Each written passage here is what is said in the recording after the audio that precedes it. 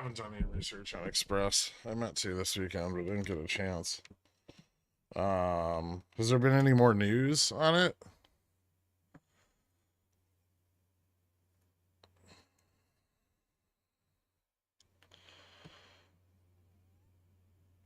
I'll try to remember to get some done tonight.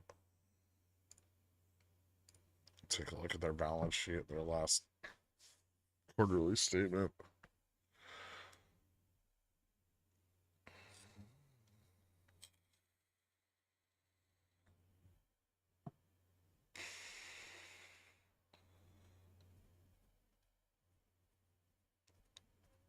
Alright, so QQQ is moving up.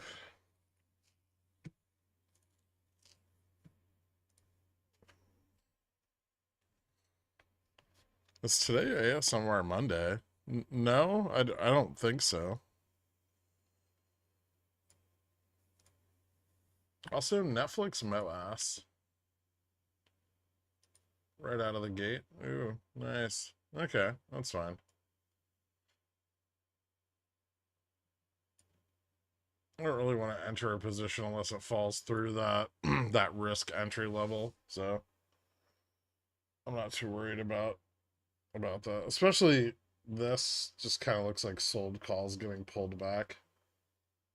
So this might just open up a better entry opportunity. See if it gets above 75.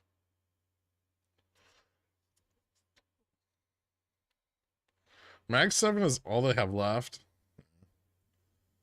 My NVIDIA March 1K calls are up 813%. That's ridiculous. Would you like to buy more of them? I'm willing to sell them.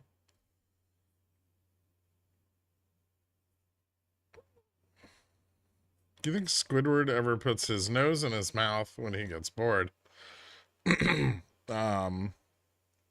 Maybe.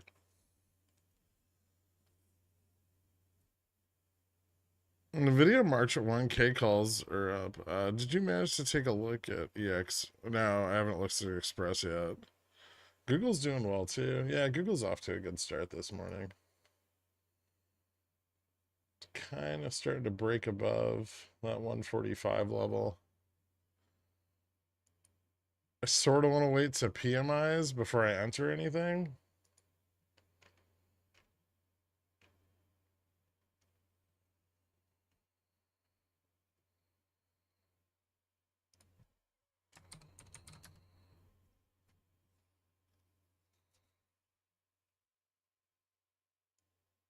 Yeah, I don't think I want to rush that.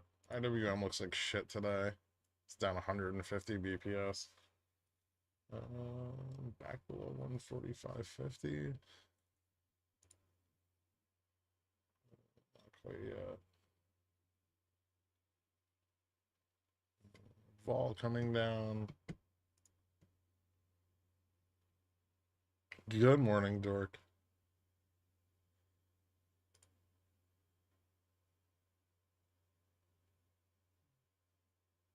I definitely still have some range on the index to the downside. There's a pretty big straddle position at like 49.25, 49.30 strangle. I don't know how much draw that's going to have, but some, I would imagine. Maybe before the PMI print.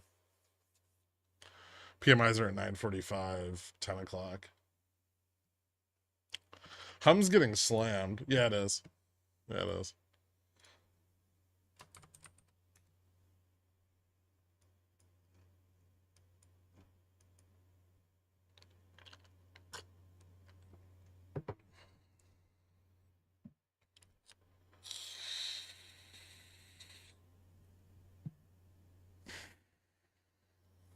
I'm a little behind. When's the last time you drew a pickle? I don't know. I feel like it's been a few months.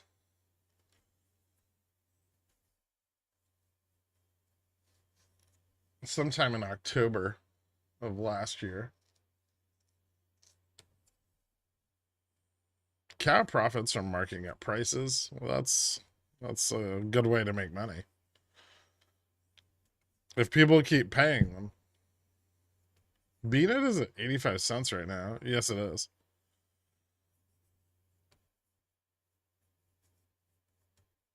Nice dip below 41 on DVM. GME slammed, same like washing FTDs. Could just be same like mid caps shitting the bed this morning, but yeah, that's possible. Let's see if it finds support at like 1380. We got 5 more minutes till S&P PMI.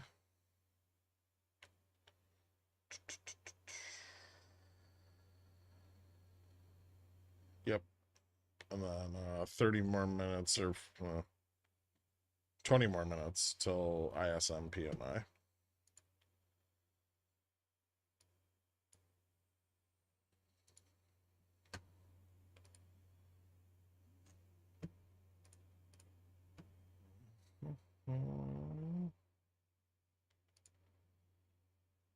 Interesting.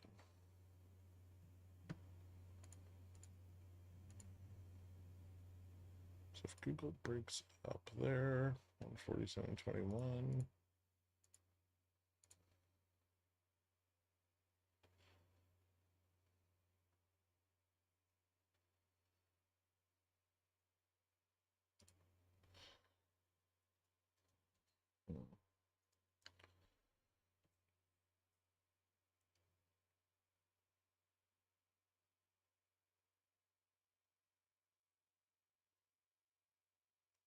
How big is your BNED position? Um, it's quite large.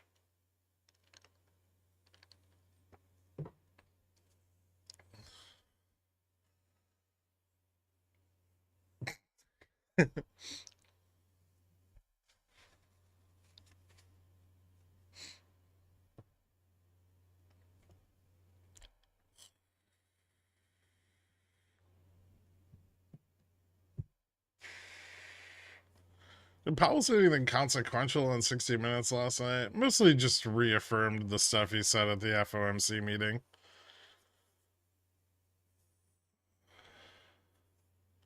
Did I show you the chart of BNED where it was rejected off the resistance that was my cost basis after trading there for 2 minutes? No, you didn't, but have you sold any covered calls on it yet?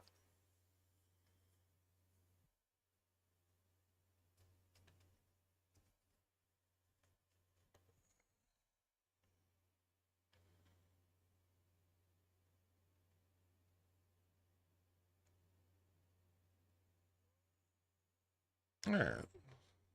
BNED's the secret stock? Yeah, it was. Well, is not. Well, was secret. Is no longer.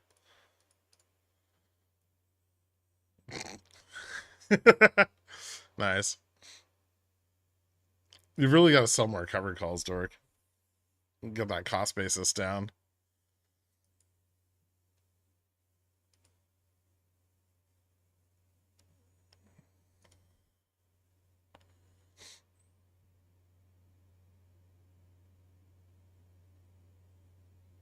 My 500C on XSP are down 40%. Thank God they were so cheap. Ah.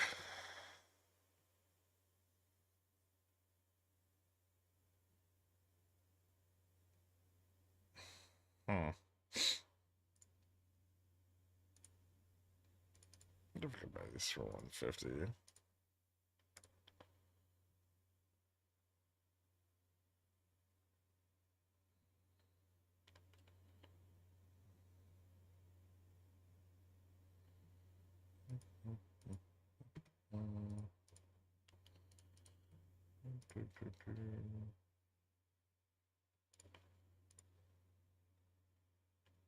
So wait.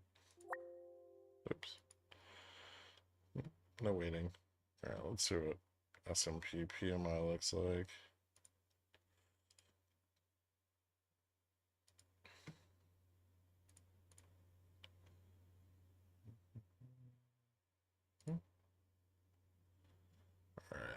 We've got 54.3, so a little bit of expansion in global services.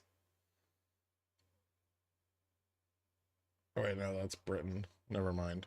That's not the US. There we go.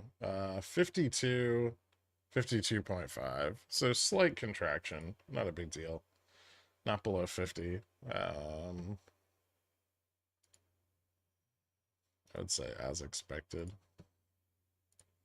So I'm pretty comfortable picking up another one of these.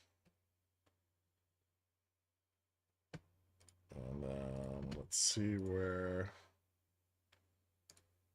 that takes us.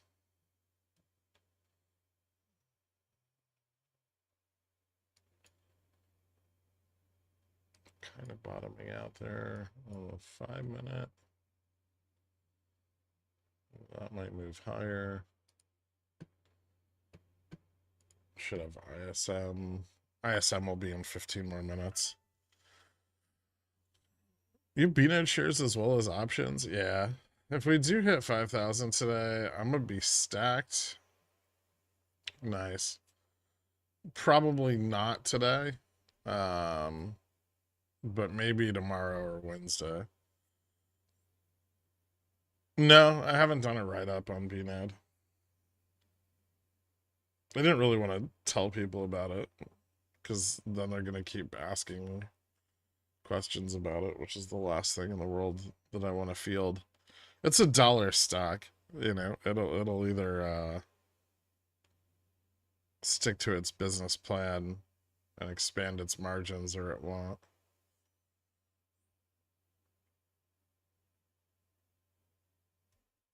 Is it better to go long on oil exposed stock or ETF like USO to bet on rising oil prices? It's up to you. I mean, one's like an oil stocks can be a little bit more defensive than just going long or short the direct commodity, so you can reduce some of your volatility exposure that way.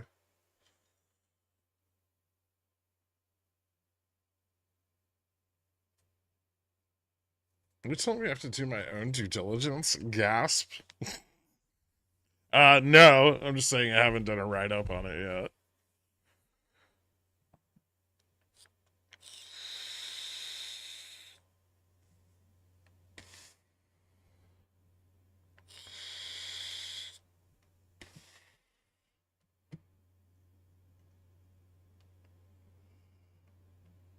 Express cratering seems like a problem. Yeah, it does.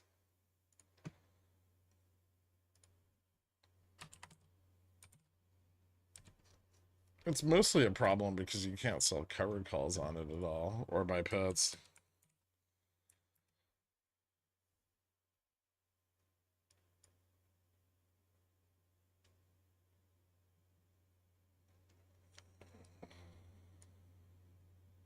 Still no news on the restructuring options.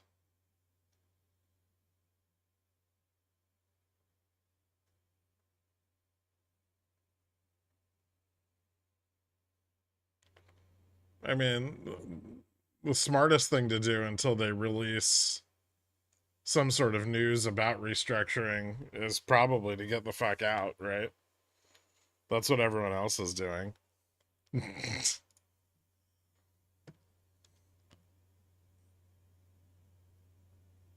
And then tentatively consider re-entering if they formulate some kind of plan.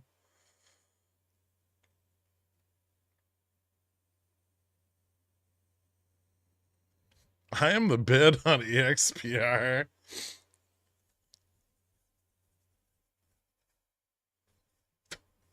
Tup's not releasing any news until their accounting's done, so probably like beginning of March.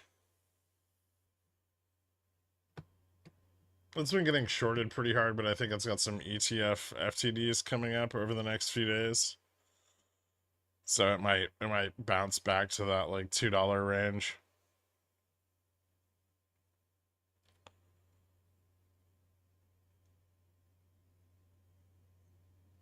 Beyond 40% short is wild. Did they learn nothing from GME? At least fake meat has a future, unlike a game shop in a digital age. Um, I don't know if their fake meat has a future, but other fake meat might.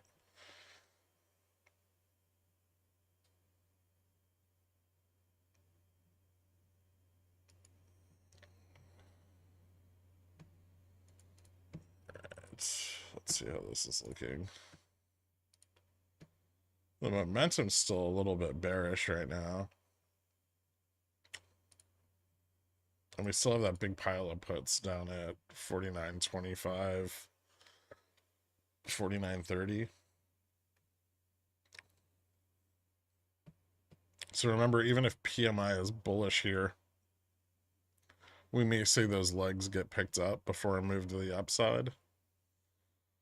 That'll probably leave us fairly range bound for the day, though, if we do. Like, if we pick up those straddle legs or strangle legs at 425, 430, or 49.25, 49.30, we're probably going to end up between like 25 and 50 for the rest of the day.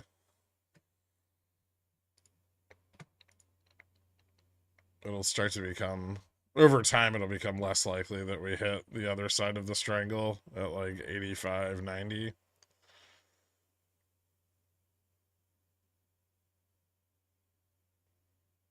$52.50 versus 51.4 last month. Yeah, like I said, a little bit of expansion. Still fell short of the analyst targets, though. I think the consensus was like almost 53.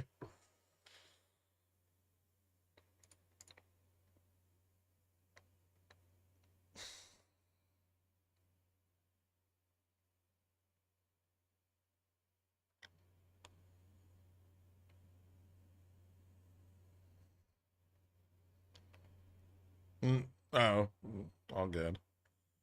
Nvidia hit 700 today, squeezing out the 675s. So yeah, it's possible. Might not actually test 700, but the high 690 range.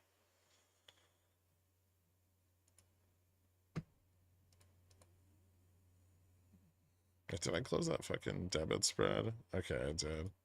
CrowdStrike's never gonna go down, is it? Oh, actually, it did go down a bit. Hello.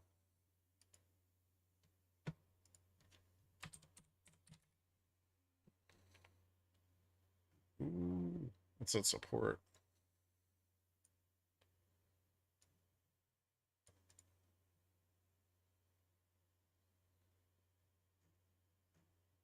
Hmm. Should I roll those? How much should that be? Options.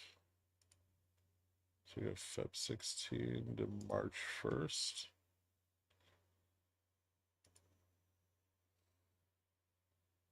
Like double the price.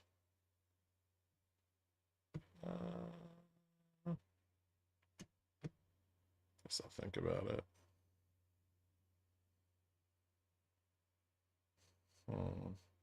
Let's see if it keeps failing today. Caterpillar beat earnings like they always do. Up 3.5% almost. Nvidia did nothing. They're up 4%. Netflix looks like it's failing the 575 test. I think. I think I want to get Feb 9. 15.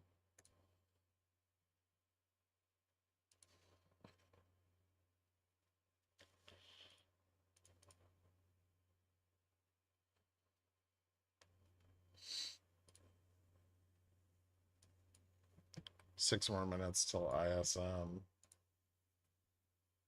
Downside resistance at 33. Upside resistance at 70. No, 65.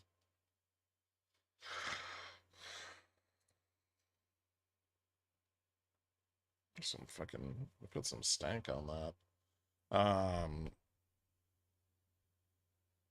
SPX, it's a V from here. Sure, that's a possibility. How are they dropping VIX so quickly today? I'm probably shorting the fuck out of it.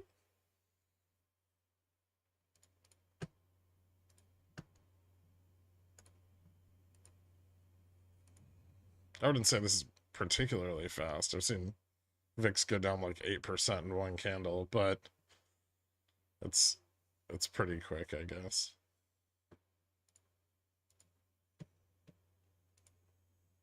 Looks like a lot of call selling, honestly. Maybe short calls out of the money.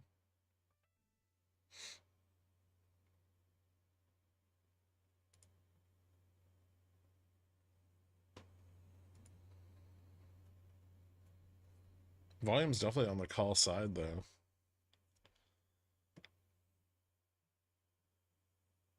What's up, Jitsi Poo? NVD got an upgrade from Goldman. Oh, NVIDIA? Yeah, I saw. I know you don't really like holding ETFs, but have you ever taken a peek at GOF? It's pretty consistent, 12% distribution yield. Holds a bunch of bonds, varying durations.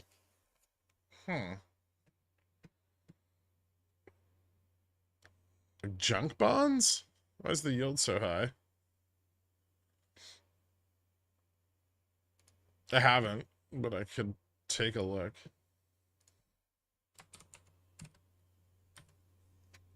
Guggenheim Strategic Opportunities Fund.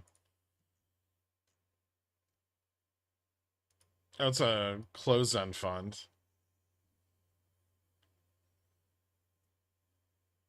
You'd have to do some research into their financials.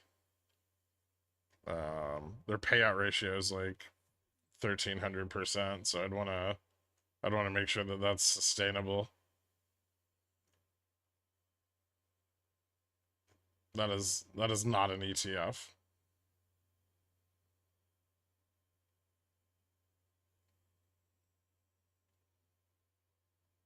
CEF. Oh, okay. This also isn't an ETF. And this doesn't have a dividend at all. This is just physical silver gold trust.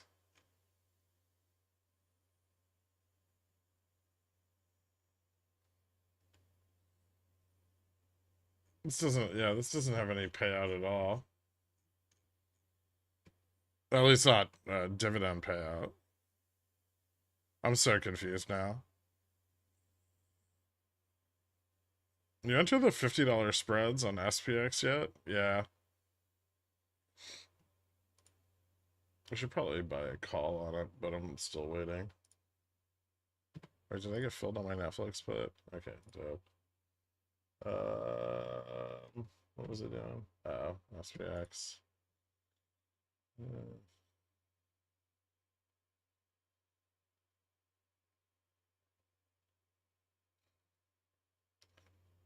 2 minutes.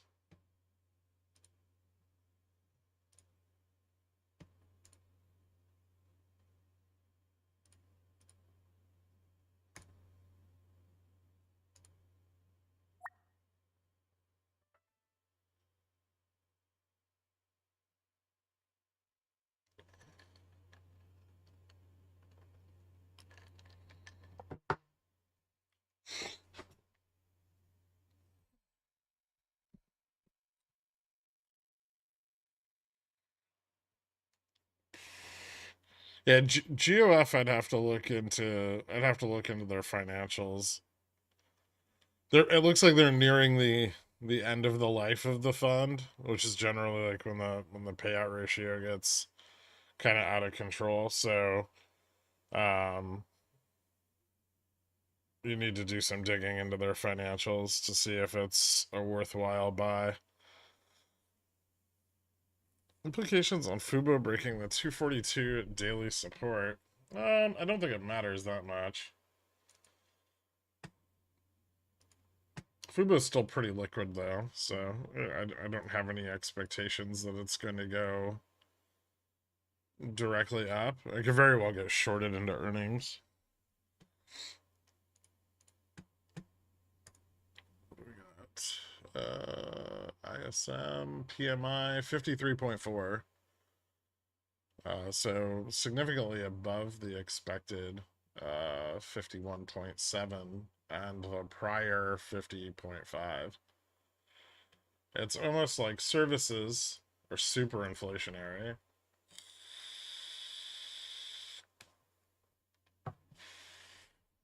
Although I'm not sure too hot of a print here makes that big of a difference. We still might test that low 49.30 level. Should I cut my call or just grab a put? What if they capitulate early though?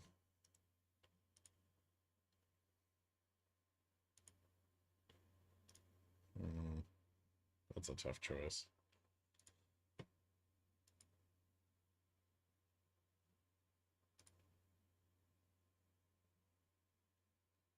Support 49.40. Not a lot of it, but a little bit.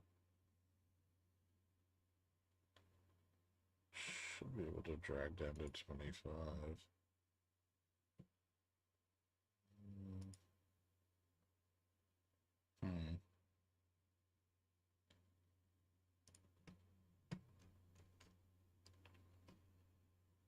Google apparently liked the news, and Netflix did not.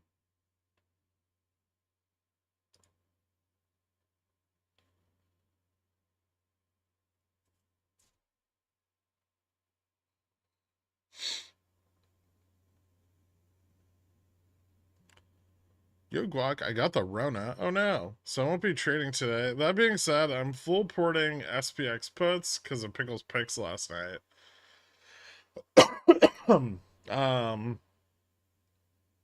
What?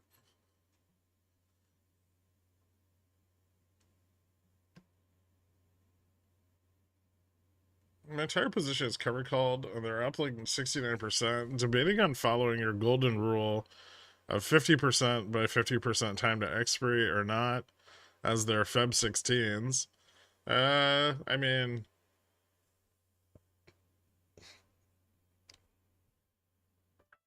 on what? Oh, on Fubo?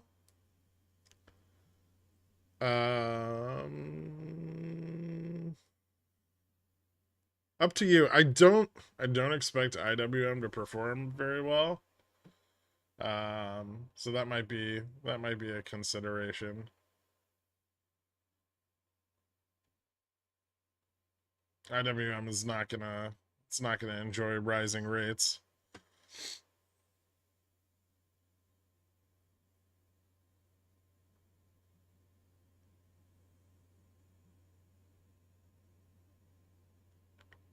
Boop.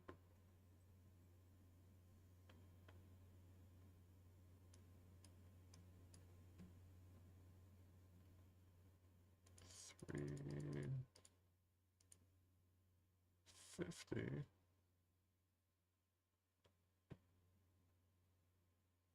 I think if this, I'm gonna cut this if it drops any further. New order, sell, stop.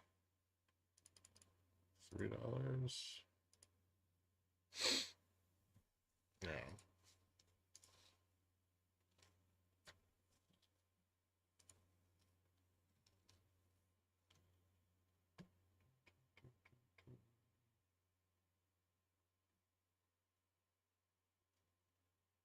I don't have Set my watch list. There we go.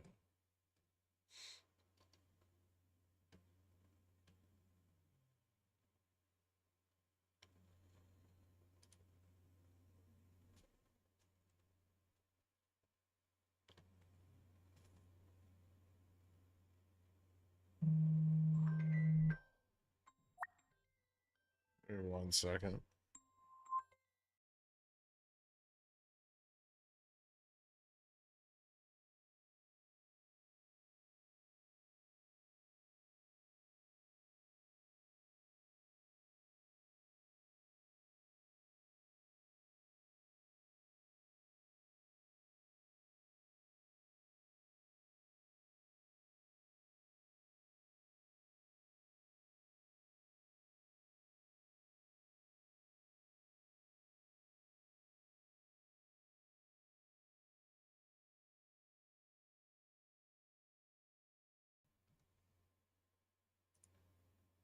Oh, fucking son of a bitch.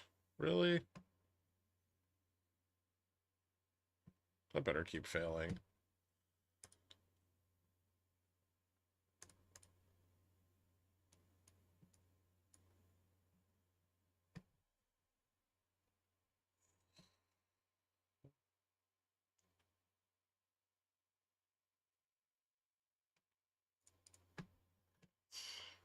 Puts.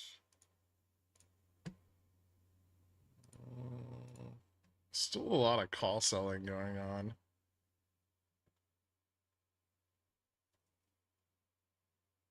Puts at 30 and 25 really aren't moving much. Guessing this can keep going down a little bit more.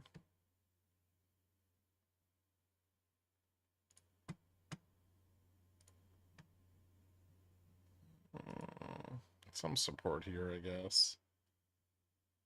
35. 35 would have been a better support. Maybe it'll still retest it.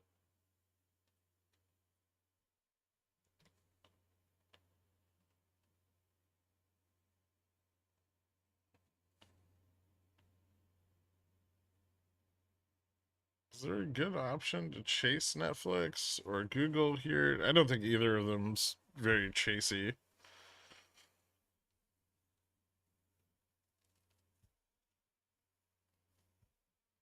They haven't really done very much.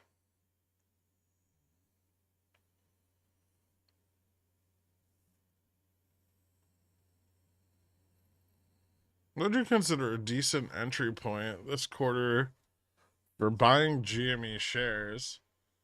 I mean, I don't know if that's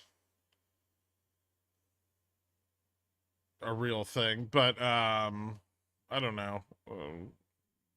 The prior low, like 1150 or 12, might be a couple months before you see those prices, though.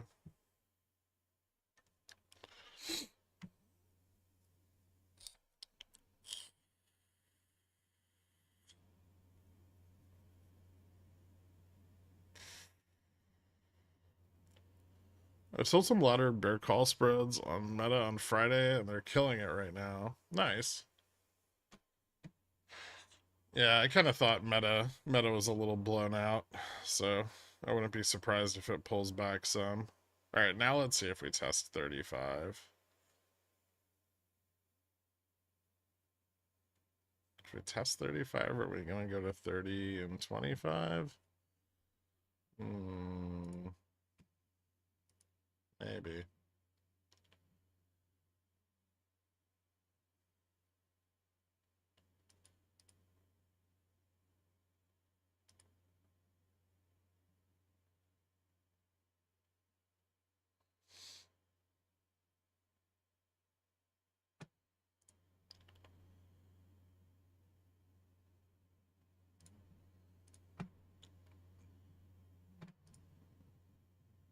Netflix tiny bounce. Open up QQQ over here.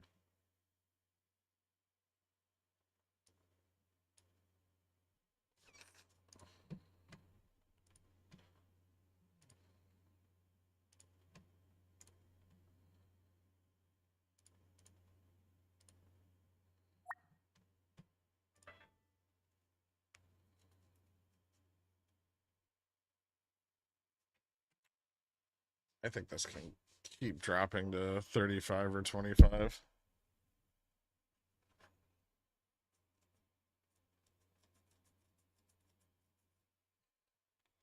It's got a little bit of momentum on a shitload of puts at 39.30 or 49.30. Calls are still largely being sold off too. I think those are going to be the out of the money calls.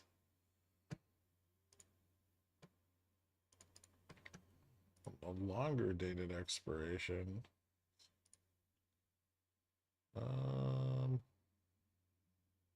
Interesting.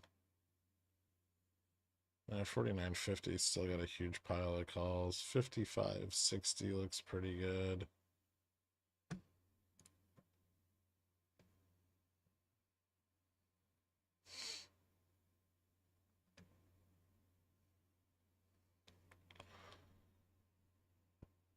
Ceiling fan.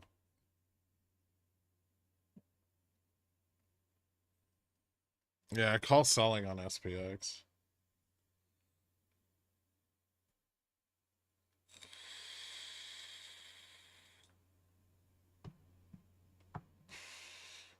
I got the short dated put on the opening spike on Netflix, but I haven't entered the debit spreads yet.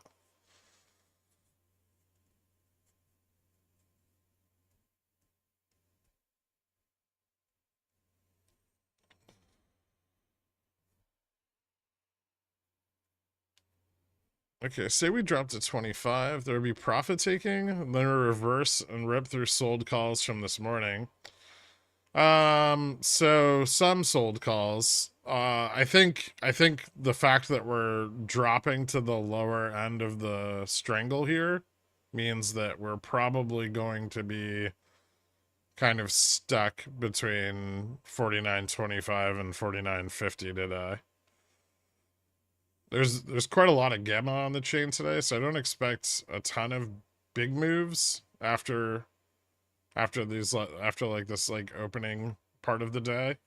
So I think if we test the 49.25 puts, we'll probably get a bounce off them, but the climb back up to 49.50 will probably be really slow.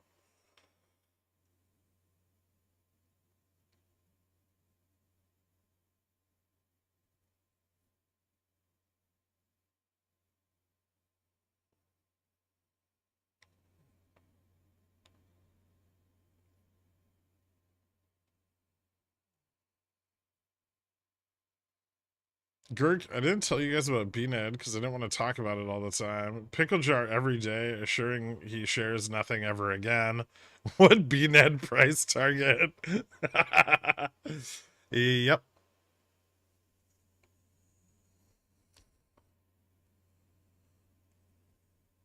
Theta on any calls purchased or spreads, like debit spreads.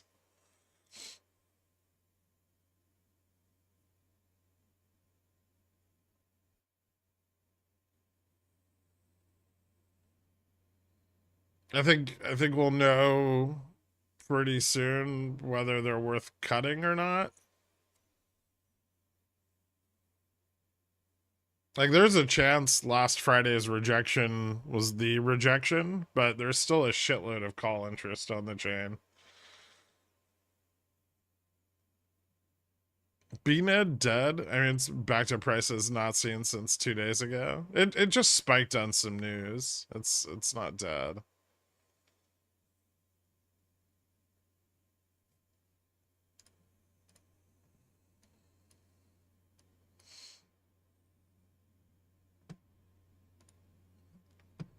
Yeah, so this is a pretty important resistance, I think.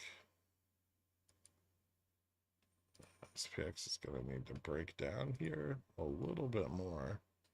Actually, no, I think it's open for the rest of the downside move. Yeah.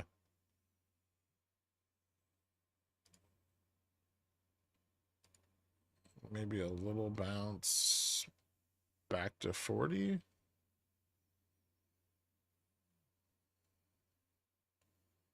Back to 40, then down further, or just stay under.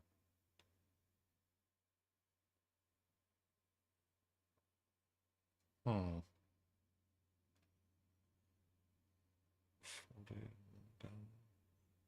If it stays under 49.36, it's really bearish.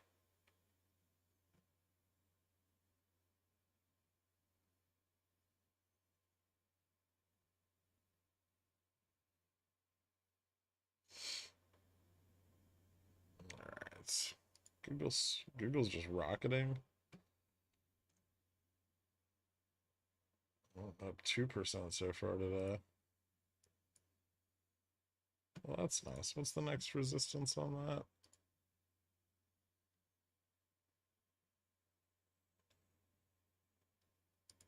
Not bad. That's a nice way to start the week.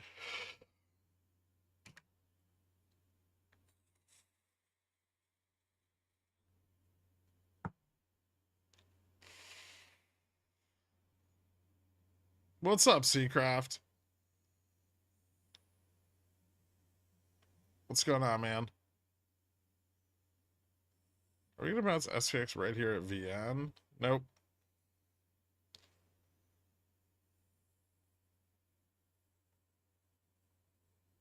I'm snagging some longer dated calls and shutting up about it. Okay. And it's definitely not supposed to be like a meme play or anything like that.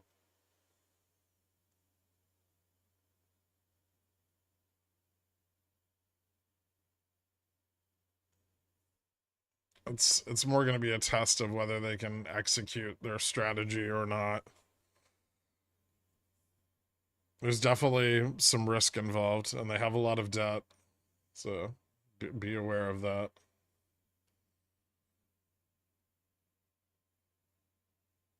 I don't think the options are particularly worthwhile. I've sold some in the money calls on it a few times, but that's been about it. Make a BNED channel, lock the channel, post a single message. First rule of BNED, don't talk about BNED. Deviant price target, almost sub 40. Okay, so I set up a buy last week. Hold on, I'll tell you where it is.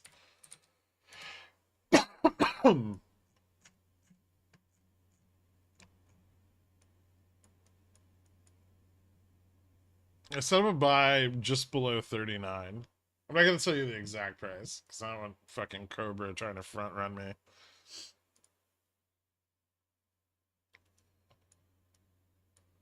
Alright, getting close to 49.25 resistance here. Dude, Dixie is just fucking rocketing, man. How are they gonna reverse this?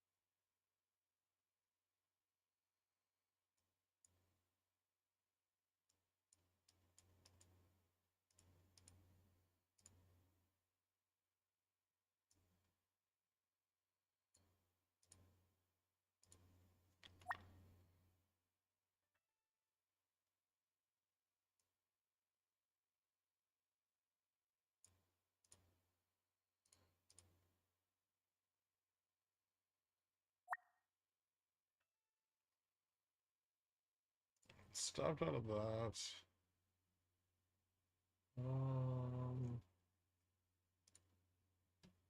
Fuck, I kind of want to take profits on this short-dated Netflix put I bought. I guess I'll wait for the test of GN. What's that at?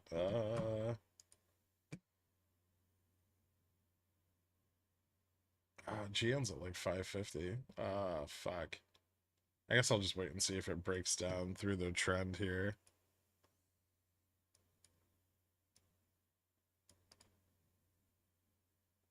Although it did find some support.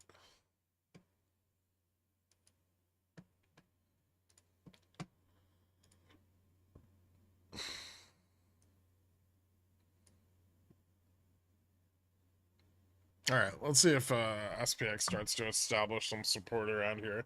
That was a good move down, though.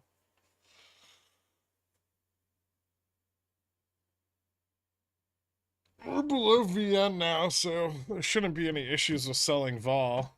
I do see an issue with Dixie rocketing. Dixie's over 104.50 already. Financial conditions are tightening fast as fuck.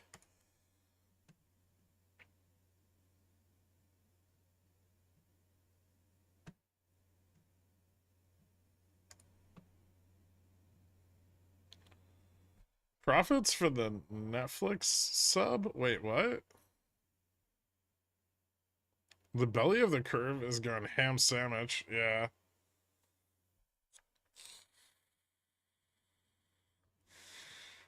SCX 4950 is still likely this week. It's still very possible today.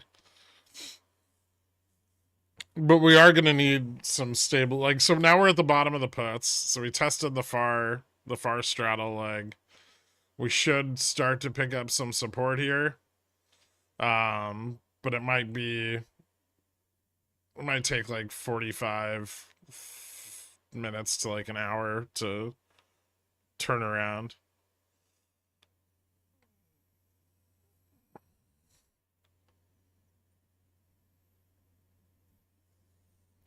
Yeah, I have 49.50, 5,000 spreads.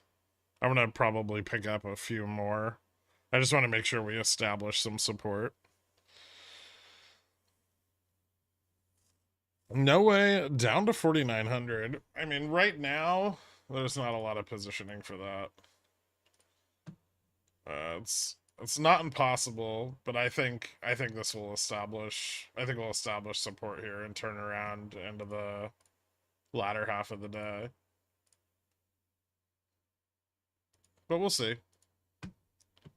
Lots of call selling this morning. That's gonna decay and also pull back as we progress throughout the rest of the day.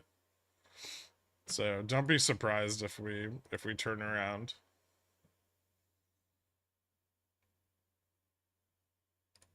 I will say there are a lot of fucking puts here though.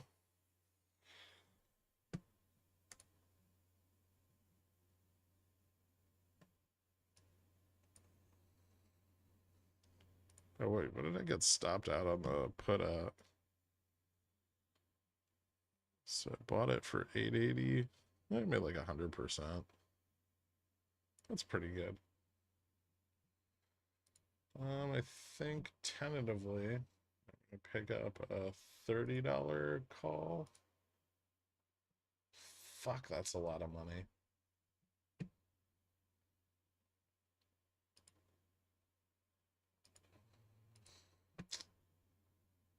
Guess it's worth it though.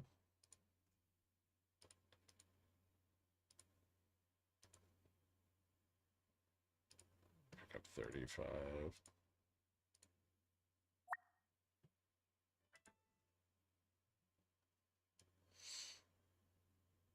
Okay, now we'll see if the puts get squeezed out.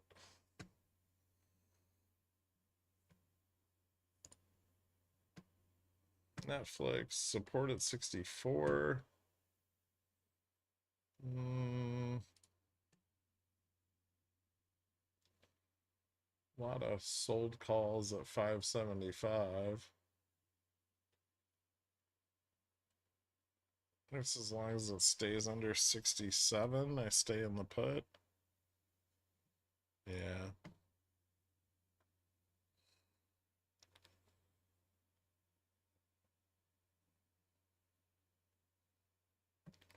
Has Fubo fallen below delta neutral? Fubo's Greeks don't matter. They have like little to no effect on the price. There's not enough strikes for there to be a decent distribution.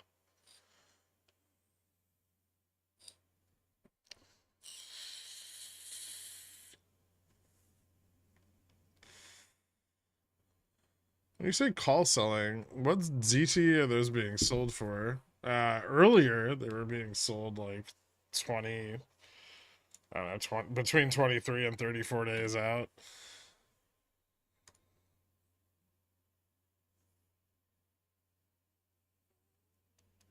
Below VN, but still above GN. Yep. So not violent, bullish. Bounces can be bullish. The market maker is still buying the dip. Actually, the fact that we're below VN is arguably more bullish than if we were above VN. Because VN has kind of an inverse effect on the positive gamma environment. But we are in a positive gamma environment. Bounces are bullish and supported by the MM.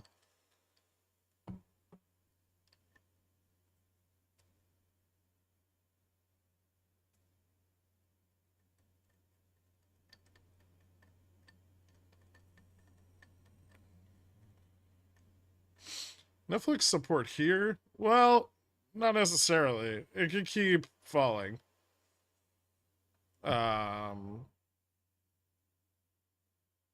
I don't know how much the index moves will matter for it, to be honest.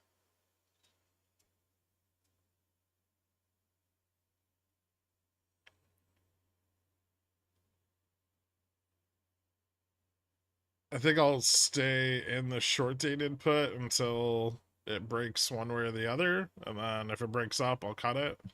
If it keeps breaking down though, and it loses this support, hold on, which it does look like it's losing. If it loses this support here, it could fall back to GN.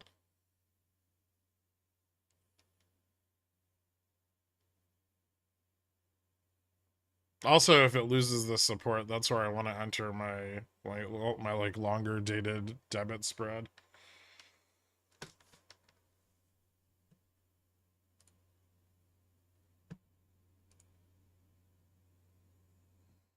Did we fail to fill the gap there?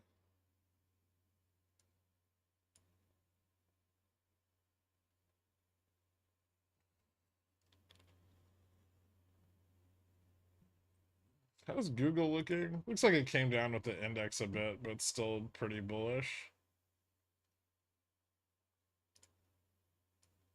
Yeah, I don't think I'm very worried about it. Just retesting VWAP. Seems fine. As long as it doesn't fall back under like 145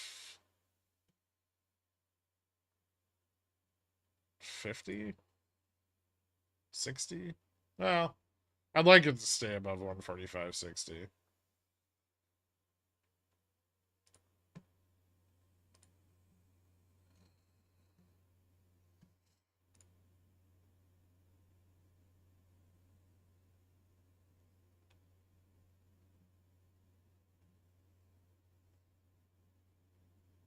Damn, dump it, CrowdStrike.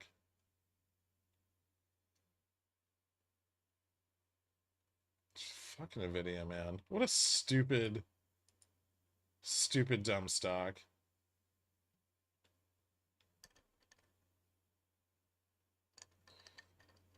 Maybe I'll set a stop on Netflix.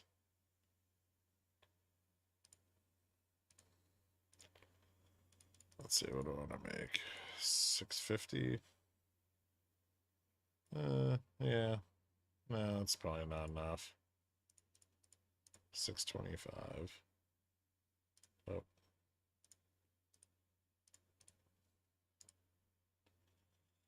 There we go.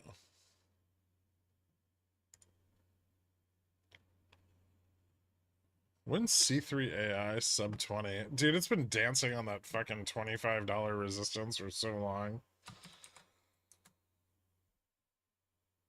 It's a little... Oh, it went down today. Yeah, it's finally under it. As long as it doesn't find support at 2350 again. Then I think it might move down to the PT finally. Yeah, that one's taken forever. Do I still have those? I still have some of those.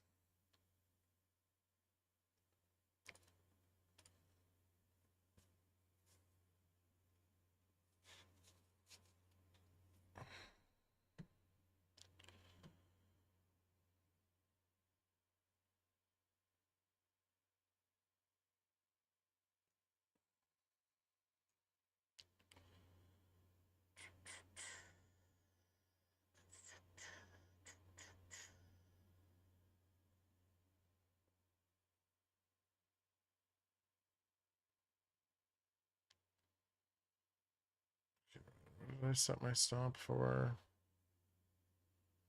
625? Okay, that's fine. And then Google.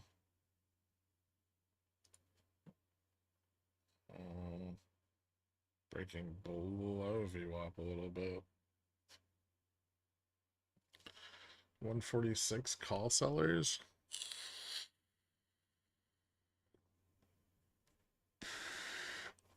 Very resilient to QQQ down so far, but that could catch up with it.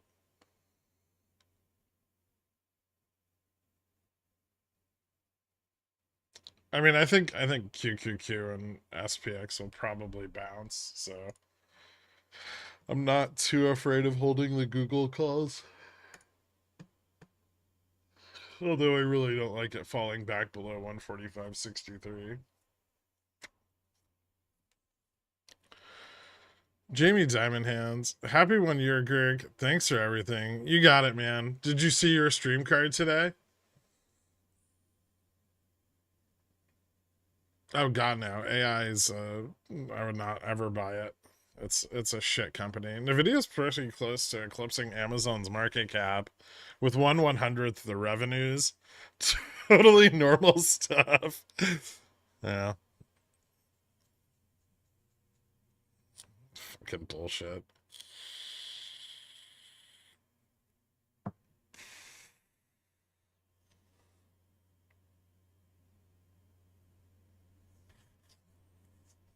Yeah, Google might fall back to open.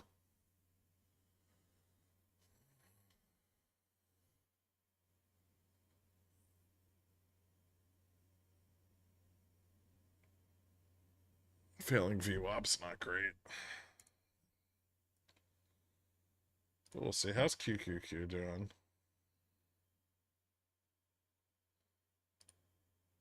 QQQ's starting to recover a little bit too. Makes a higher low here. That's probably a good sign.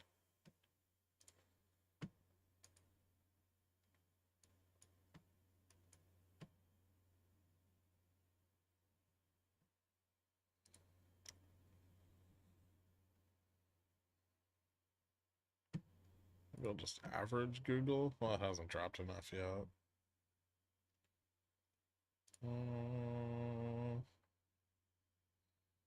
Test 145.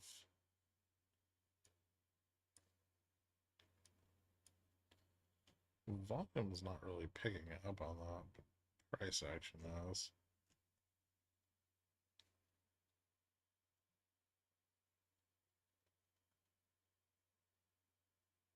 Under 145, though, they're gonna sell more fucking calls.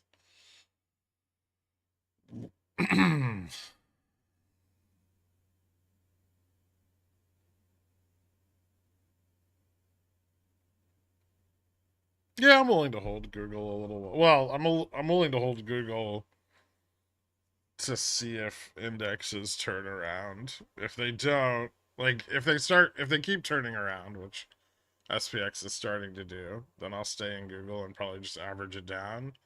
But if indexes fail again, then I'm gonna cut it.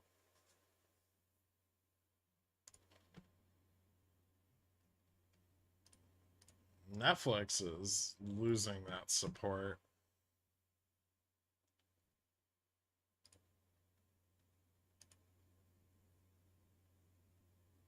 It looks like.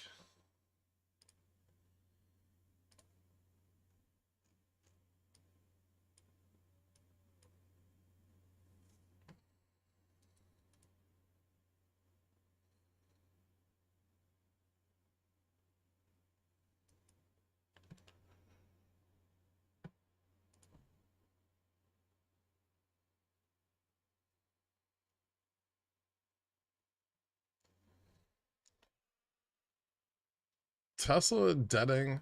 Yeah, Tesla's a piece of shit. Something for the company to raise capital and opportunities for future access to capital. What did JPow say last night? The same shit he said on Wednesday. Except when asked about banks failing, he was like, it seems like they've got it under control.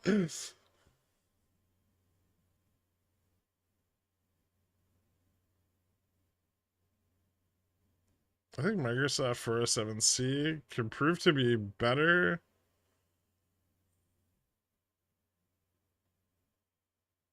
What the fuck does that say? Better play than QQQ. That's possible. Although I don't think Microsoft's like call interest looked all that great.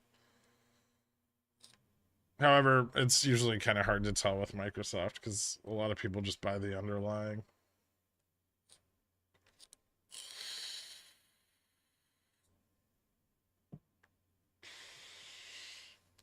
I think the next PBR dividend decision will be in March.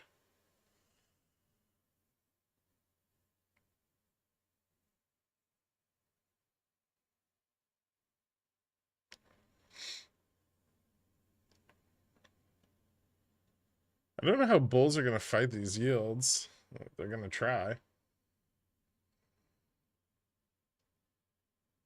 Snap parent company cutting 10% of workforce.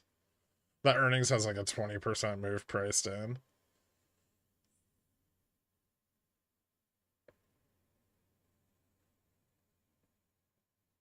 I feel like last night's interview was more aimed towards normies than active traders and investors. Yeah, it definitely was. The editing on it was fucking trash. That was hard to watch.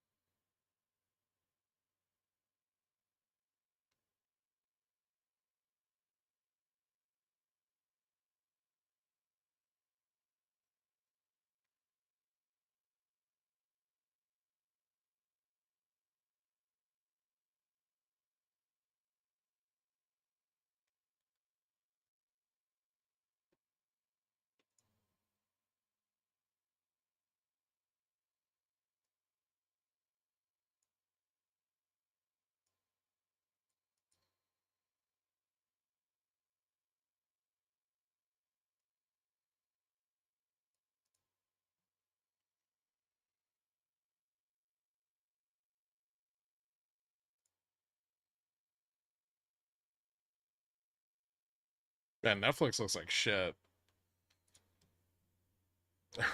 I really want this to fail. Supports like 560. Give me 1 second. I'll be right back.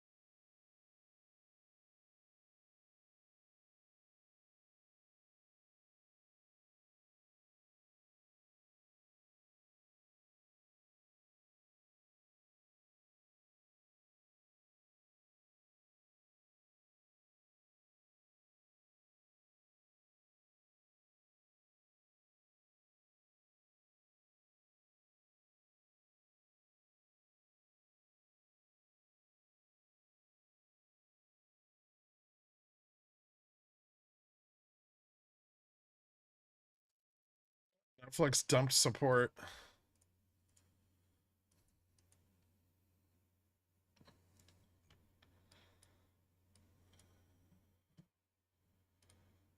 That's pretty bearish. All right, I'm gonna pick up. I think I want to pick up my debit spreads on that. What about SPX? This is gonna recover. We're long-term support there. Yes. Yes, filled the trend.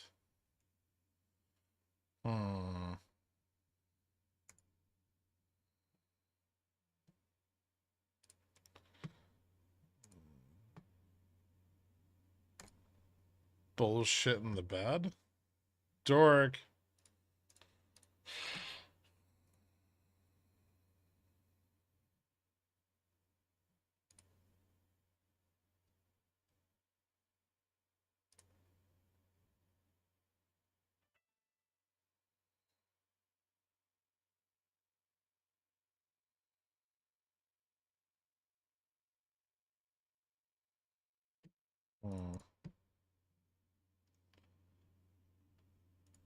Would you DM?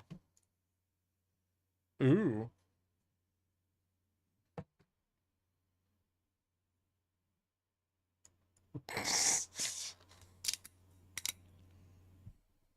Are you trying to imply that NVIDIA is overvalued in some way?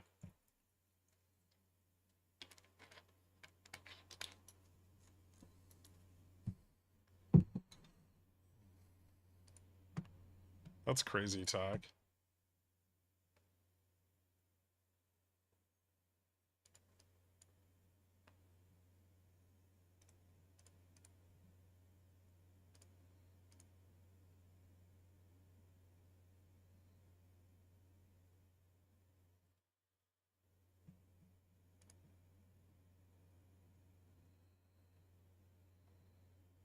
Yes, 49.40.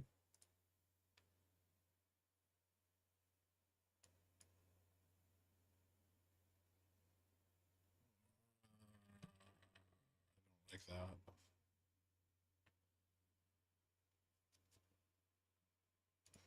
Google still seems fine.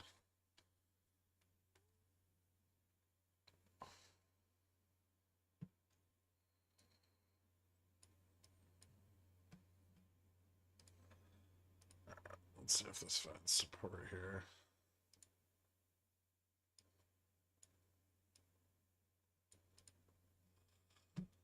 All right. How are yields looking?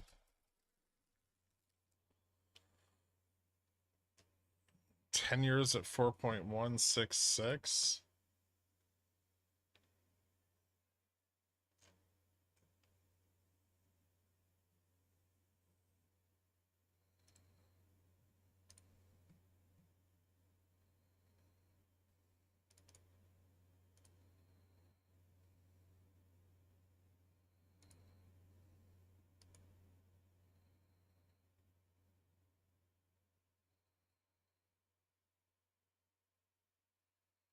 VIX 1450.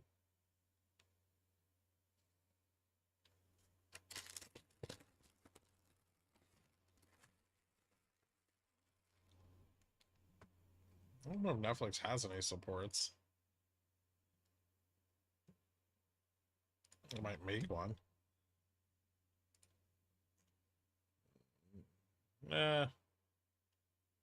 Maybe a little.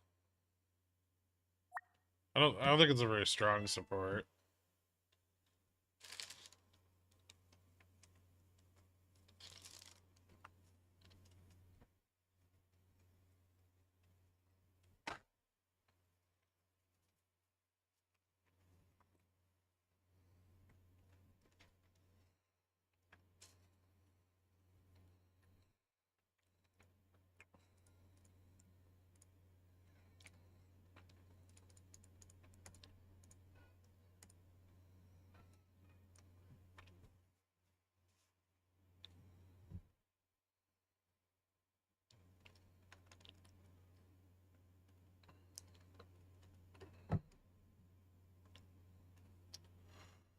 Russell down 222 bips.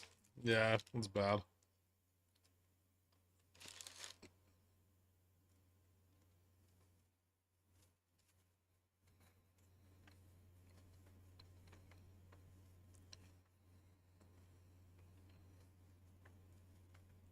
You said you weren't trading today, Popcorn.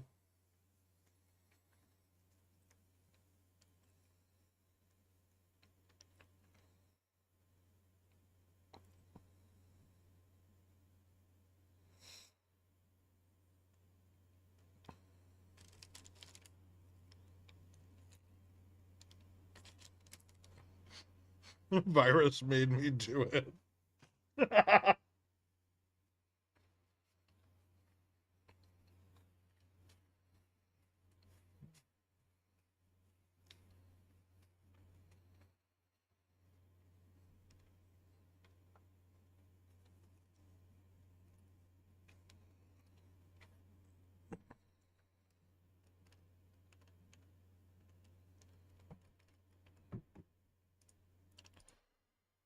um,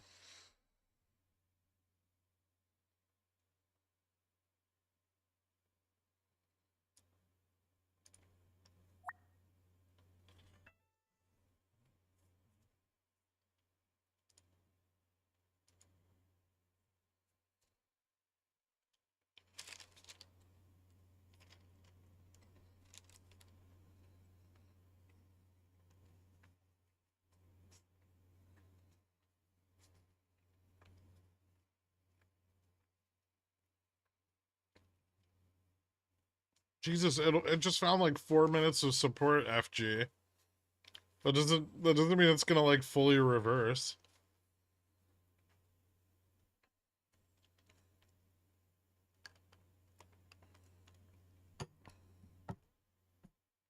Losing the 174 support area is pretty big. It's actually not that big of a deal.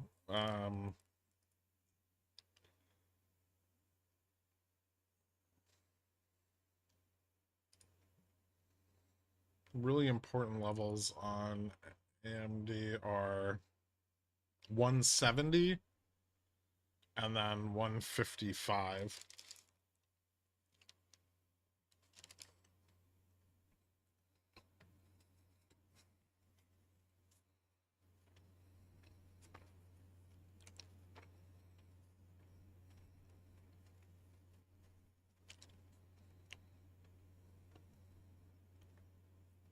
That only happens on SPX. No, it definitely happens on Netflix. It's not a bad thing to be worried about, but I don't think it's such a big worry just yet.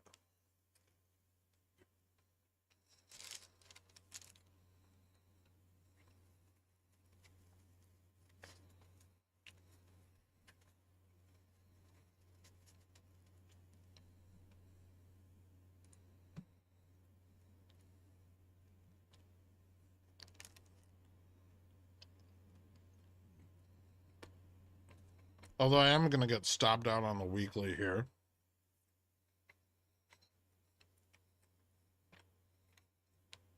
Maybe.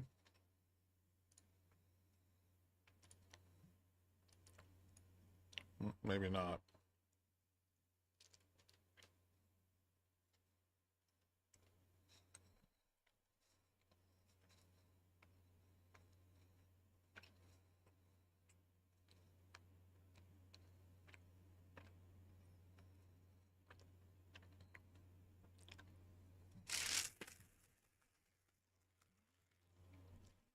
I want to know about Netflix. I stopped trading it because it cost me a house. Like an Eastern European house or an American house.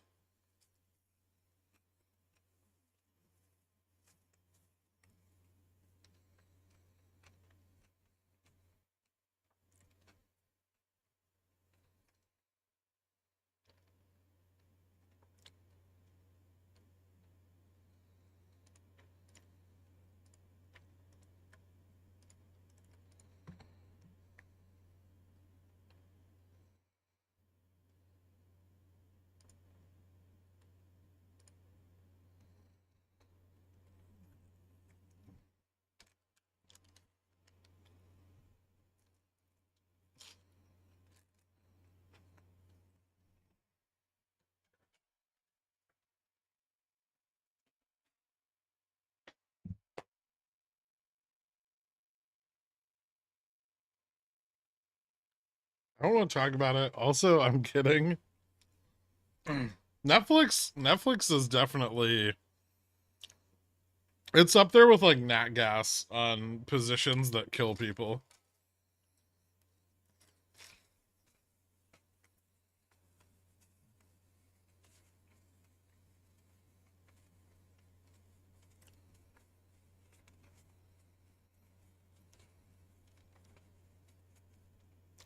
Gherk, I bought longer dated calls, so this means we're never going back up. I'm sorry, everyone. Thanks for at least telling us, actual Dan.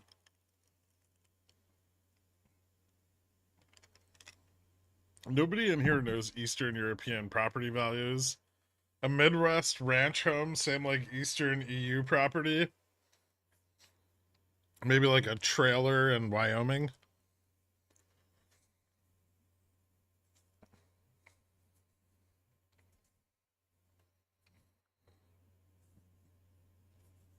Streaming now, Netflix, The Widowmaker Part 2.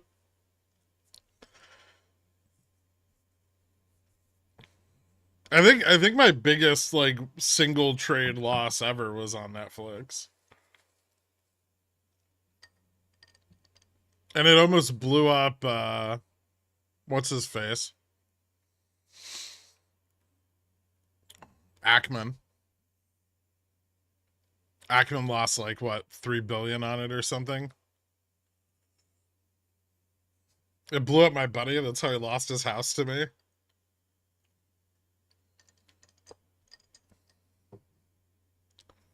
There's signs, they shouldn't be ignored.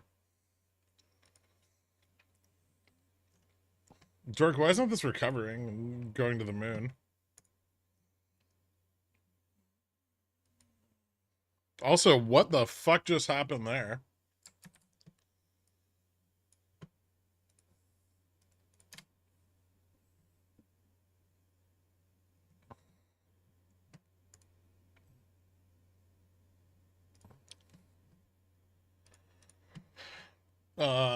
People buying calls? Not really. People are kind of selling some puts, though.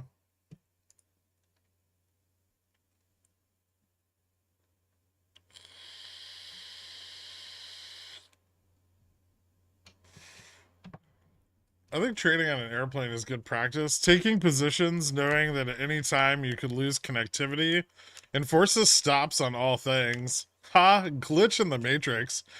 So all you need to do for your home computer setup is get like one of those $10,000 advanced Microsoft flight simulators, like the full, you know the people that get like the full deal.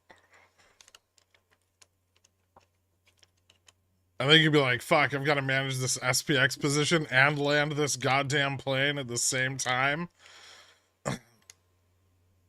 It might even help if you release some snakes in your house.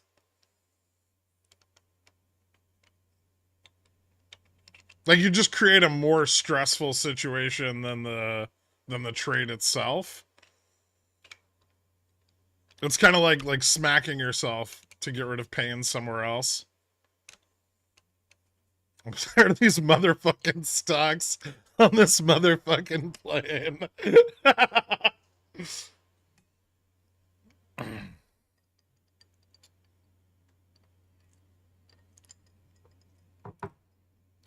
You don't have to do any of those things. Just have children in your home. That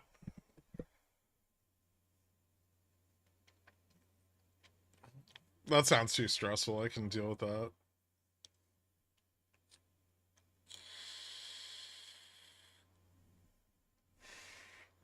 That's what the ice bath is for. Only trade while reliving the Titanic. Man, Rose was a bitch, right? Like, is it just me? I saw that movie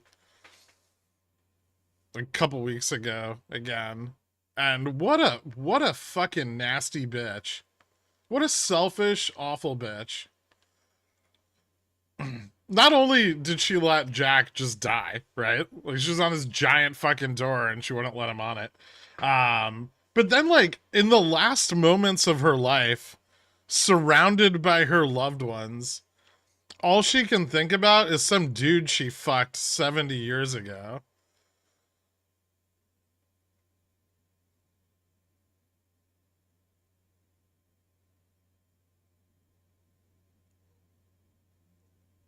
At any point, daycare could call you and you need to get one or both of the kids. Wife could come down to the office and need something. Ah, that sounds terrible. Some homeless dude.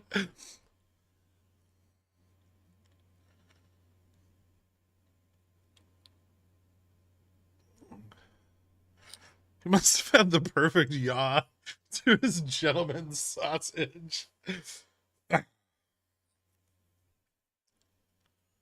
Not the father of all the kids around her. Yeah, fuck that guy.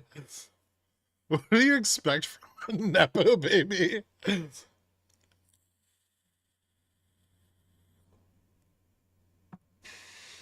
Actually, my 10-year-old son comes into my office, sees me up 120% on my calls, tells me to sell, and leaves the room. I don't sell, lose it all. Maybe you should put him in charge of the trading. That's what I would do if I had children. I'd just give them each a strategy to execute and then pay them a commission.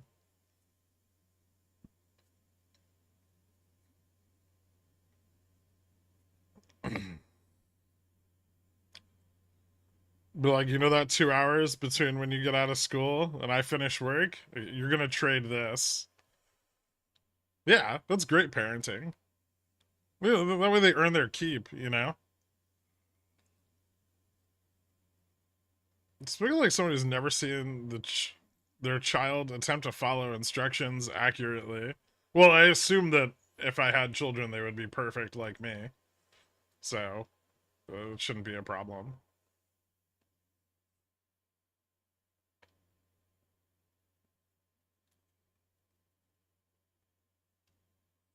You're gonna see a lot of Doritos on the screen, but like real ones.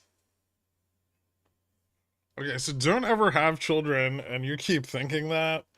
Yeah, exactly. I almost had my eldest home because I let him play Mario in the car and he was motion sick. I told him to stay in the parking lot, but he went into the entryway and puked.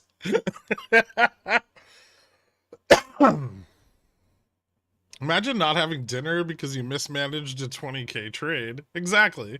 That way they learn the value of money at a young age.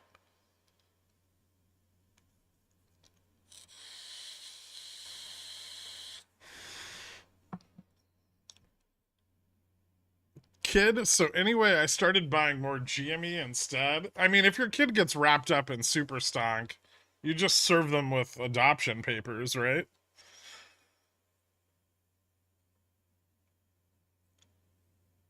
Is that how I'm pretty sure that's how it works.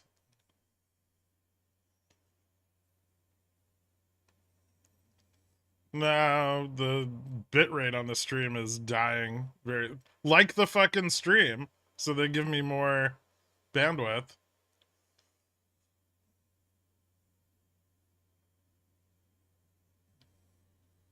It's actually buffering pretty hard.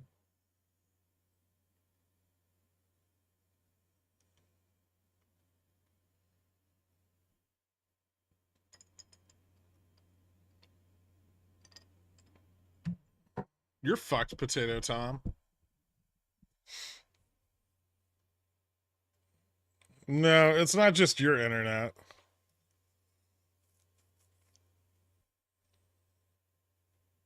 I don't know what's going on.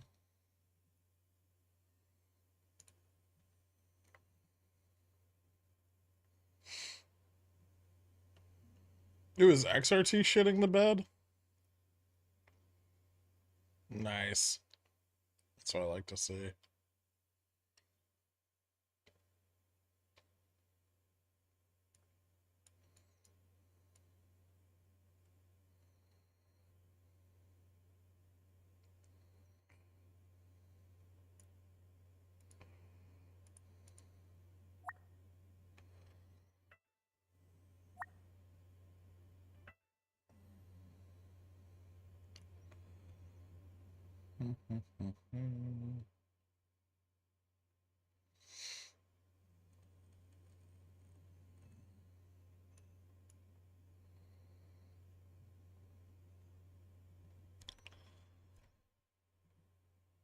No, the bit rate's back up again. Wait, adoption papers? No emancipation papers? Well, I'm assuming they're under 16 or whatever.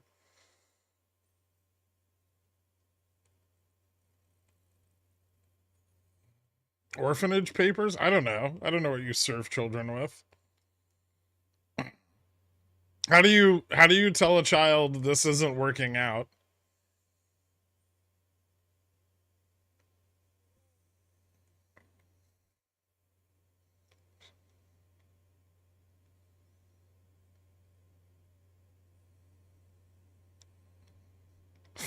Fire station. I took my 90% on the Netflix put. Nice. I'm somehow on a streak at a moment. I think I just got stopped out of Netflix. Yeah.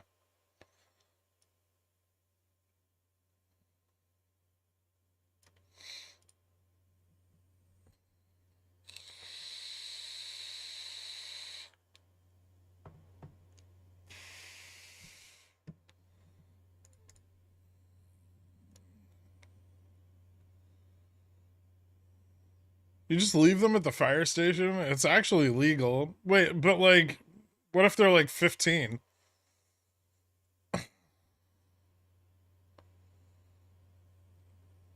You just tell them to go to their room. It's pretty anticlimactic. Up until 18? Interesting. What if they dox your trading strategy? I mean, you just write off that alpha, right?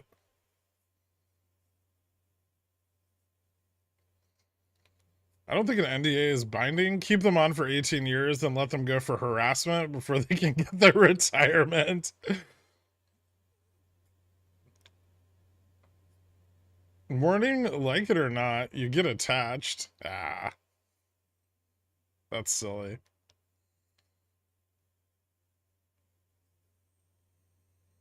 Give them a switch with a full battery. They won't notice you've gone for at least a day. Interesting. I'm not bitter.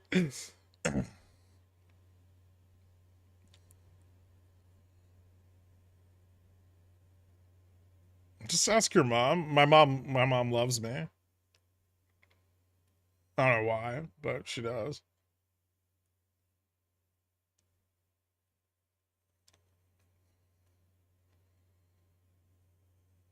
Oh, I see what you're getting at. Interesting.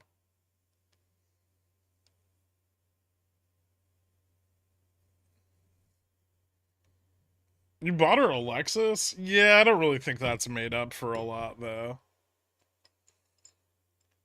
What'd you end up getting the family for Christmas this year? Cash? Just gave people cash. I'm not good with the gift thing, generally.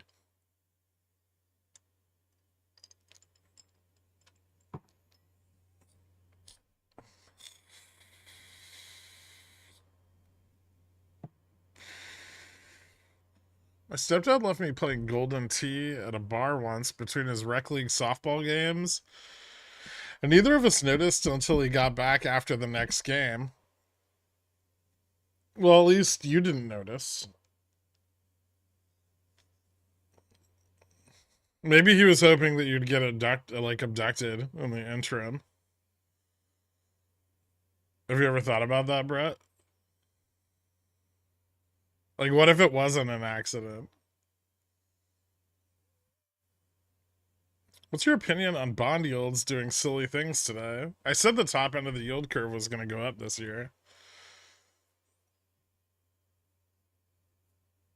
I also said J-Pow wasn't going to cut rates.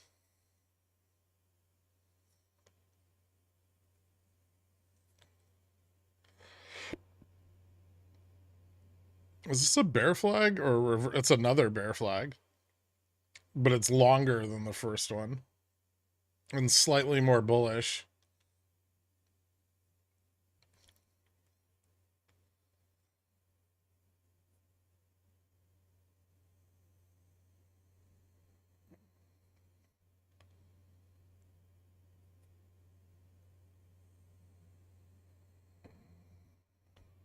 I saw a disturbing billboard yesterday. It was a mentally and physically disabled child in a wheelchair with their parents standing next to them, and it said, "Adoption is always possible." Were the hold on. Was the adult in the photo supposed to be the adoptor, or was the child the adoptee?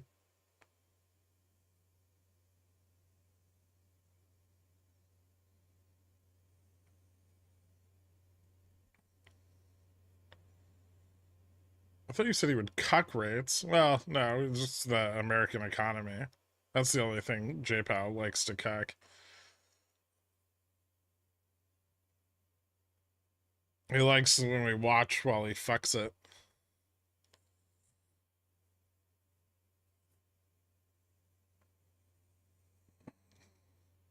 Why is the bear flag slightly more bullish? Just think about it like an erection, right? If you have a bear flag that's kind of doing this, this might be the natural curve, but it's going to be difficult to get the proper amount of work done, right? And this one's kind of more elevated, implying additional stiffness or turgidity.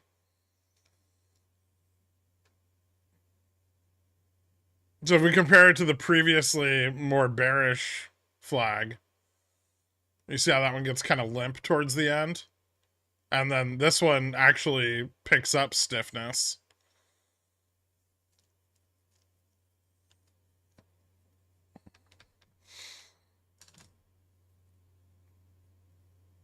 But if I remember this forever, and it's how I always see charts, perfect.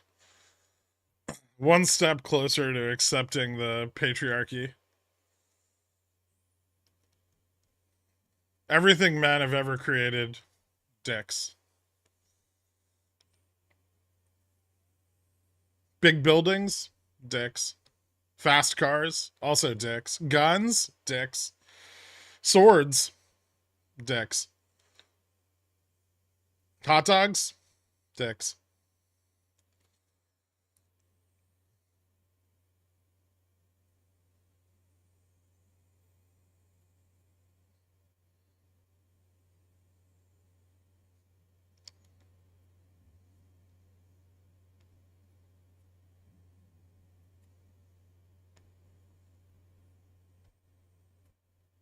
All sports balls, dicks.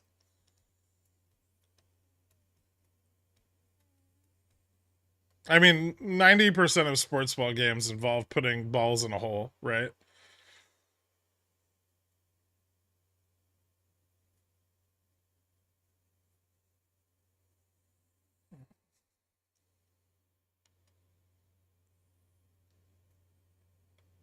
Hockey sticks? Yep. Now you're getting it. Nope, you're going to lose all your money, Farmville.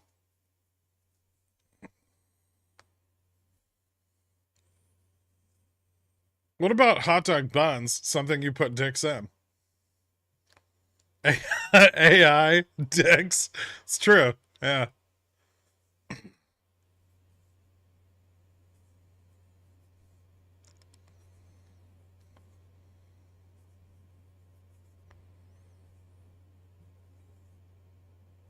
Could you explain how to us how bullish a China crash and faltering EU economies are SPX 5100? All the multinational corporations propping up our indexes are obviously doing great. They have more than enough business here stateside. They clearly don't need to go abroad for the other 40% of their revenues anymore, right?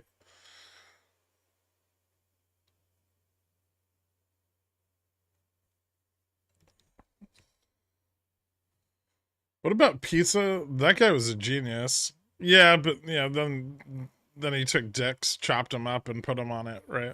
Pepperoni, sausage, all dick shaped things.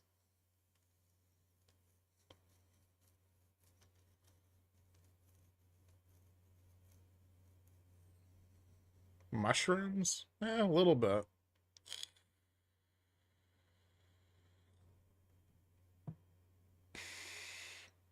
This is the V.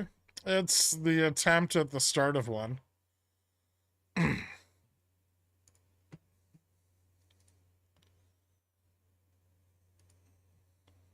Go somewhere around 1050, where the bulls said no, no, no, and this all reversed.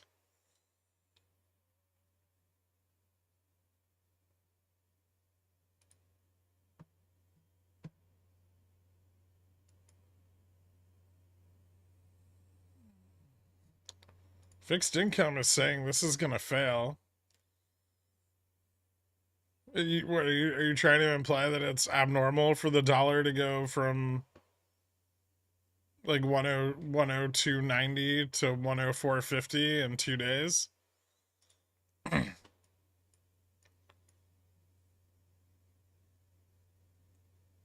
Or the largest spike in yields since October 13th?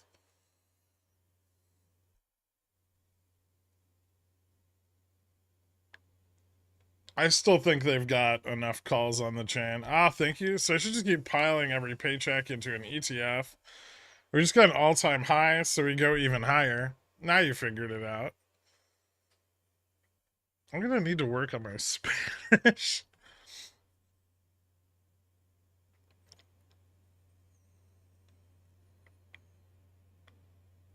You have friends, Farmville? I was wondering why my calls were going down as the price was rising. Turns out I never switched the button from puts to calls and lost a quick 2K. I love Monday. That's 4 credit cards, Cobra. You need to be careful.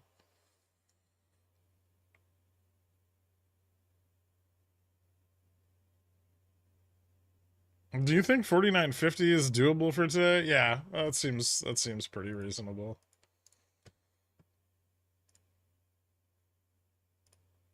I mean, technically we could push above 49.50, but I think I think that'd be more of a struggle.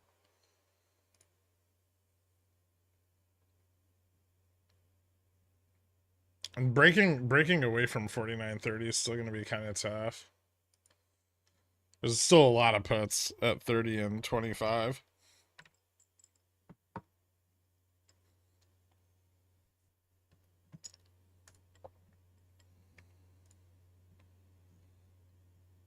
I would like it if Google would go back up to the prices it was at earlier.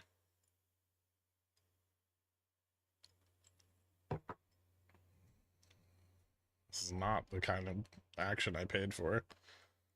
The buffer is killing me. What's crazy is it's not even dropping that much. It's dropping to like 5,000. I don't know why it's doing that today. I assume it's something on my end, but I don't know what it is.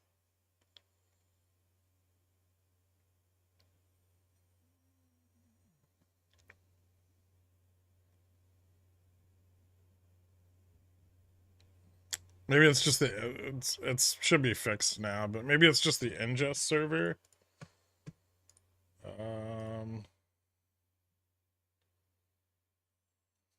Yeah.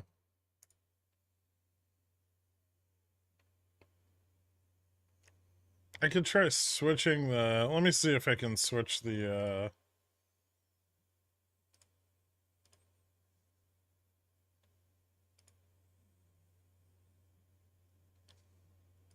oh, I can't. Awesome. Whatever, it's working again now.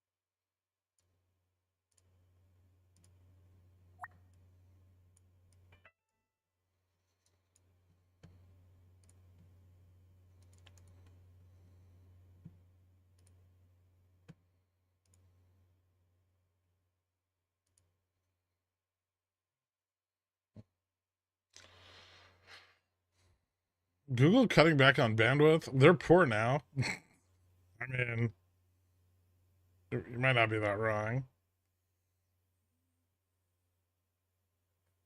My most expensive call is still 20 bucks out of the money. I might have made a mistake. Yes. Why are you buying so many calls when the price is down?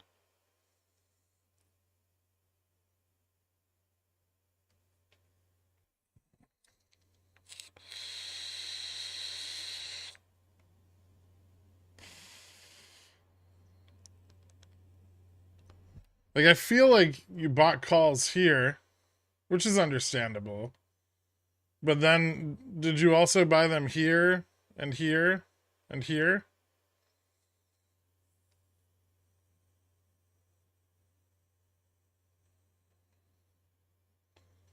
All of Google's bandwidth is being used to power Pal World servers. Is that game taking off?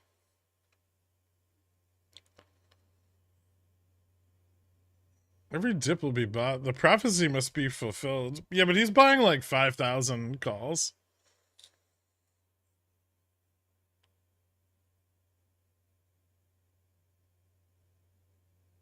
No, I used all my settled cash on calls on the first circle.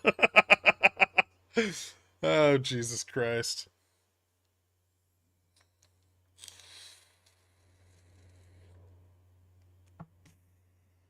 That's okay. Maybe on the next paycheck you'll figure it out.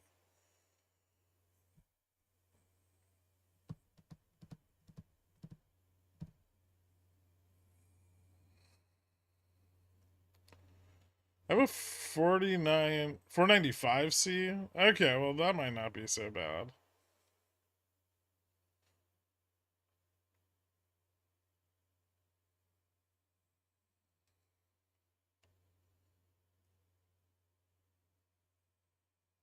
I'm at the top of Steam for 3 weeks. Interesting.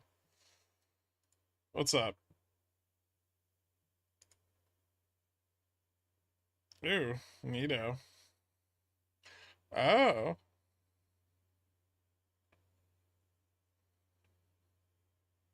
Dork.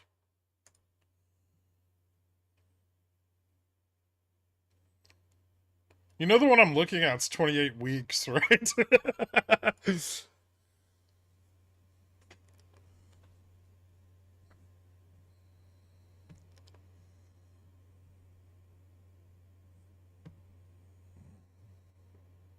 Look at my calls that I held 80% underwater. Is this what it feels like to be a bull? No wonder they're such assholes.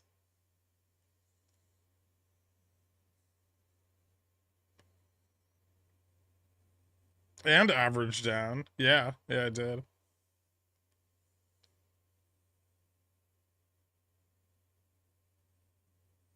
Grak Chobani. What's up, man? Has this new yogurt?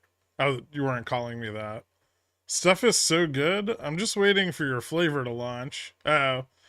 You know which yogurt I like a lot? It's called like Sig, and it's skyr. It's Icelandic yogurt. It's thick. Like you can taste the individual lactis basilica. You can feel them pop between your teeth.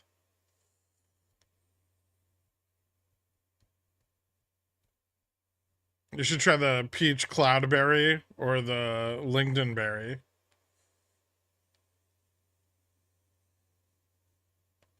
I got some of that. It's tasty. No, not Siggy's. Siggy's is the like key lime. I haven't tried. Oh, fuck off! What was that? Jesus Christ!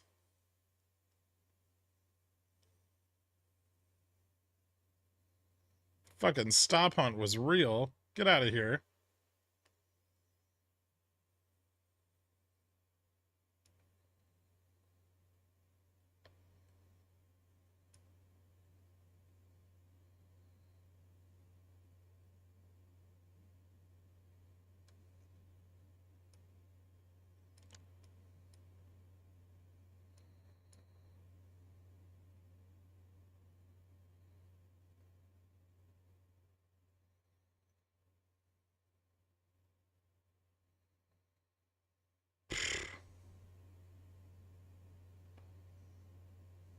What the fuck was that?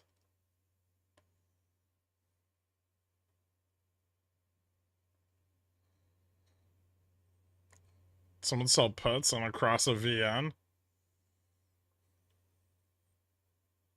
I think I might need to pull my stop back a little bit. Yeah, I'm gonna...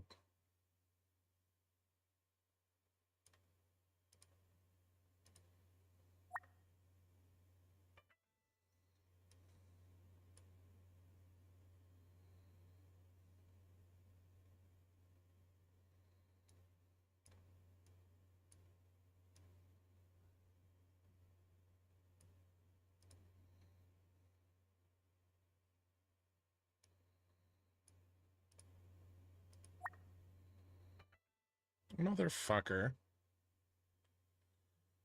That was aggressive.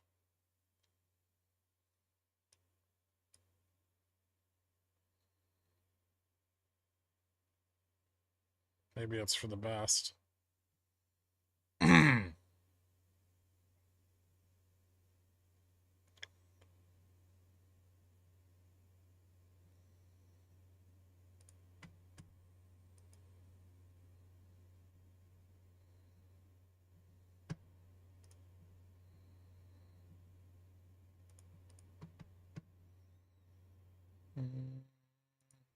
Hmm.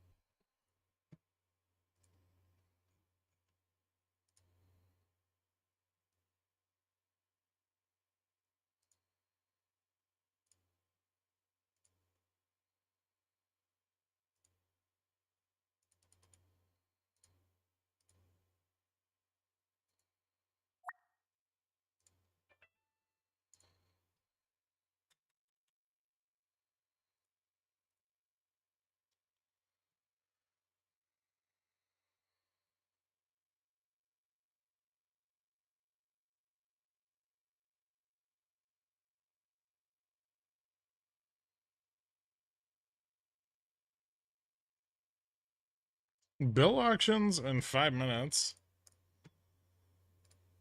Do we have anything important today? It's just this 3 and 6 month. No one gives a shit about that.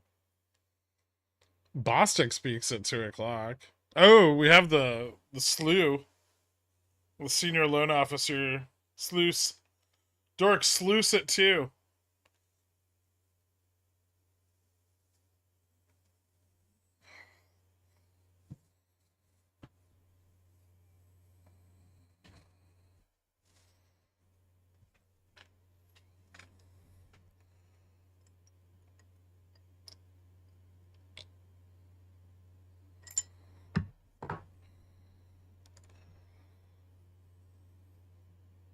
How to short duration? TLT? It's probably easiest.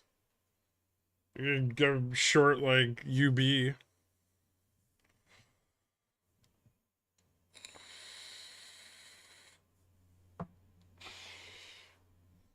It's a survey of like the banking loan officers.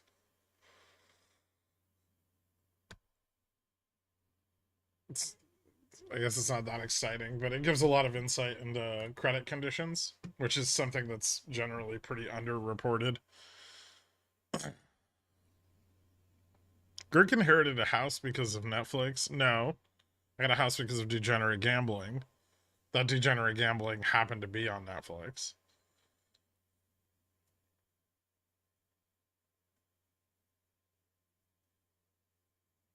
I didn't cut. I got stopped out by that stupid fucking push.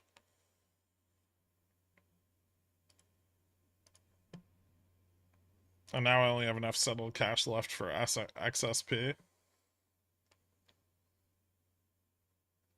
Or to average down Google. Still undecided on that, though.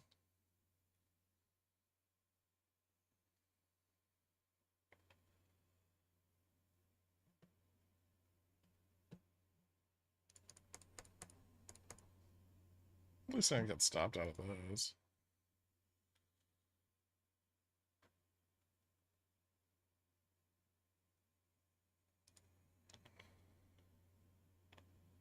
I need crowd to drop more, and I need AI to tank. Such a piece of shit.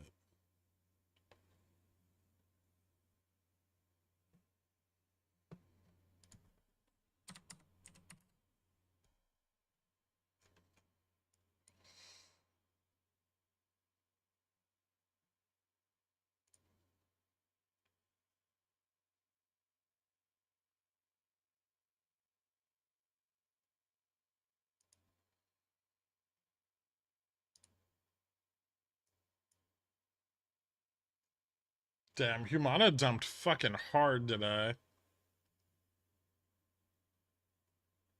I should have kept those puts, dork.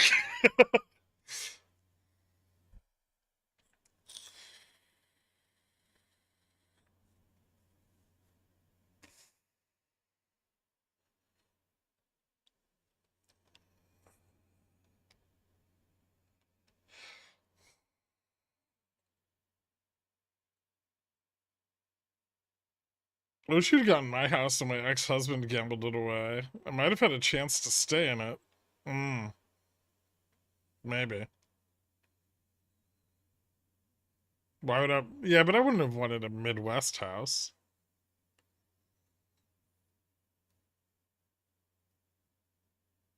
Was it in the Midwest?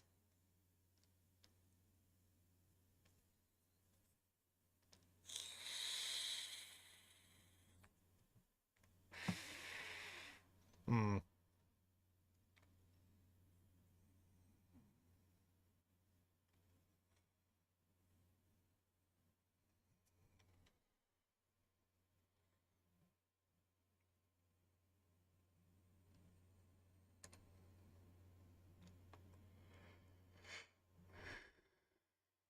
Yeah.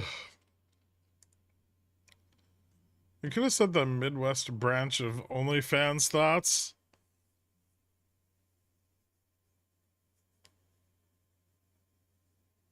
Hmm.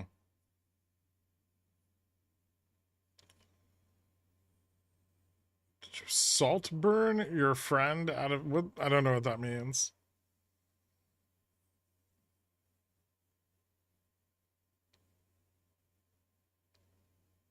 Was that 49.39 line left over from last week? Sure.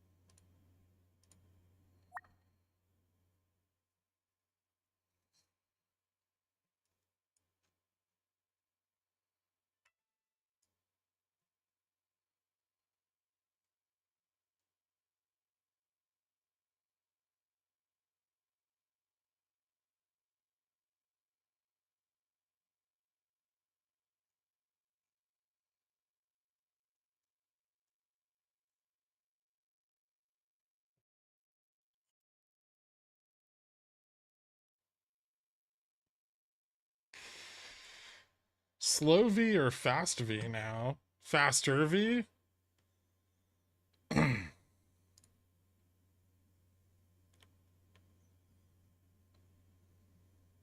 495? You're mad? How? It seems reasonable.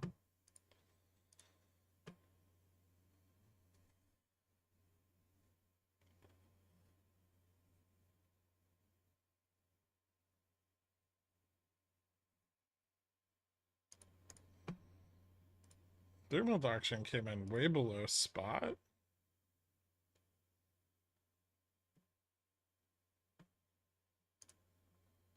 That should be bullish.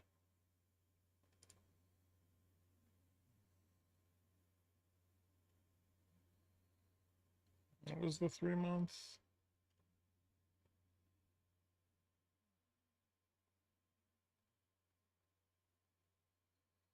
Goolsby said he doesn't want to rule out a March cut.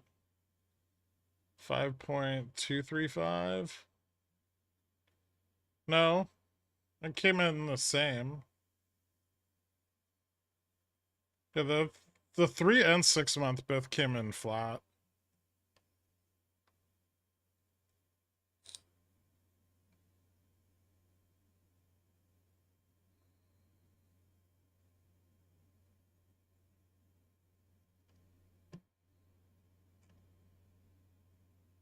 Right? It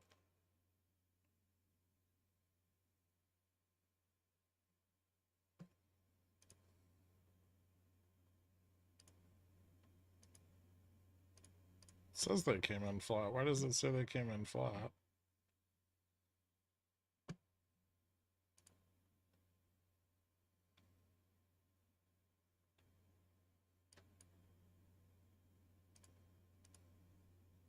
They did not come in flat. 2.91 bid to cover. Oh, they both came in low. Yeah, I don't... That's weird.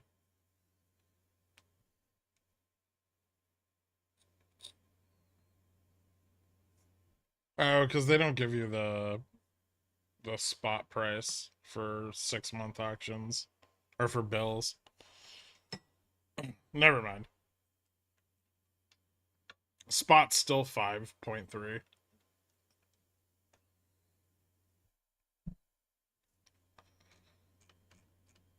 Usually they give you the spot price going into the auction. But it just gave the auction price twice.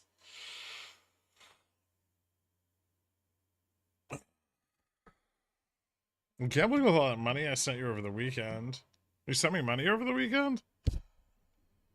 Yeah, that's real nice in that Discord DM, but I thought you were going to use it responsibly. Oh boy, that's probably not me, Brett.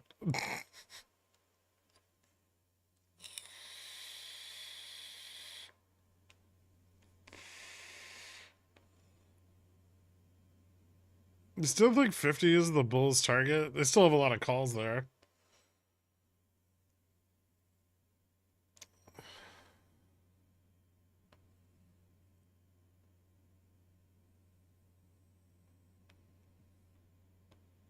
That just means they're pricing in rate cuts within 3 months. Or, alternative theory, MMFs need to buy the bill no matter what.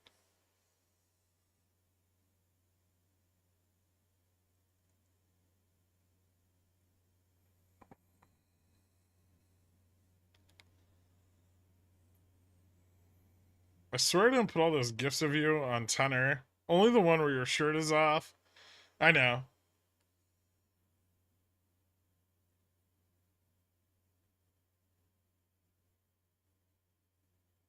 I know your kinks, Grim, too. Don't worry. If we go to 50 before I let my call stub out, I'm going to be very happy today. I have no stops.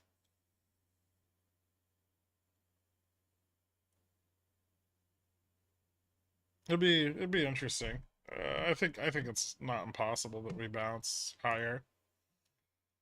We still need to kind of get away from all the puts at 49.30, but that should be a decent chance of that happening.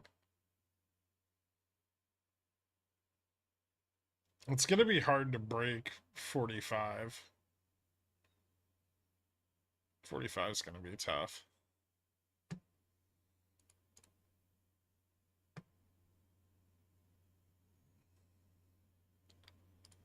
But everyone's saying pretty bullish things and stuff.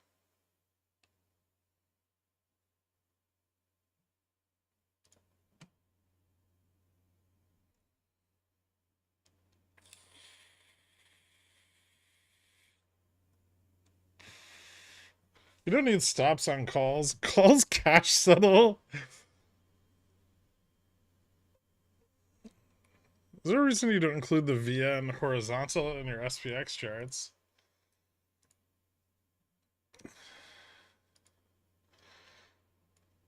You mean this? It's right there.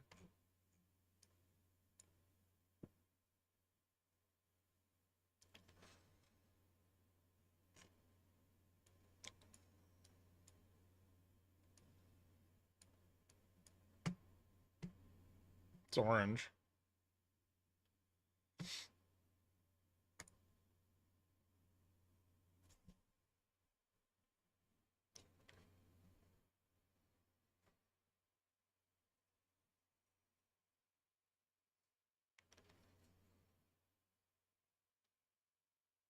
Google wants to pump, ideally. I would like to hit 49.60 so that I diamond hold my 495. It's worth more than I paid for it. That would probably be best for you, yeah. Everyone's saying bullish things and stuff. Sounds like my breed of in-depth analysis. I mean, they are. Goolsby came out and he was like, I don't know. I'm willing to cut rates in March. Because he's a whore. He's a bank whore. When NVIDIA hits 800 this week, will they give it another upgrade to keep it going?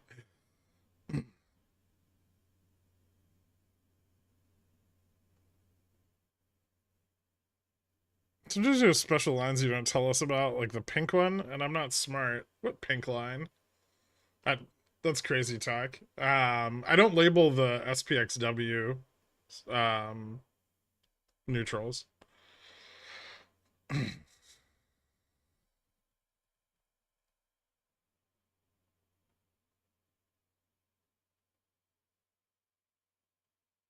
No, not horse, whore. No S.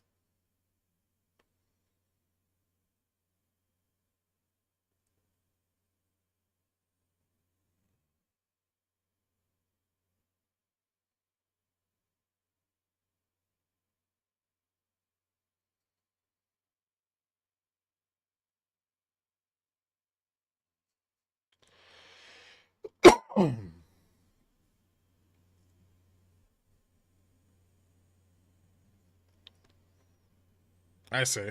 Mr. Gort, can you start doing weekend streams at 3 p.m. on Fridays so we know what big moves will happen before Monday? NVIDIA up bigly, Meta down bigly. Maybe talk to Kenny about holding off. Thanks for all you do, Dad. Love you. I feel like I covered. Didn't I cover Meta possibly going down and NVIDIA possibly going up on Sunday? Oh, I see what you're saying. So you can enter the position before I say something about it? Is NVIDIA what you wished GME could have been? No. NVIDIA's up like 400%. GME at its peak was up like 20,000%. 13,900 something.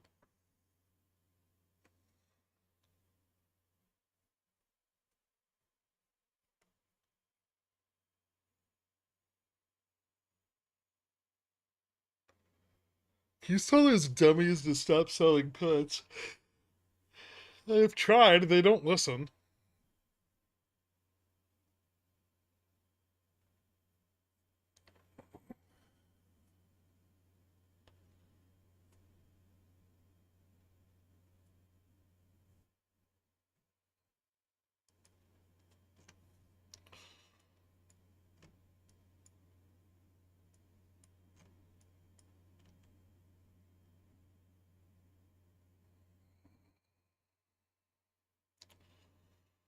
Also, I went big long Nvidia when they announced their split.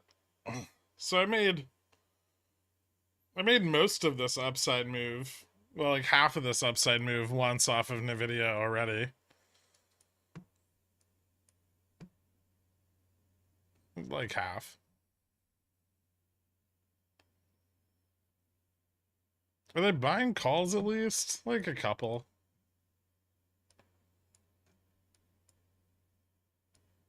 Oh no.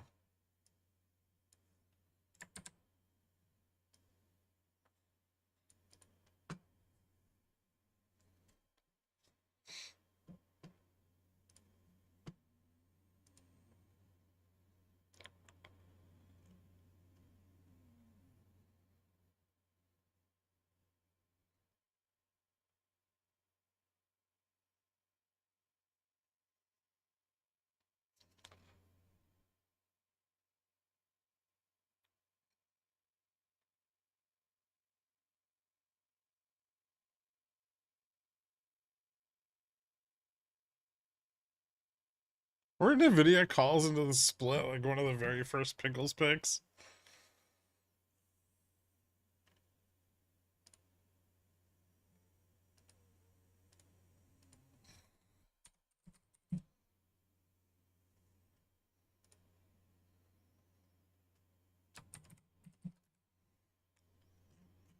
Or were they before Pickles picks existed?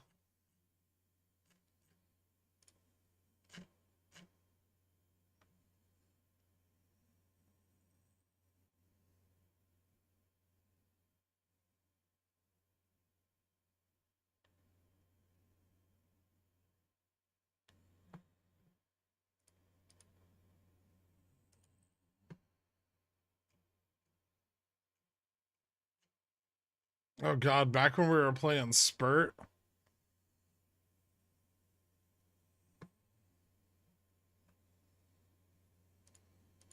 Those were the days.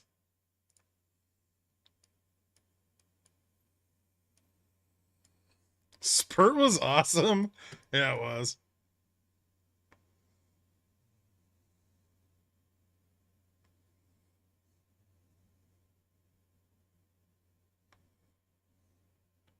Yeah, August 27. The first Nvidia play I had was August 27 200s.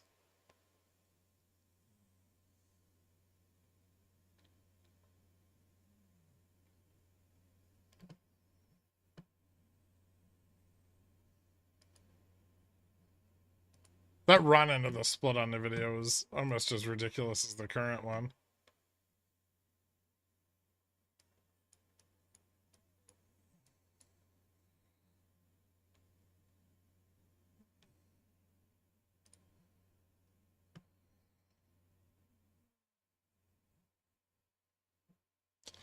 SPX struggling to get it up today. Well, that was gonna happen when we failed to the lower strangle.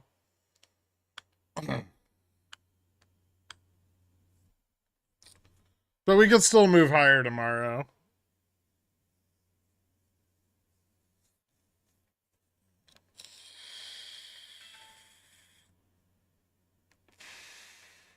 I'm not cutting Google yet.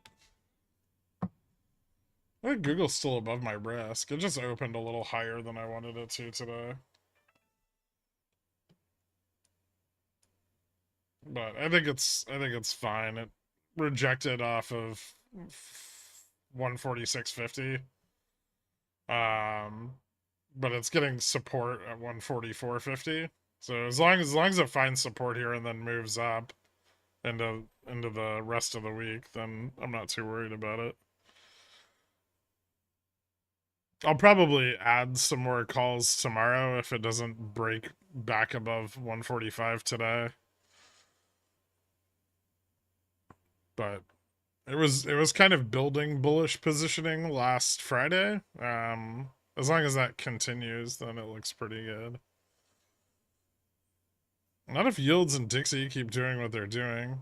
I mean, yeah.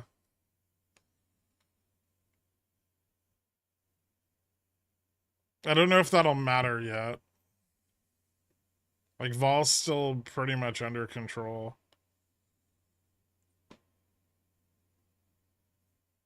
I don't think you understand how much money the Bulls have pumped into getting a test of 5,000.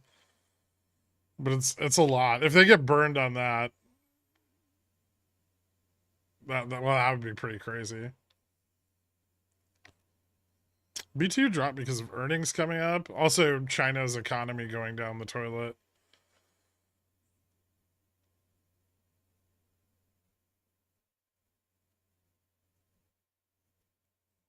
Have you touched on why you're playing XSP? Oh, because I already used up all my settled cash on SPX.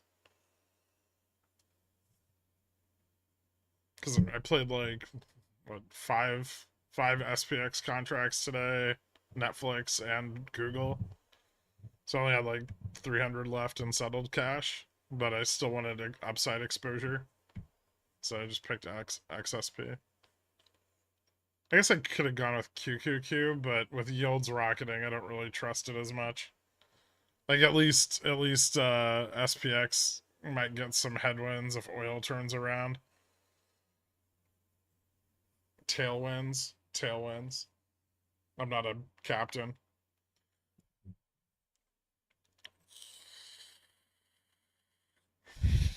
Any thoughts on KView earnings? None.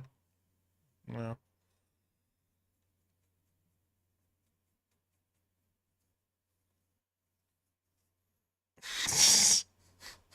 Fuck off. Captain, my captain. Thoughts on ticker Hilo for a long-term hold? You know what? I hate looking at people's stocks, but I'll do it.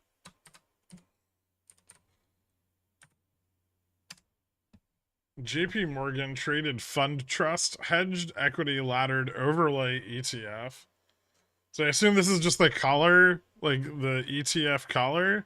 Seeks capital appreciation by investing in large cap US stocks while seeking to provide a continuous market hedge using a put spread collar. The fund attempts to mirror the sector. Yeah, okay. So this is just like JEXQ.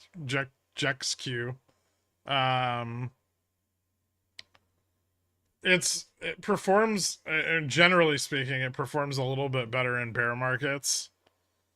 Or it should perform a little bit better in bear markets, but I don't know if the weighting on this is the same as the big hedged equity collars.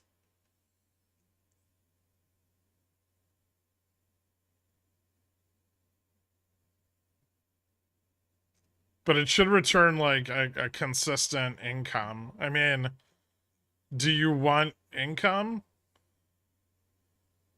or growth? Because like, I mean, unless you're very wealthy, which I mean I don't know, but unless you're very wealthy or old, generally you would prefer growth over income.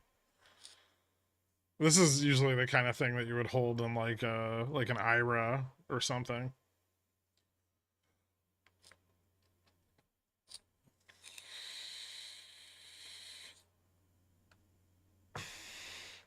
I want to park some money. Well, okay, then I'm not sure that the yields on it are the best. I mean, it'll somewhat underperform a bull market and it'll overperform a bear market. But it's not going to do anything very impressive. It's very, I mean, the idea behind that strategy is that it's very safe and nets consistent returns over time. Extremely consistent returns. But I mean, those returns are like 5% a year usually.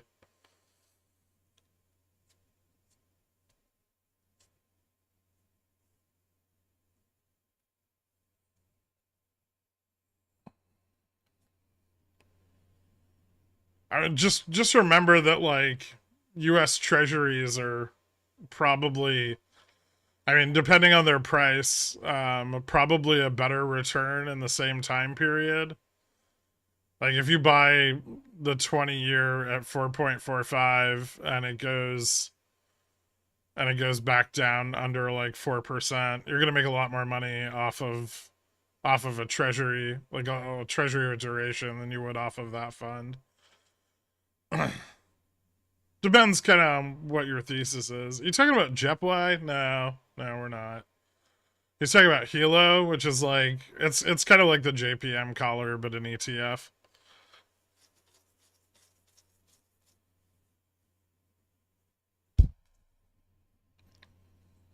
Also, I think the returns on JexQ might be better than this. Um, and if that's, well, maybe you can't invest in that, but you might be able to. I think Fidelity lets you buy into it. That might have slightly better returns than the ETF does, and you don't have the ETF exposure, which carries its own risks.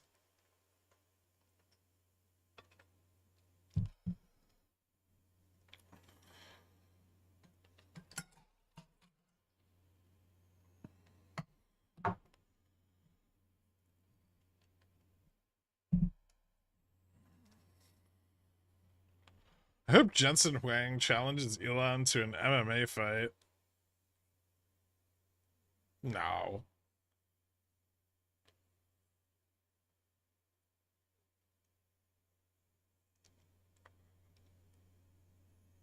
Oh god, this is it. I'm so ready. You're a strange dude. 49.60 end of day, and I'm getting paid, dog. Nice, man. Elon's mom will just stop it again. What a fucking weird timeline we're in, man. Billionaires moms stepping in and stopping them from faux fighting on social media platforms is definitely not something I would have put on my 2025 bingo card.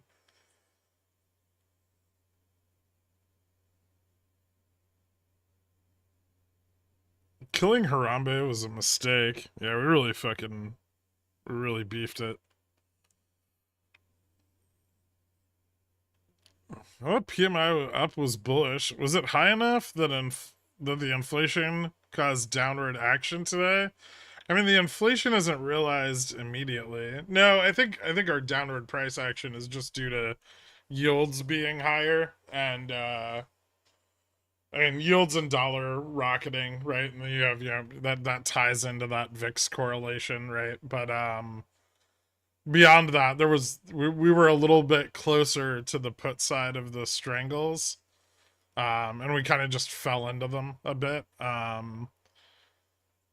think I think as those puts pull back, you know, and the sold calls from this morning pull back, that it's gonna pull us up into the end of the day, which is pretty much in line with what I said earlier. So far, that's being realized. But I would say S&P PMI maybe a little inflationary. Like that grew a little too fast, but ISM was fine. It wasn't out of control or anything. I mean, there is a persistent problem with the constant expansion of the services sector, and what that means for inflation in the future. But that's not something that's going to be immediately apparent. What about Travis Scott and Timothy Chalamet beefing? Did you call that one? No? Is that a thing? Isn't Travis Scott like 50? And Timothy Chalamet is 17?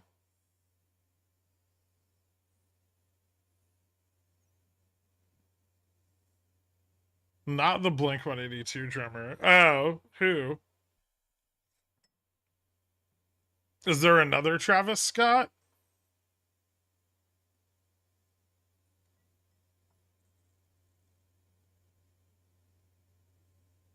Why?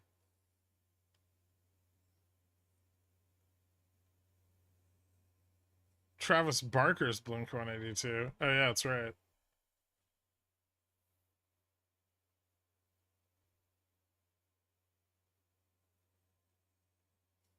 Don't mess with Tilame Shillame? Kendall Jenner? Wait, Kendall Jenner's the reason for the beef? She's for the streets, man.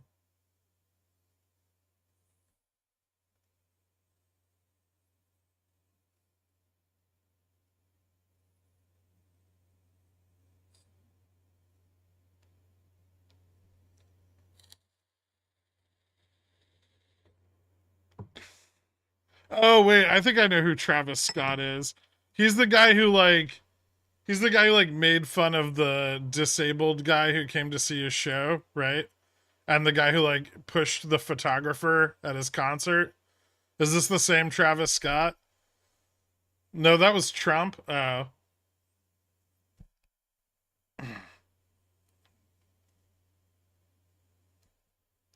Yes. Okay, I think I know who he is. Dude who had all the people die at Astro Worlds. Nice. Yeah, he sounds like a prize.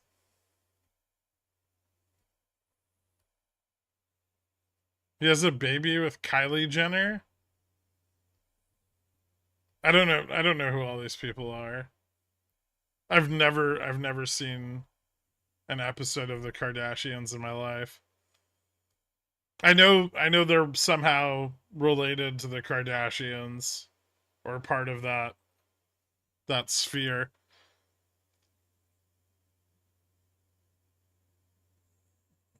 I just learned all of this from the Grammys last night. Huh. A Meryl Lagus has beef with Kendall? Why? I'd love to watch him live. The thought of dying at a concert gets me going. It's provocative. Okay, that's not weird. I learned most of what I know about the Kardashians from the TV miniseries about OJ and how their dad was one of his lawyers. I made back my loss for being dumb. It took some over leveraging, but we got it done. Well played. She's for the streets made me spit my drink. Thanks. No problem.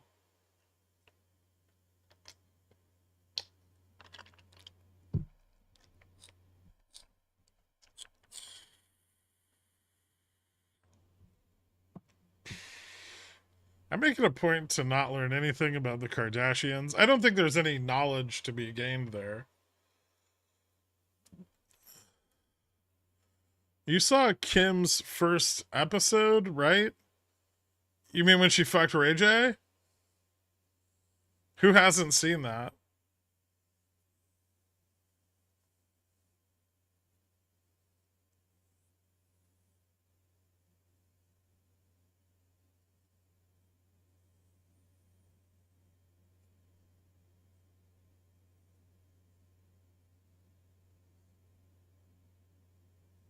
Someone played it in my stats class on the projector.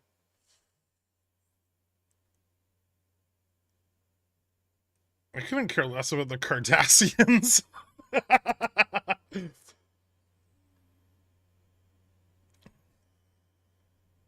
What's an SPX PT breakout confirmed? I don't know. 49.60 on futures is a pretty important resistance to the upside. That's probably going to be relevant before anything on SPX. And I think that's like roughly, well, I guess it's roughly like SPX 49.40. So where the line is, the orange line. Are they just slamming calls again like last week? Oh no, the buying is not nearly that aggressive. Last week was actually some impressive shit. This is lame.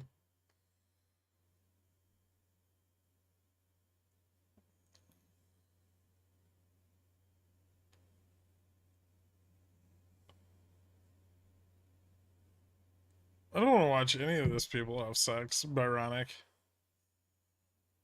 I'll just use my imagination.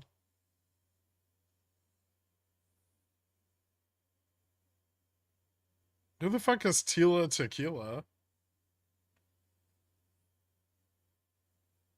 My pizza rolls are almost done. If I come back to a red candle, I'm gonna be mad. Noted.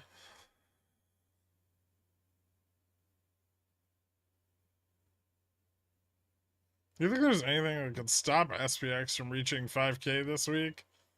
Yeah, SPX. SPX can kind of stop itself. If the bulls overcrowd the vol short, they're gonna fucking blow up their positions again.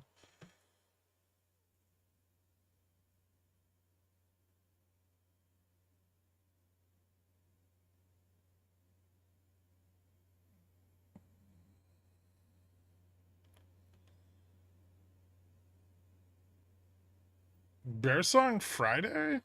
Could be before then.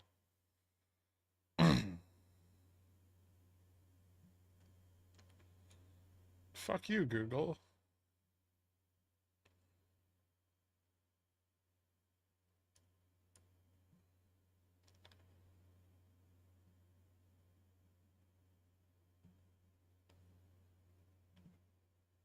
Imagination and dork gifts.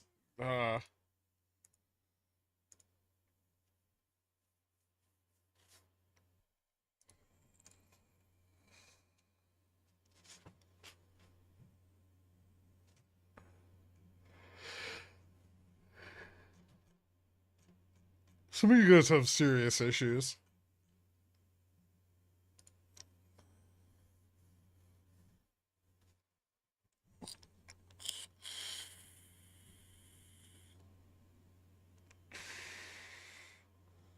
Did you guys notice that all of the faces in the the the stream card for today are Jaime Dimon?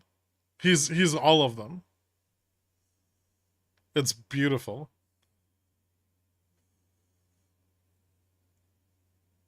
Yeah. He's he's Greek. That's the joke.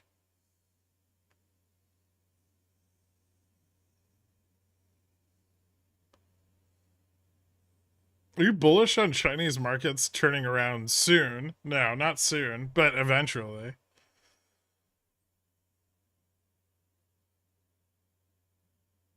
I thought it was because of the Greek bank problems. Yeah, it's got multiple meanings.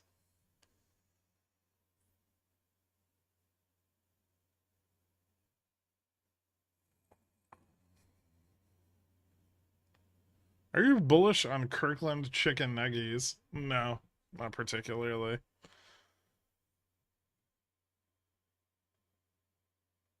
Although I did make some sweet chili sauce this week, and I bought the Trader Joe's jalapeno cream cheese wontons. Delicious.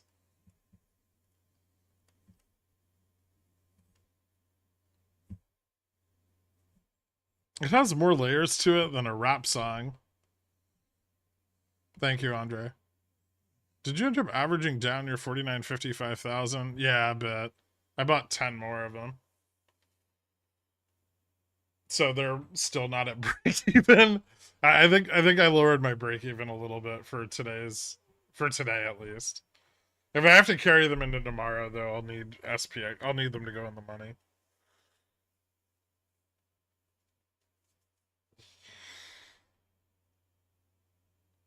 How do I buy shares of China? Um hmm. Evergrande preferred stock.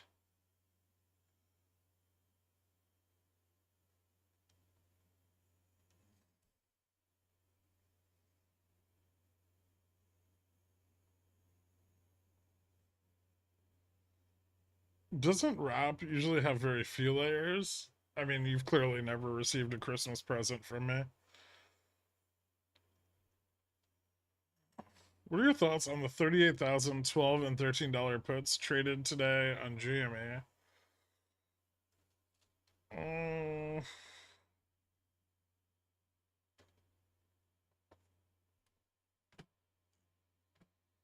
It looks like they're just shorting the fuck out of it.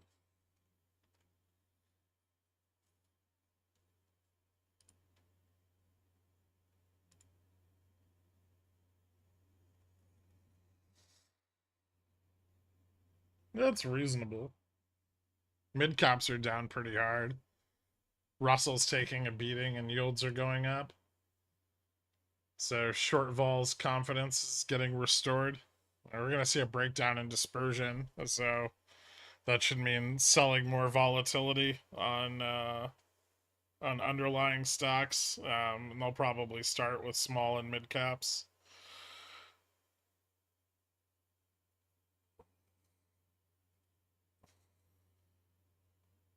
Wait, you were expecting your 3950 5000 C to go into the money today? I mean, I'd like that. Yeah.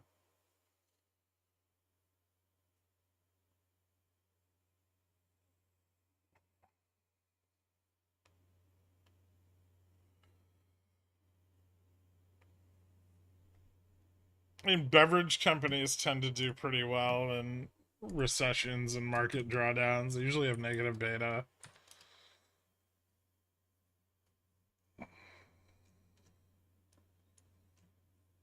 The problem is they haven't really gotten any price improvement since 2021.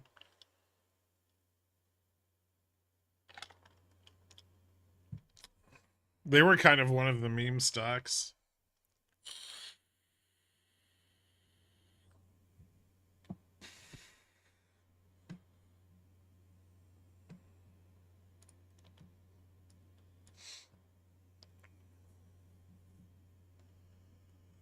Oh, Pickle Jar did buy calls on GME this morning. I didn't.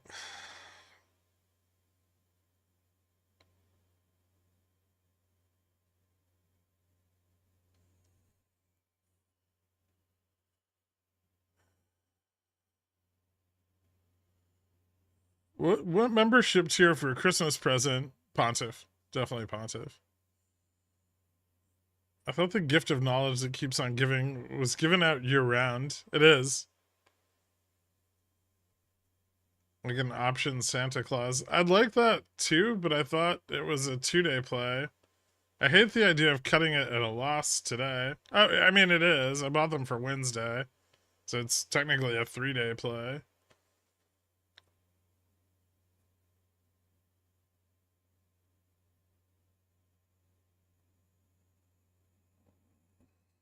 Express is getting murdered, which, if you own Express, is something you should probably think about, right?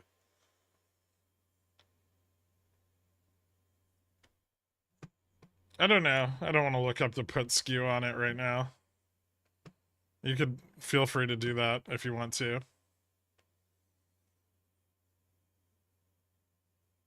Although, if the market dumps, you're going to lose your ass, right? Because, I mean, look where it hit during the pandemic. And it never really got back its, like, pre-pandemic growth at all.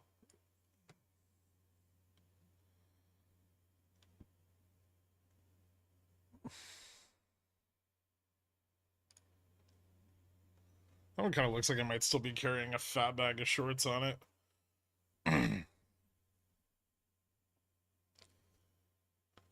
Do we know why it's getting murdered? Yeah, they're like renegotiating debt or something. They've blown through, it would appear they've blown through all their money. And they need more money, which is not a good look.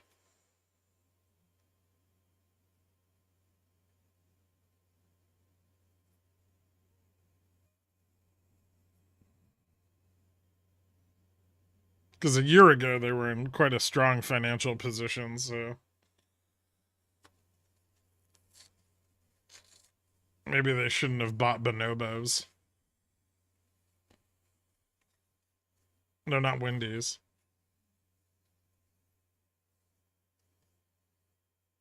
Yeah, I know it's at a technical bottom. I haven't sold mine yet, but if it keeps dropping, I'm going to.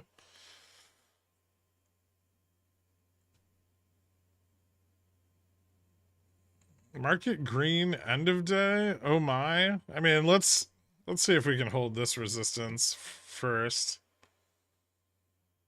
This is a pretty key level, at least for futures.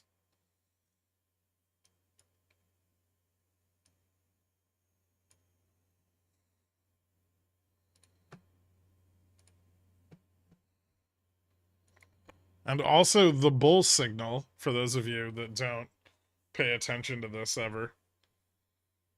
No, Wendy's isn't buying bonobos. God damn it. I'm tired of VIX getting slapped. You can't be the hero, popcorn trader.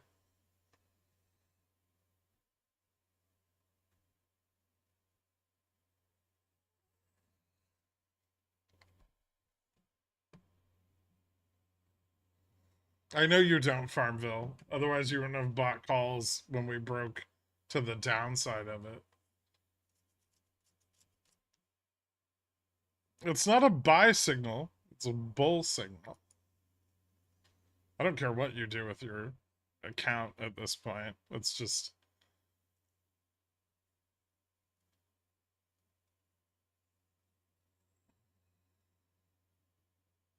Did you make a lot of money on your weekend VIX again? Yeah, like quite a lot. It was awesome.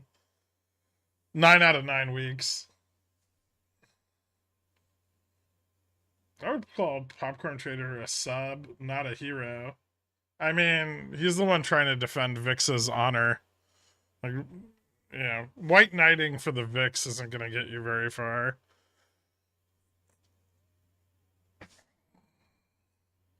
Just VX. Fucking VIX.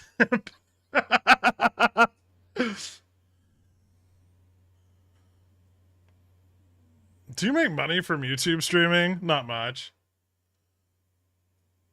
Is it at all profitable? No.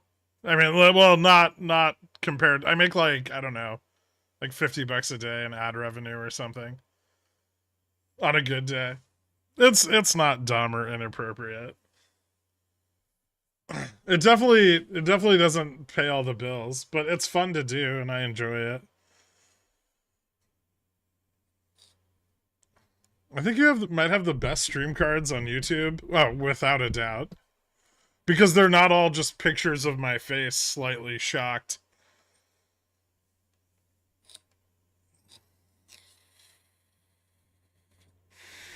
It pays for those XSP lottos. No, but you giving fake Gherk your social security number does. Fake Gherk thanks you. And he still wants to be your friend.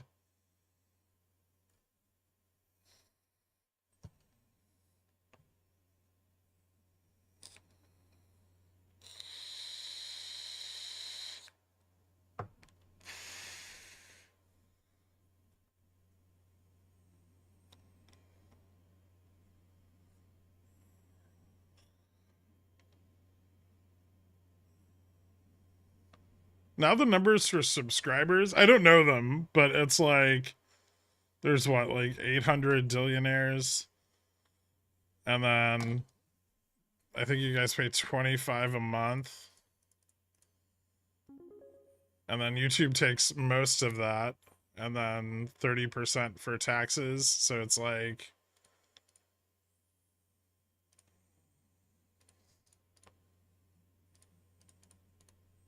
that would be about, it's like 72 a year before taxes.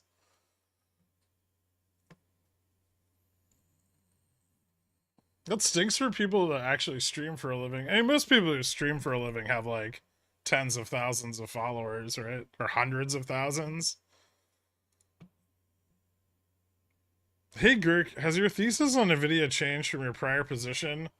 That one really caught more than a few off guard. I remember all the poo-pooing a while ago between you and the quants on the weekend stream.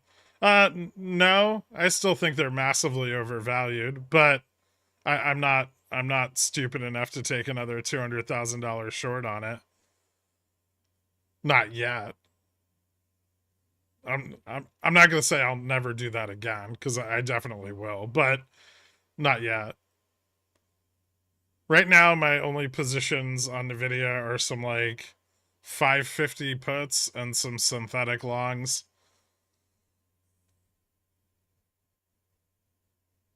I'm watching 1080p to really run it up.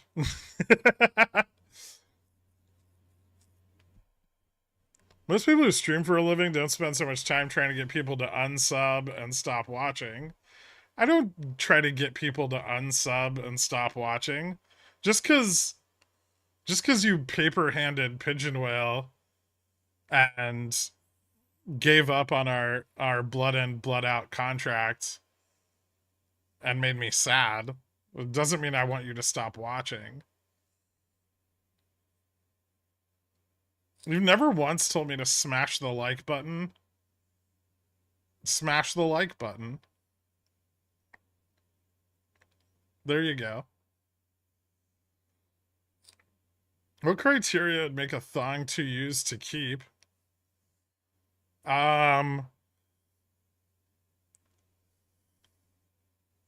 Sorry, that was out of left field. I mean,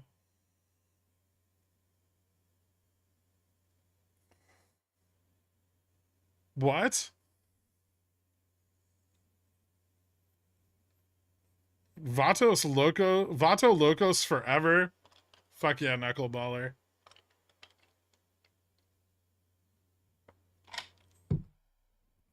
Thanks for not telling us about BNED when it was above $2, because I would have done what I did now and bought it at the peak.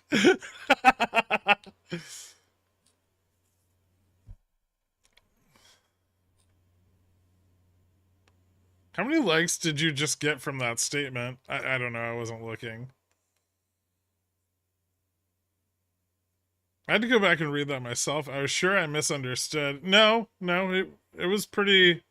It was a pretty specific question. I just don't know how to answer that. I feel like any thong that you find in the wild should automatically be assumed to be overused.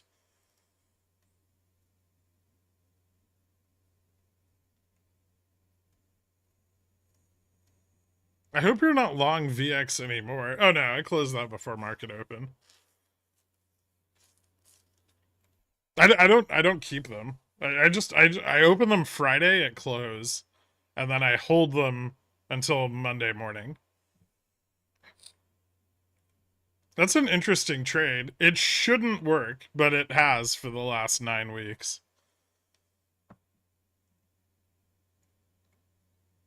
I like the counter doesn't update for me until I refresh the channel. I think it went up like 50 likes on the smash that like comment. Maybe. I've back checked that one. Nice. Back tested? Or just checked? Hold on.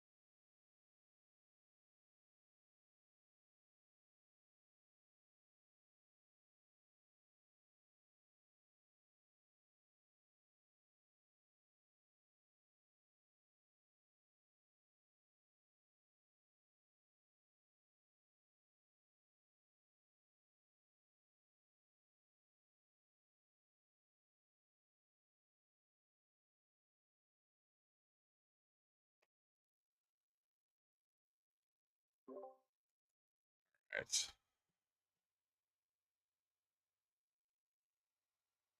They're after my lucky stop losses. Oh, I don't have any of those. The fuck was that nonsense? Which nonsense? The spike in VIX? Stop loss hunting?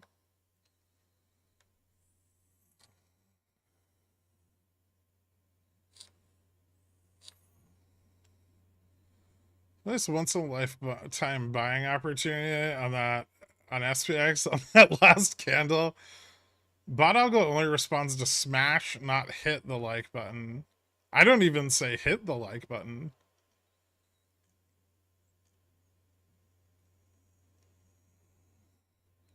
Gork says he doesn't use automation, but he's got a Raspberry Pi set up to knock on his desk every time we're about to drop, so he can blank himself out and go to his real positions. Clever. Fuck you, Brett. Where's my tea?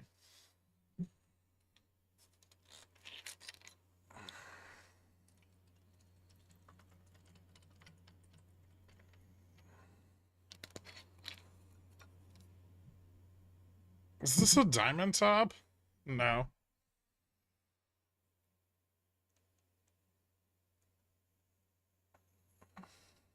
VIX spiked 40% today. Interesting. Backcheck equals Florida backtesting. Looking at the daily Friday close Sunday open, I don't have the margin to trade that anyway. Oh. I mean, what's the VX day trade requirement? Well, you have to have the overnight requirement.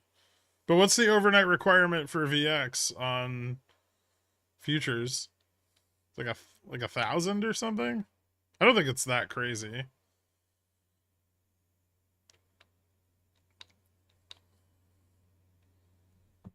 10,000? There's no way it's 21,000.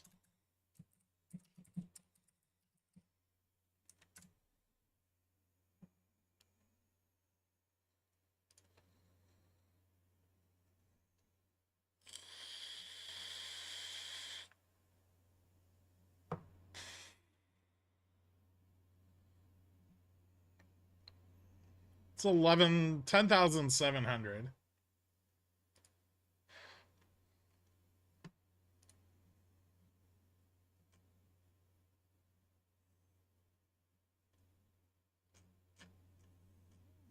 Well, that's CBOE. Let me see what it is on IBKR.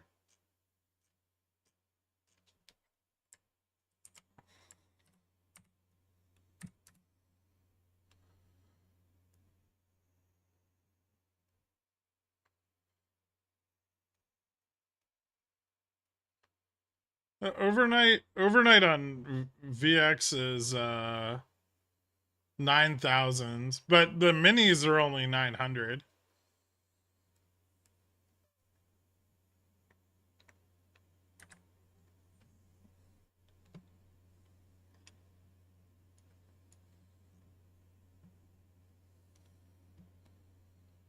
Yeah, brokers all have different margin requirements.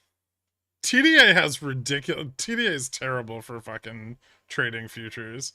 Their commissions are awful.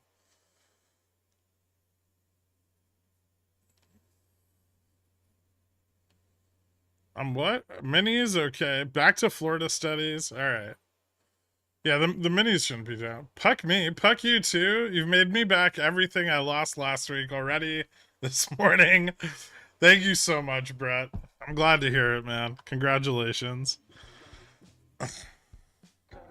Hey, look at that. You Cornishon Doric. Guys, give Brett a shout out for hooking you up. Thank you, man.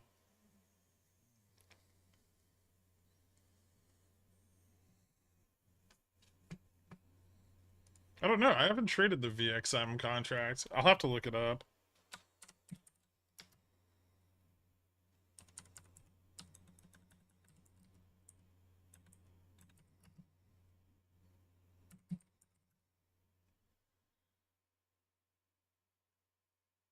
It's $5 a tick, which is 0.05.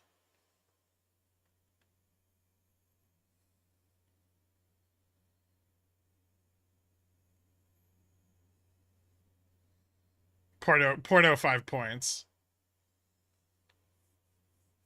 So 1/20th.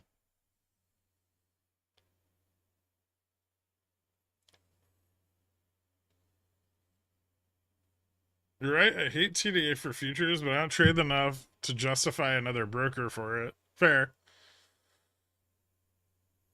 Futures are really like if you make a career of trading indexes intraday, um, as most day traders do, futures are very advantageous when markets are flat to choppy. They're a lot better than trying to trade options contracts on that type of price action.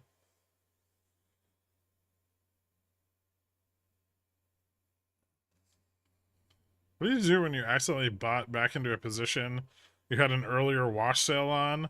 Up overall now thanks to today, but I forgot I already lost on the same strike and expiry last week.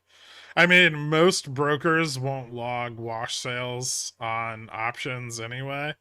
Um, pretty rare. If you get audited, I mean, you won't be able to claim the loss, but if you made a profit overall on both entries to the position, then you shouldn't give a shit about the loss.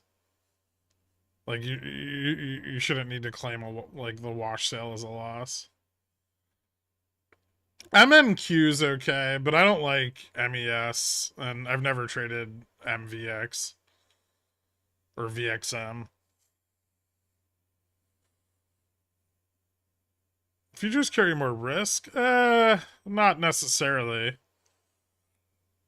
I mean, bracket orders on futures are arguably way safer than any SPX option by a long shot.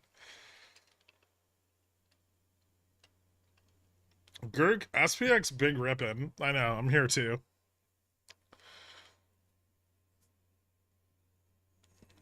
I wish I hadn't gotten stopped out of my 2 SPX calls though, and ended up with 4 XSP calls instead, because that kind of sucks.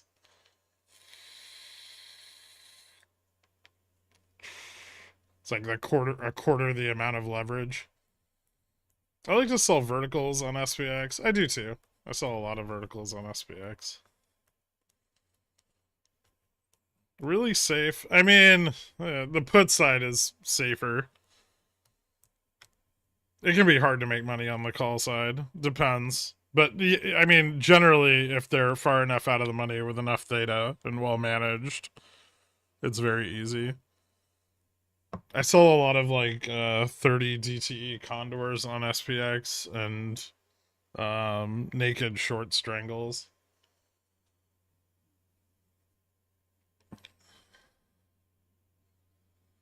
Am I misunderstanding tax law there, or is there just a misunderstood fear in wash sales? I think most people don't understand that you still just net your positions over the year, right? And if you're net positive on the year and you didn't take a loss, then your wash sales are irrelevant anyway.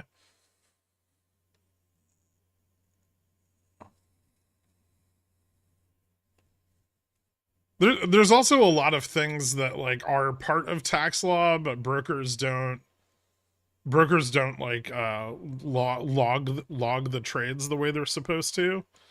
Like in the money covered calls are should technically remove like long-term holdings from a position, but brokers don't report them that way.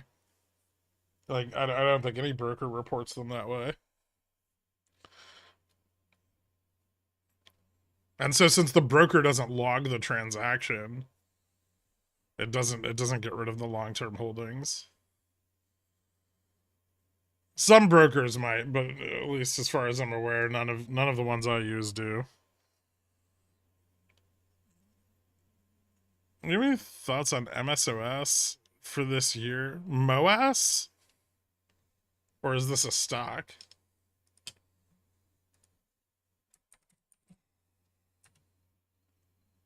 Pure cannabis ETF? I don't know. legalization, I guess, is the benefit there. I don't know. I don't even know what they hold.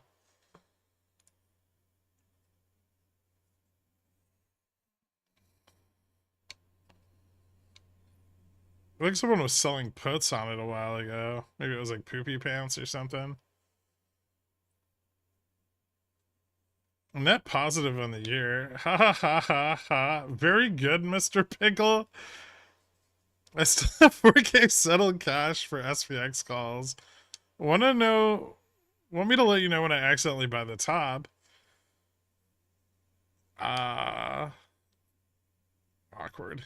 No, I mean, you don't have to do that.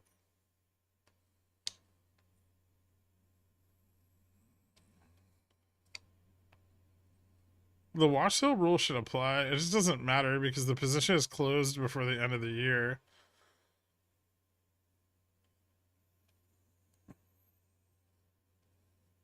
I mean, if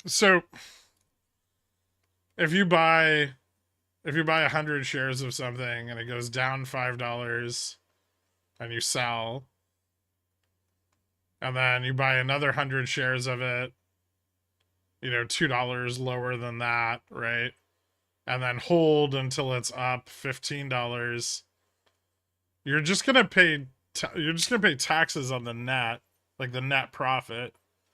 But I don't think you need to declare the loss in that case. I'm terrible with taxes, so I'm probably the worst person in the world to ask. But I have a CPA. Well, I have an accountant that does all my tax. I think he's a CPA.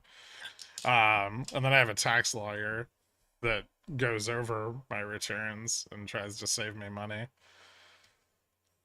So I don't really do any of that shit myself. But I'm pretty sure that people put way too much weight into wash sales. I don't think they actually matter very much.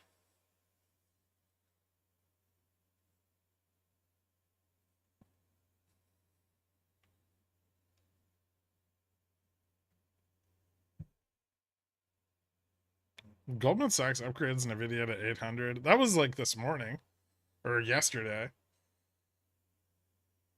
What's the tax lawyer usually save you? I mean, more than he costs. Partially because he's free. I don't know. Since I started using him, about 7 to 13% a quarter, depending. But he's just my friend. He just does it to me as a favor. But he's set up he set up a few things for me that saved me quite a bit of money.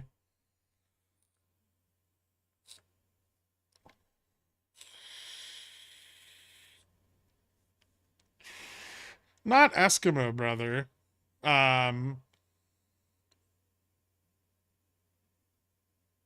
Yeah, definitely not. We're definitely not Eskimo brothers. He's very gay. But still friends. We used to work together.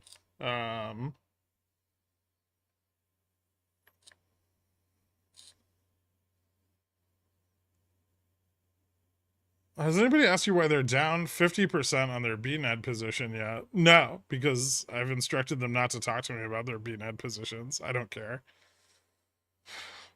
What's the top on this pushback up on SPX? We should run into major resistance at 49.50. And then we'll see how much positioning is left to the upside from this morning. I would say right now it looks like there's still a bit. There's some interest at 49.60, 49.70. The interest above that's kind of fallen off. And there's definitely a put wall at 49.55. So that could be bigger resistance. We did get back here pretty early in the day. But I'm not sure we're going to go a lot higher than this today. I would say if we can get past 55, that'll open up like 60, 70.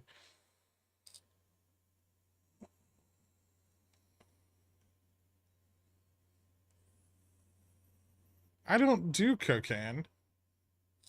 Cocaine's the biggest waste of money in the world.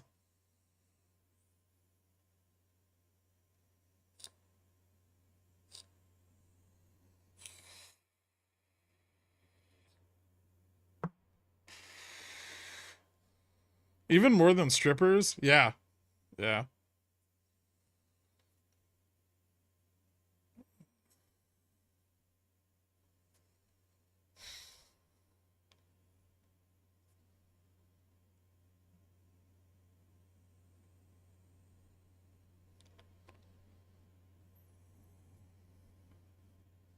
Adderall's cheaper, largely the same effects, and lasts longer.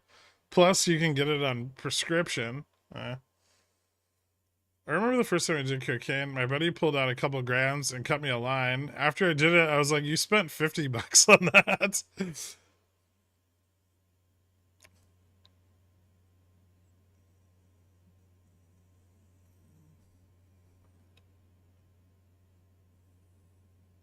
I don't do coke. I love the way it smells.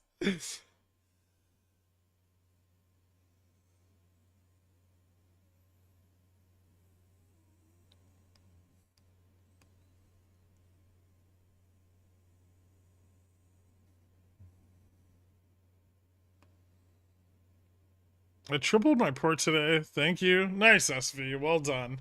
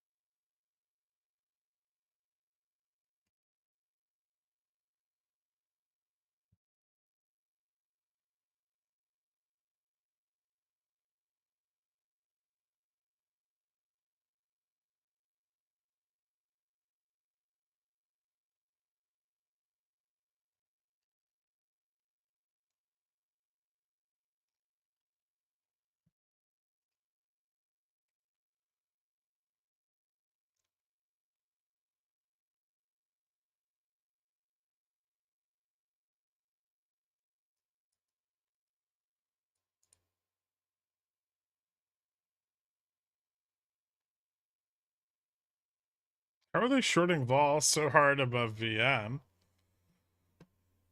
Well, VN probably is moved up because we fell below it. So when we fall below Vega neutral, it tends to jump higher. I don't know what level it's at now. We'll know. I'll be able to tell you tonight, but I would say it's probably moved up to like 49.35 or 49.40 by now. A lot of our upside momentum here is driven by put capitulation though, and not so much driven by like long calls. And so, they're shorting puts, but puts are also selling off. We experienced a lot after getting wrecked by Nvidia last year. Still, I mean, tripling it in one day is a damn good start. My soy puts broke even, and now I have one spy call. Nice. Dude, too rude. It's rude to hit resistance at $52 before we actually get there. Someone should tell the MM that. I mean, this is usually the point at which like the market maker hedge falls off as we approach like a large wall of options interest.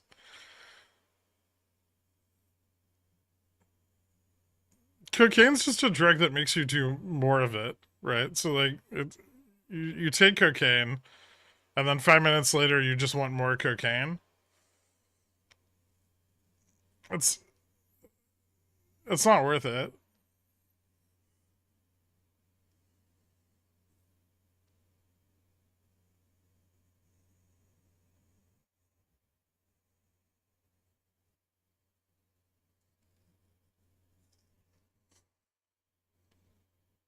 It's actually about 45 minutes later if it's good. Yeah. Or you're a bit high strung and it's like 2 minutes.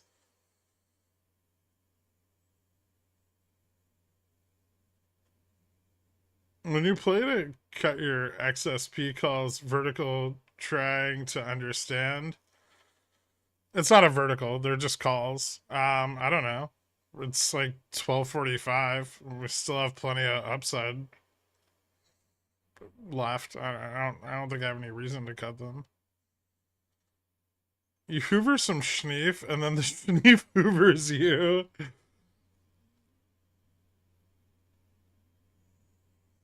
You want to talk about hardcore drugs? Let's talk about Four Loko.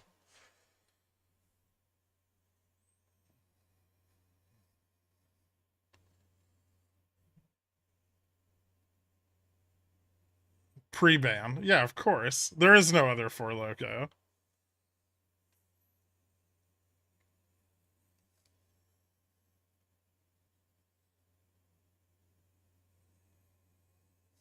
Those were so dangerous.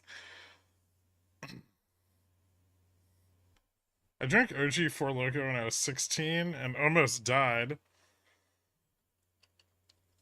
I drank Four Loko as a full grown man and almost died.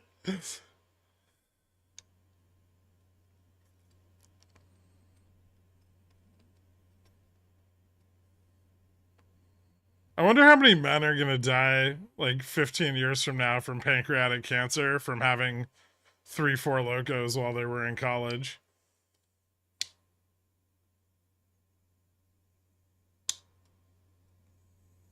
I got in my only fist fight drinking Four Lokos.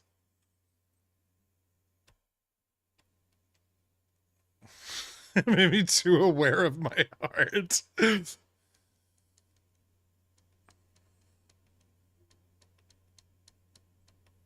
I'm so glad I didn't hear about it until after they changed the recipe. It was a sad day. There was nothing better than being awake and drunk all night for $3.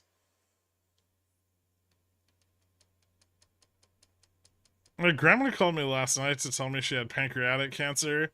I wonder how many Four Locos she drank when she was younger. I don't know. I'm sorry to hear that, man. My grandma passed from pancreatic cancer too. That's sad.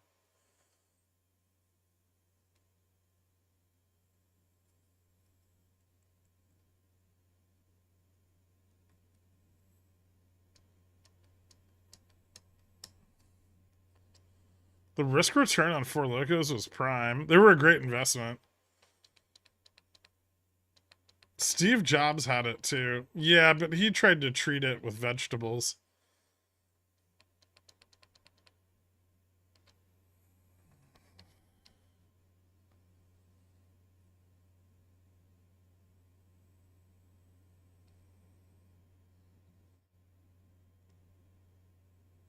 Bring back Zima?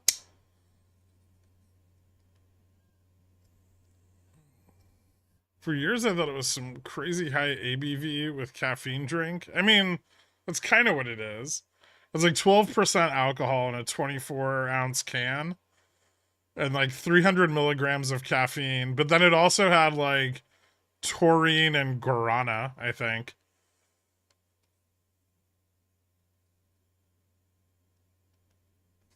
And I mean, I think it's just like the stimulants and it just hit you harder because alcohol is like a vasodilator, right?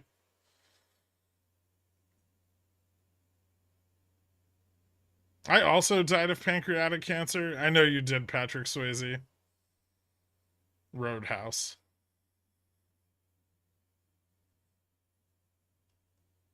Steve Jobs' approach to cancer really solidified that Wozniak was the brains behind the operation. Yeah. I'm sure Four Loko had a bit of niacin to calm the nerves. I'm not sure it did. So I just received my shipment of 100 pounds of Pickle Dork Premium Mutant Shrimp, but they're organized in a small militia and took over my house. Can I get a refund? Sorry. No.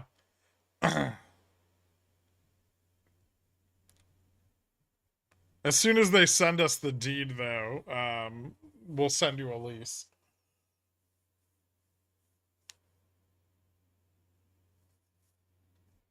Turin and Guarana are street names for methamphetamine. They're natural methamphetamine.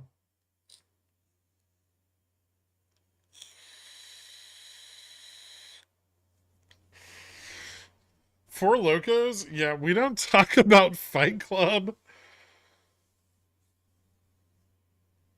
We're testing 50 now. Do you think we could keep... I mean, we clearly got rejected off of 50 already.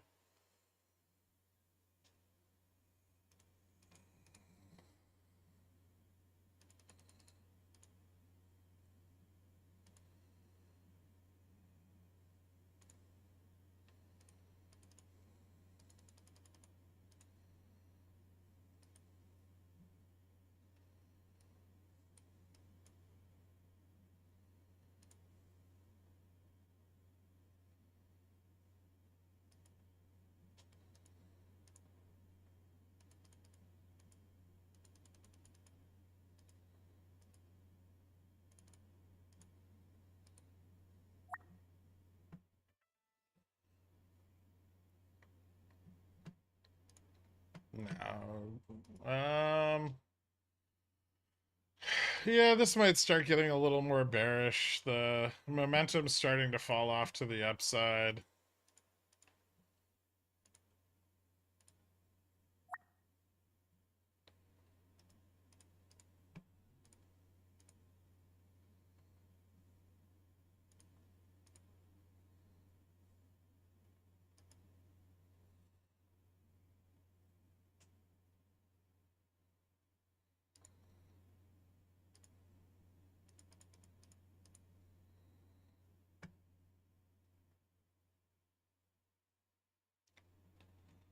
Still long Google. Hey, Google finally recovered back to VWAP.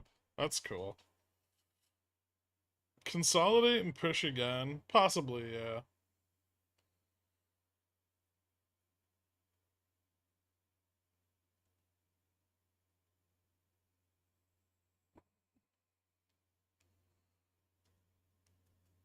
Was there even a put on Nvidia? I mean, yeah, there's a lot of them. Most of them are sold. Should I spend $1,000 on an espresso machine because I just bumped my coffee with my elbow and spilt a little? So now I want that inconvenience to go away.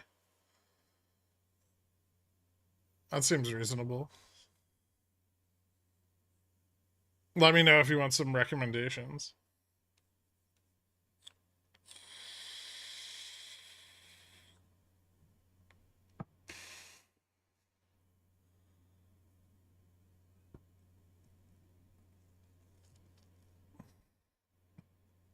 I don't think we're gonna hit 5,000 today.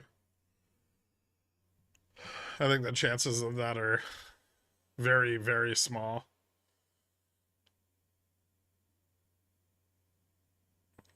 I remember the Four Loko days. I had a friend end up in the hospital when he tried to finish a case. I think he got halfway through his third when he started to panic. It was hilarious.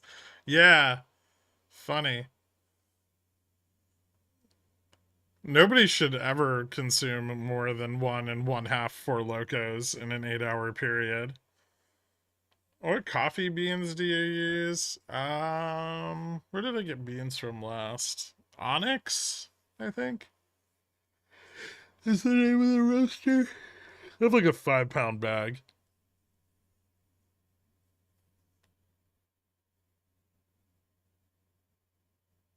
I thought there was nothing good for 1K. I'm also in the market. No, there's a few machines between like 500 and 1,000 that are solid. The problem is you need a grinder too, right? And the grinder's arguably more expensive than the machine. Like the machine doesn't even matter that much. Can I just use my weed grinder? No.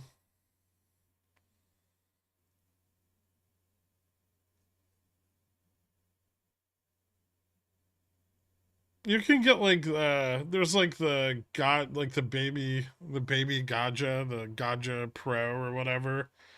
I think the Rancio Silva is roughly like 700 or 750. How do you even sell XSP? It's so illiquid. I mean, well, I'm in the money, so you just put a limit sell and the market maker buys it off you.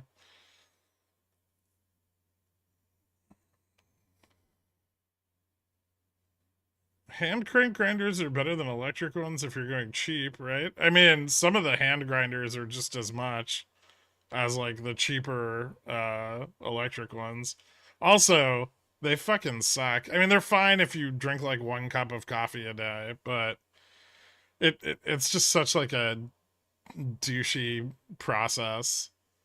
I want to break out my hand grinder and put my measured number of beans in it and then sit here and just spin it around in a circle for 20 minutes. Ugh.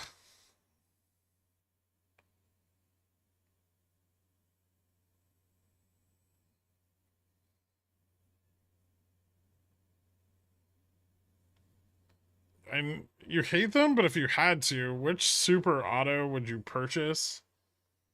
I think the melee or melee ones are the ones, they're like the most repairable. I don't know how to pronounce it. It's like Miele, melee. They make vacuum cleaners too. Yeah, but they make like a bunch of household appliances, and they make built-in super auto espresso makers, and those are at least repairable.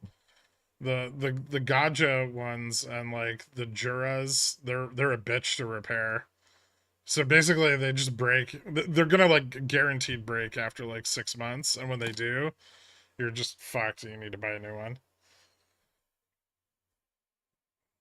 They're kind of like Nespresso in that way, like the Nespresso pods. Like they're good like the first 2 times, and then after that they suck.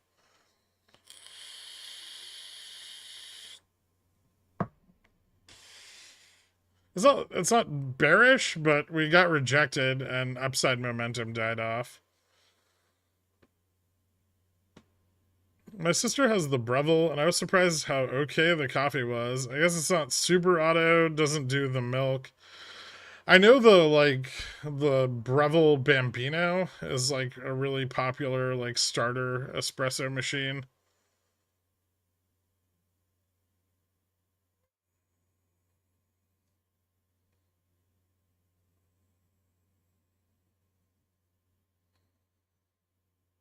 I mean, okay. Well, I'm sure some of them might last longer, but I have the Philips Seiko. It's been going strong almost 10 years. I mean, I don't know how to put this nicely for people who think super auto espresso machines make espresso. They don't. They make like a light version of espresso, more like a Lunga or something. They don't grind fine enough. They don't have enough pressure. Um, they just kind of sort of make a imitation of espresso. Who can afford a private barista? You don't. It doesn't really take being a barista to make espresso. I've got a Philips Norelco going strong for a decade.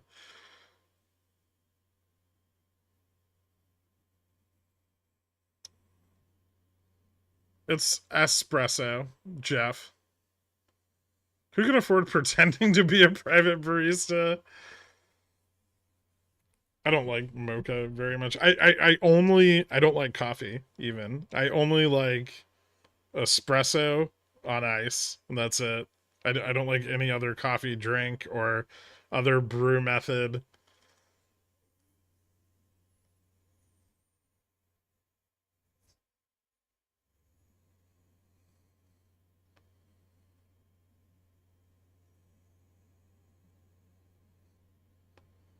Uh,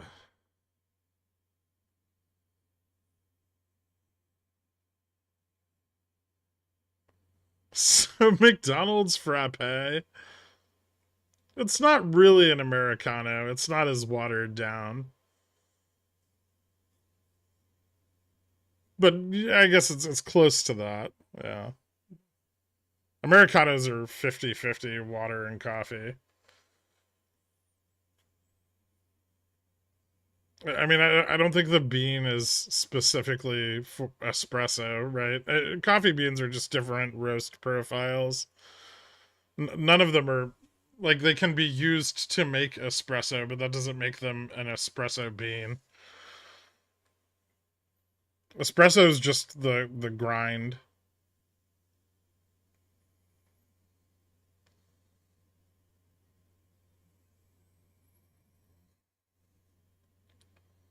I just keep drinking my Mick Cafe in a small, small world.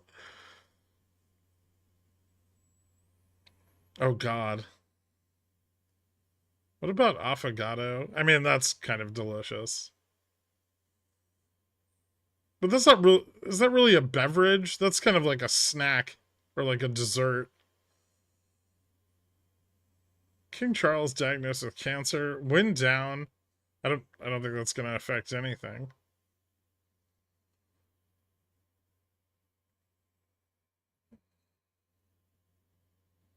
There is no espresso roast. I mean, you have dark roasts and lighter roasts. That all of them can be used to make an espresso. Darker roasts tend to be more oily.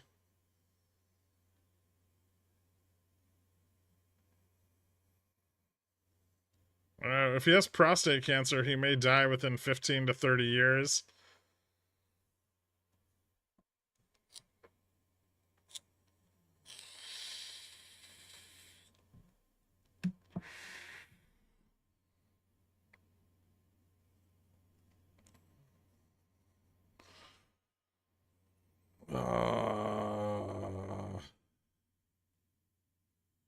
Which one hurts the tummy more, light or dark? Light roasts tend to be more acidic or brighter. Um, but dark roasts can be pretty intense too. It maybe like a medium roast would be easiest on the tummy. Fruit note, if that's what you're after. Yeah, lighter roasts tend to be more floral or fruity. Sausage Hands is about done. What do we do all those bills we printed with his face? Um Wait, is that a thing? Who takes over after him?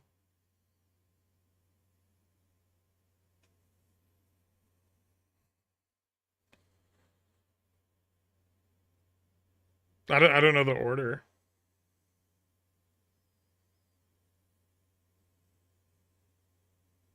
William? Okay.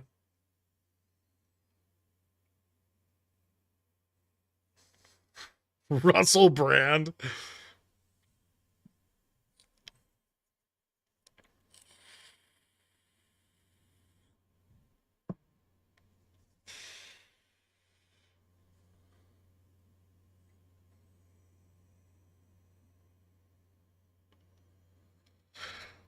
Do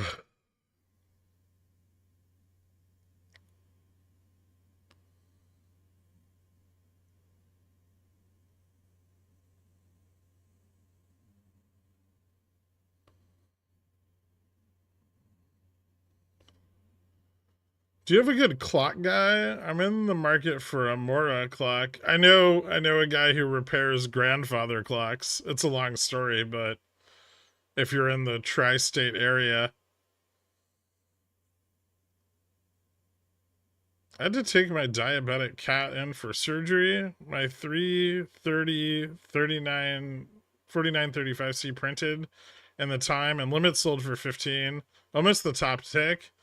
Now I can be nervous all day, but at least the surgery is paid for. Oh, nice. I'm sorry to hear that about your cat.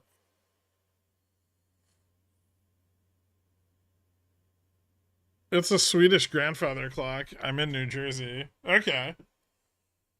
I mean, yeah, I'll see if I can find his number. He's really old, so it might take him several weeks to reach you. But yeah, I'll see if I can find it. I have it somewhere. There was a built-in grandfather clock in one of my old apartments like a couple years ago, and the fucking bell on it would just constantly be going off. So I had to find someone to repair them because my landlord wouldn't do it. And then that's how I found him. My wife feels like we need one in the entryway. Did you tell her she needs a job? Does she have a job? Tell her to buy her own fucking clock.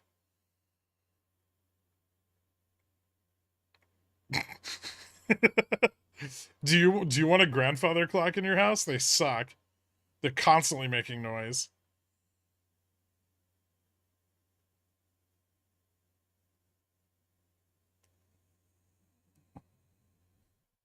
I don't know if I mentioned the clock story before.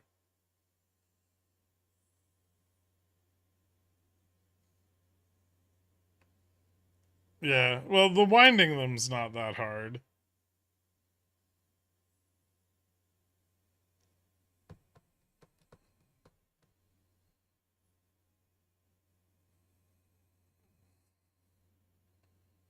Okay, yeah, they don't make noise if you don't wind them, but then they also don't work. All my landlords have been terrible and hate to repair things. That's just New York City. Plus, I don't want to pay like 40K a year in daycare. So you think that buying the clock... Okay, I see where you're coming from. I think it's just landlords. Oh, okay. It might be.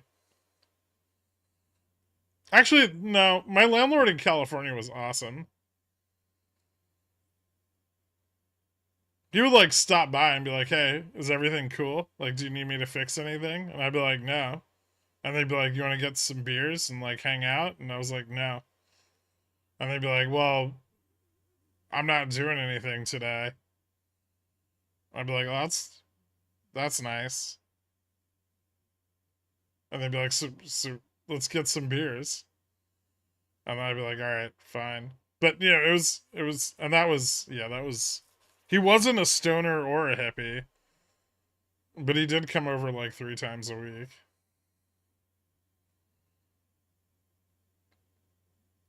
I've had decent landlords before, but I don't like that they have the title Lord. Yeah.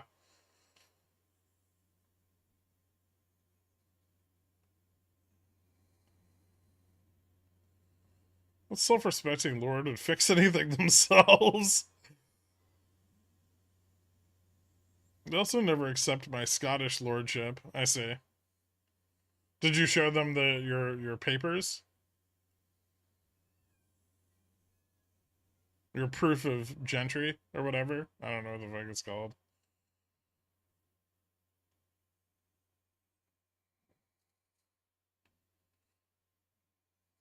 The winding is easy. It's the suffering them as they tick and they talk and they drive you to a silent despair, though you're screaming internally, alone in your manor, in the mid 1800s. Exactly.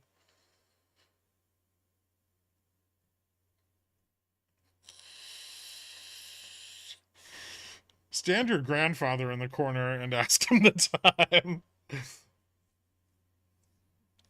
It sounds like the dude bought a house just so he could rent it out to make a friend. Yeah, he was a bit odd.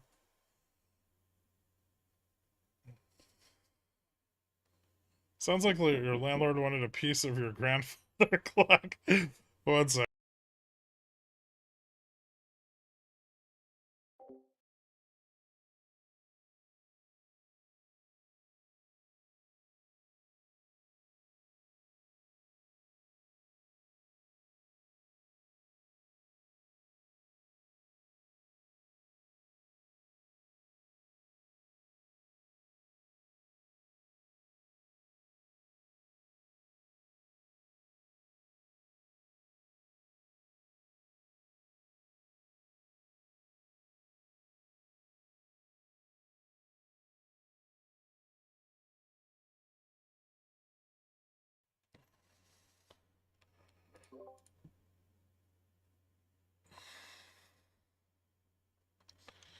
Landlord is unnecessarily gendered. Be more inclusive by saying land bastard instead.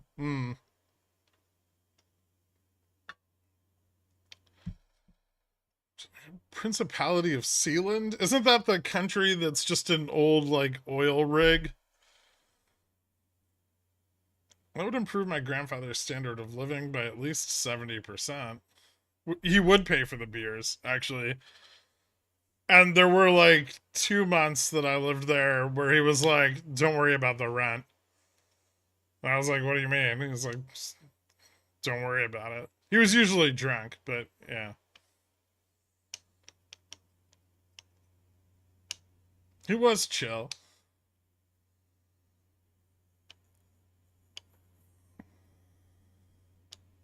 Wait, Kirk, don't leave us. I'm thinking about upgrading my wristwatch into a grandfather clock. Storming in SoCal, Gherk, I scared of the rain. Don't get washed away. It sounds like he had cameras in the bathroom. I mean, he might have. I don't know.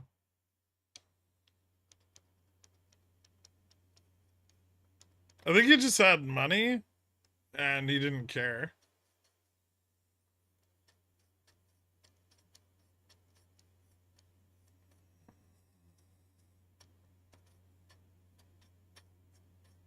It's not the rain I'm afraid of. It's the idiot drivers. Well, they're there when it's not raining.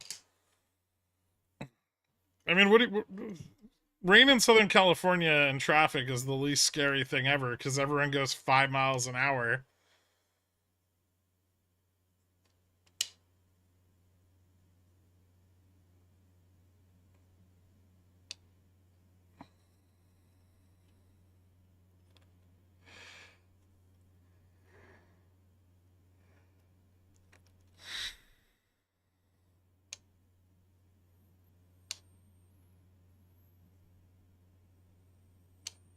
Not on the 101. They're ripping it. You can't rip it on the 101. It's bumper to bumper traffic the entire stretch.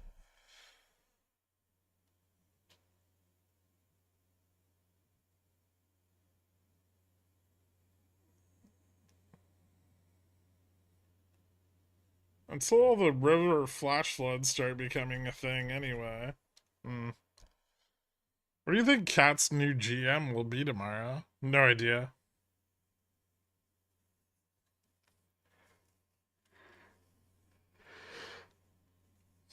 When Vega prompt? Not today. I'm still pretty bullish for the first half of this week, but the 10-year is above 4.15, so that's neat. We're just doing a really big bear flag right now.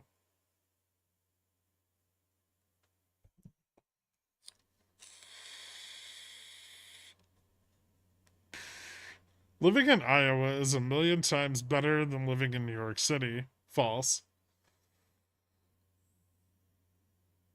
Was XSP calls instead of SPY calls also tax advantaged? Yeah, tax advantaged and cash settled. Are the 4950 puts breaking down? There aren't very many 4950 puts. If there are any, they're probably sold.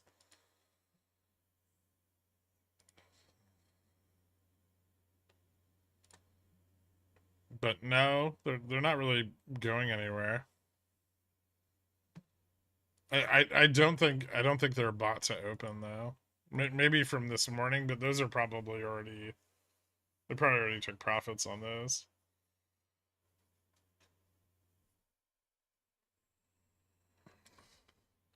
New York is great, but that smell is literally everywhere.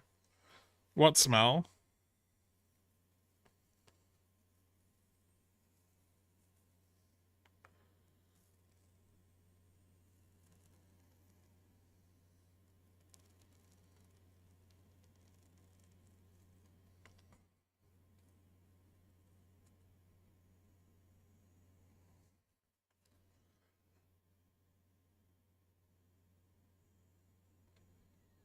There's only a few parts of the city that are kind of stinky. Unless it's like garbage morning. But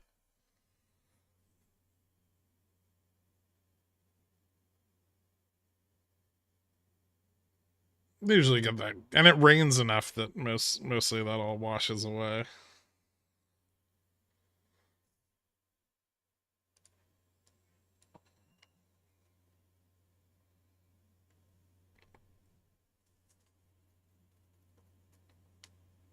I thought garbage sat out everywhere for 4 days. No, the building has to put it out the night before it's picked up, and if there's any remnants, the building management gets fined. So it's only allowed to go on the street like the day it's being, like the night before it's being picked up. There's different garbage days for different neighborhoods, but each neighborhood has like one day a week that garbage is picked up. And the laws around it are pretty strict.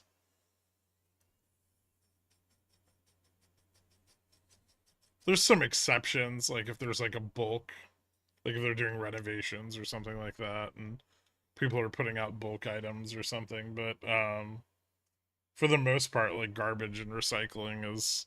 I mean, New York has 8 million people in a fucking like an area of land smaller than most Midwest towns, right? Like smaller than the downtown of most Midwest towns.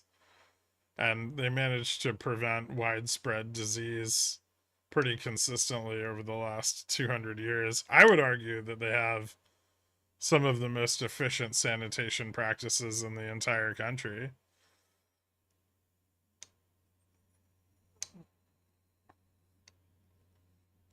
I mean, I've been to the South and people just keep their garbage in their yard. Like garden gnomes, but bags of trash.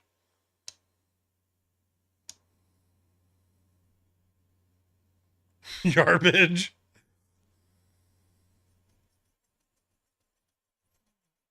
Ooh, I could be a knighted sir for 129. Interesting.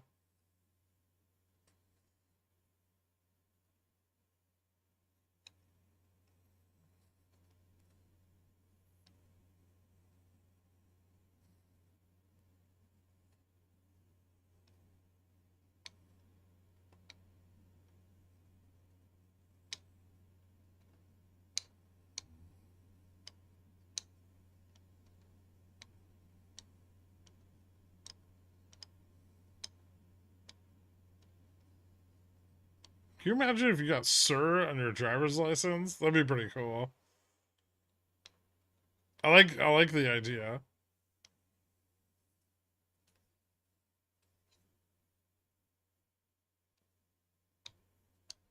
Rejected off 4950 again. Yep.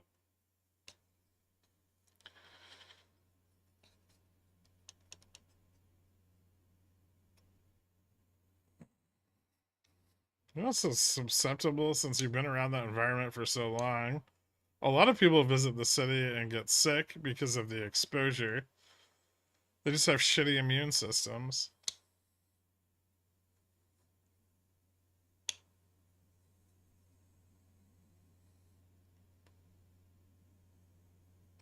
Top water coming from Ogallala is going to be cleaner than anything in New York. No, not even close.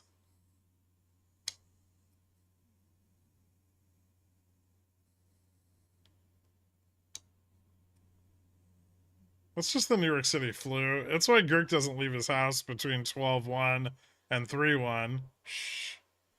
I've been in B&H before. Yeah, New York City has really good tap water.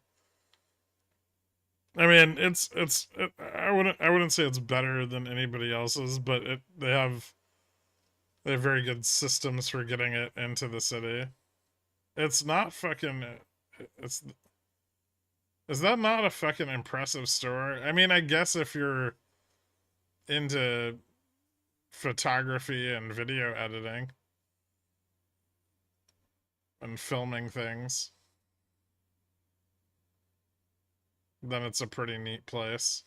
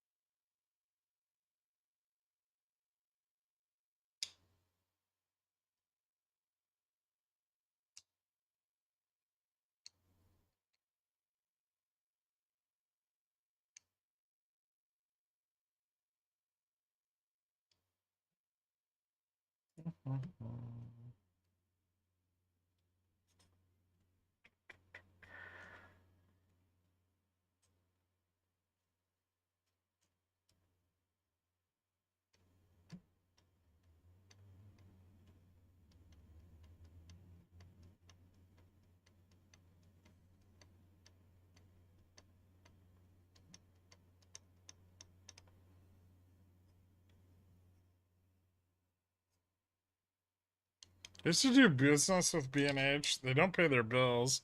They also don't take returns on defective products.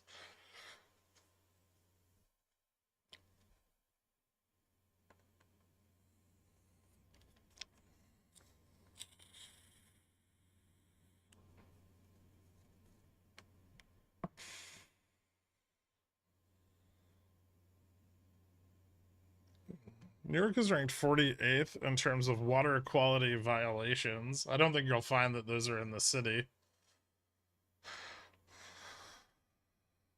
But there's a lot of old cities in upstate New York that in the Rust Belt areas that have similar problems to like Michigan and stuff.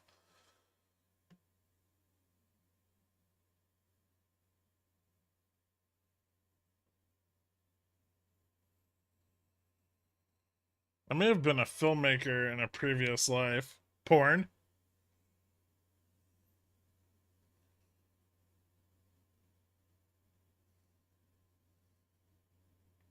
Kentucky, New York, Washington, Connecticut are the top states for clean water.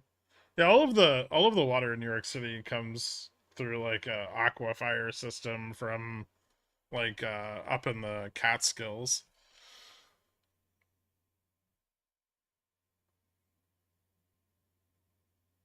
There was urea in our tap water when I tested it in college. Yum. It's good for your skin.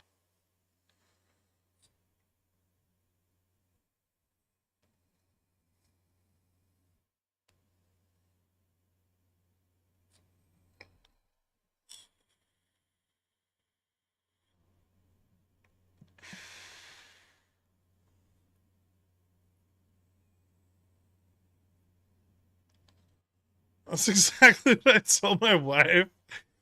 Awkward.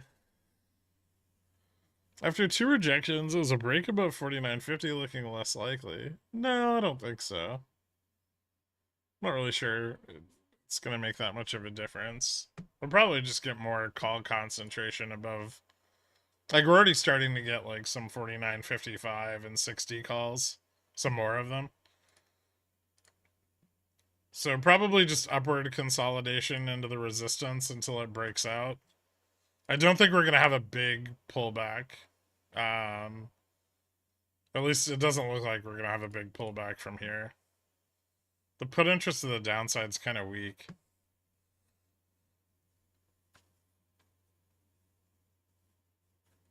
And I'm pretty sure that the puts left over at 49.25 and 49.30 are sold.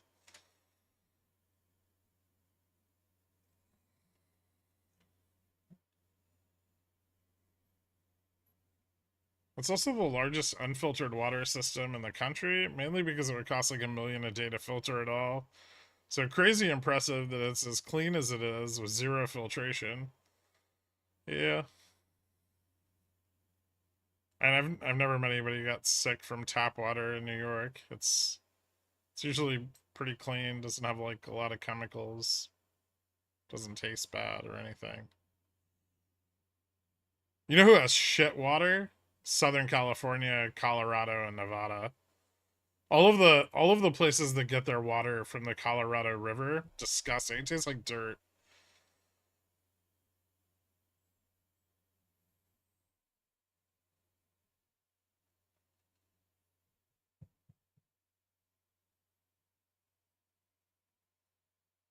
Like old change.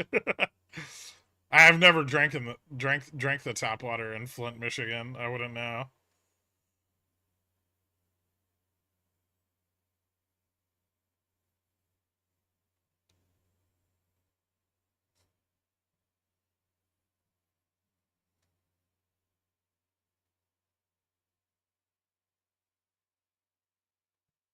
There's in fact dirt in the Colorado River. I'm aware.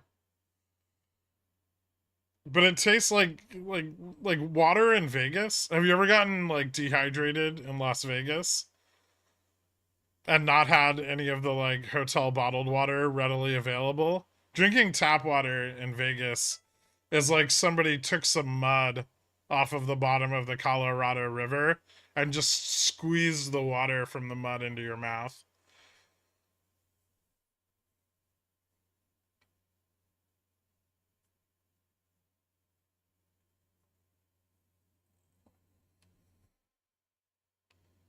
Some of the pickle jars in Flint, Michigan, you can tell, aren't heavy metals antimicrobial. I don't think lead is. Is it? No. Why would it be antimicrobial?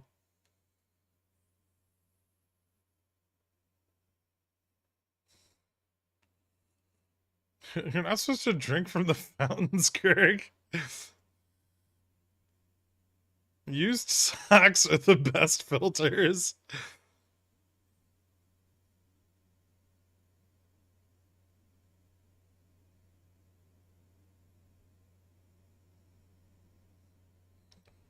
Hydration is key in the desert. That said, I once took a random shot in Vegas that now, based on your description, I'm 98% certain was just tap water. Copper. Yeah, I know copper and brass, right? Have antimicrobial properties, but I don't think lead does. SoCal water is so full of sulfur, it smells like farts.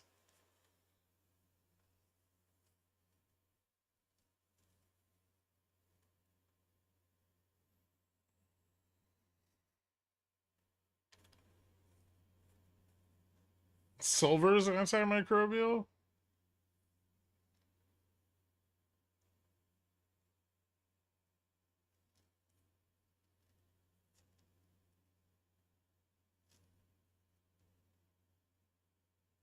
Lead is a natural sweetener. Save on calories. There's nothing like sweetening your food with neurotoxins.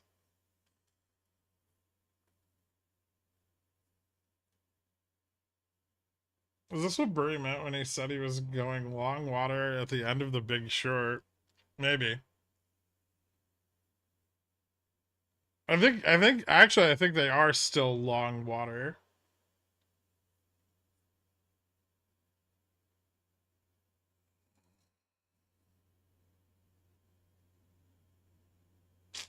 The antimicrobial effect is shown by ions of copper as well as mercury, silver, iron, lead, zinc, bismuth, gold, and aluminum. Interesting.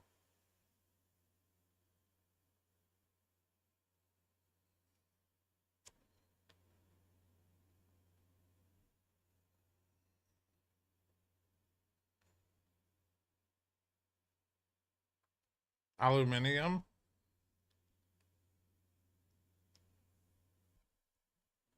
VIX is spiking.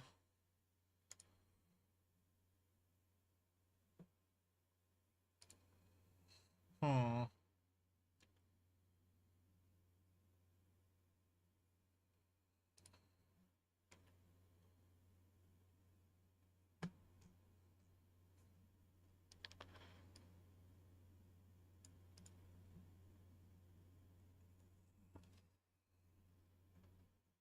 Well, we're either done with upside for today or they need to turn this shit around.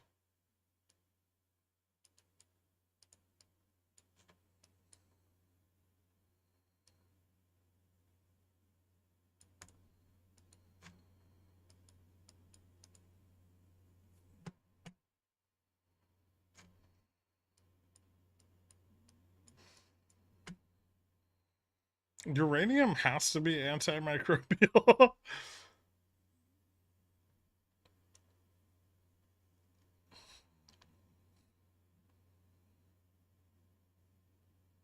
Yeah, private investment in land with water rights, or there's probably private REITs that buy land with water rights. Um, there might be some public REITs that do as well. I think they own. I think Scion owns some amount of like it's like a water treatment company.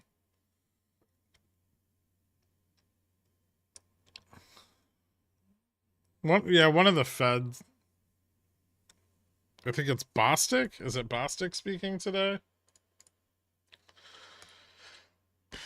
Yeah, Bostic speaks at 2 o'clock. We also get the sluice.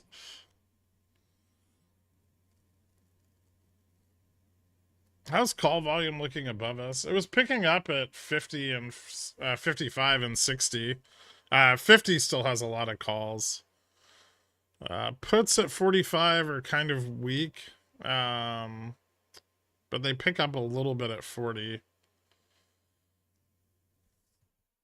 So if we lost 40 here, that would be kind of bearish. Um,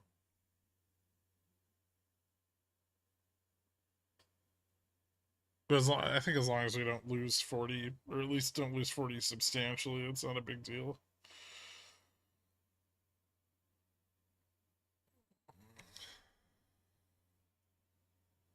Sluice. Senior Loan Officer Survey. Not sleuths.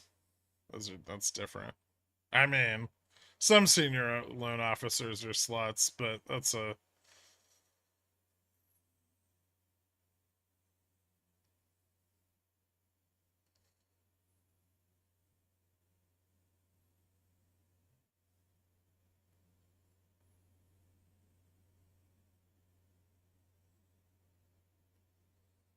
There's a lot of Fed speakers this week. I was waiting for the 50 bips overnight move. I've seen Blue Mountain State a long time ago, but yeah, I've seen it.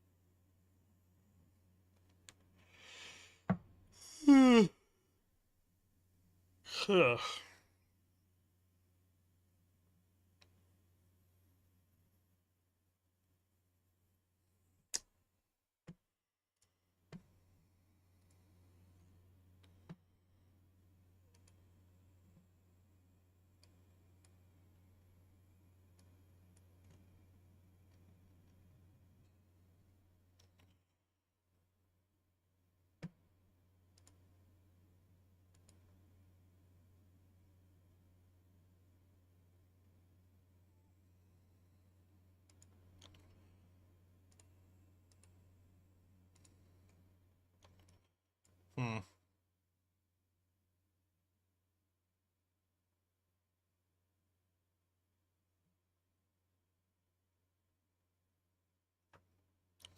I think we might get a test of ES, like ES 5000.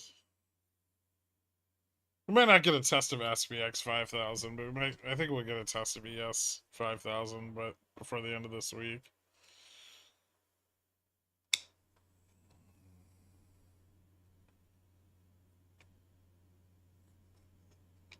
It hasn't BNet made me a millionaire yet, because it never will. Also, WinMod.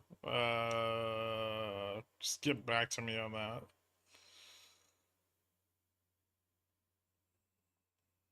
Put your bull hat on. I don't have a bull hat.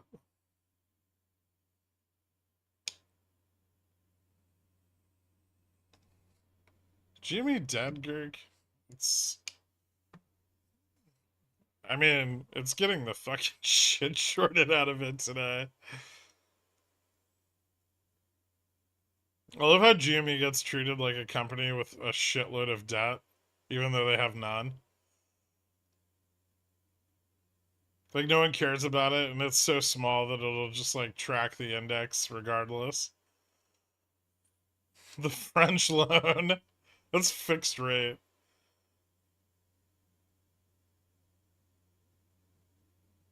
I should have kept my hum puts from last week.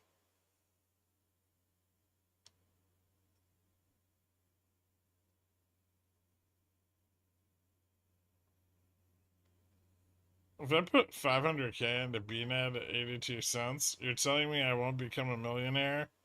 I mean, I think if someone else put 500k in at 82 cents, they probably would. But you'd probably hold it for 6 months down to 64 cents and then sell it at 89. Then it'd go to 160.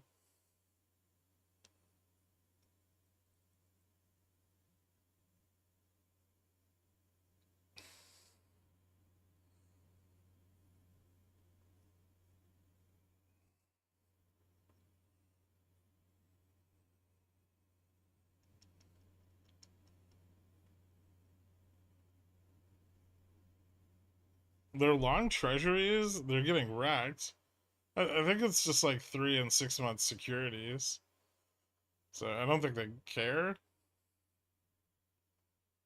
I met an old ape from SS in my town. I blocked them on every social media right away.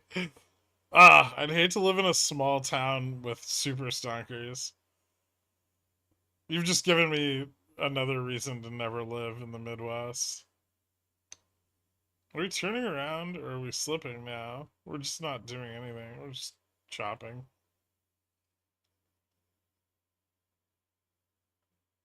Looking forward to next earnings and RCNS as he put all of Jimmy's cash into TLT at 100. Oh, Christ. I thought he was like... No, he's like bearish on the macro environment, right? There's small towns on the coast too, you elitist. I mean, there's probably a lot of super stonkers here, but I'll never meet them, right? Gherkin bought Baba. I know. At way too high of a price.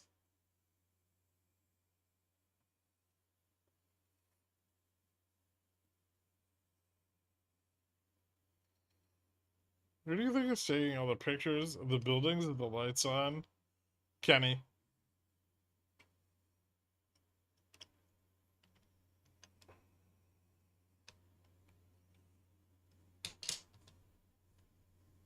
Super Stock's all fired up about some, like, fucking bullshit MMTLP DD.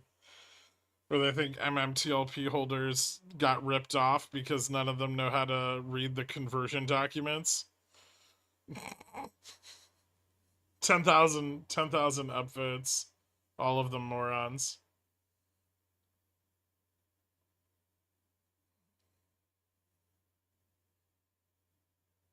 When RC Fullport GME's cash into BNAD. Interesting. Imagine if you could open GameStops on college campuses. I think they got ripped off because they bought it in the first place. I mean, there was a point there where they just got 10x their money and then they didn't sell. And then the company was delisted. And they were like, oh, wow, FINRA, wow.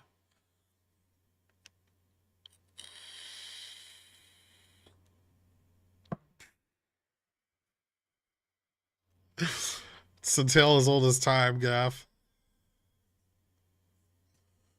He's about 500 billion short of the Chinese giving a fuck what he thinks. I thought it was hysterical that he bought like a small amount of BABA and then sent a letter to the board. He's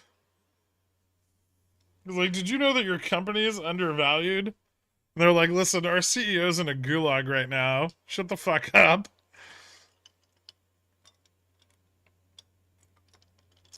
He's currently in the middle of reprogramming.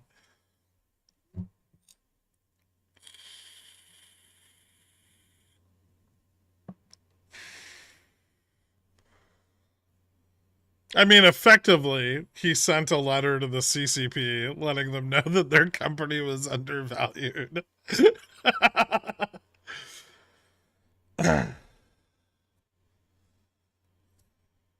I mean, the hubris alone is commendable.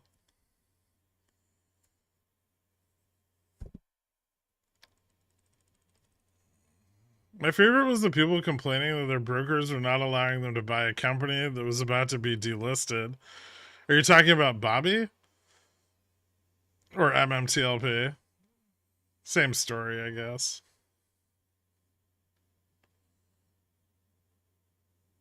Superstock discussing another stock? Is this not progress? It was only allowed by the mods because the stock had been delisted.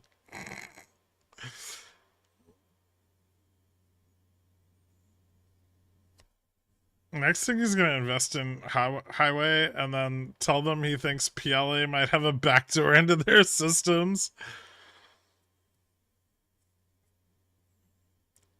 My broker won't let me buy WorldCom. Crime. I wonder if I could like go back into like investment threads from the Enron era and find out if there were any like conspiracy theories built around Enron being accused of fraud. There's got to be some, right? Or did people just not do that back then? They just accepted their loss and moved on. They're 100% were? Okay, awesome. I want to dig some of them up.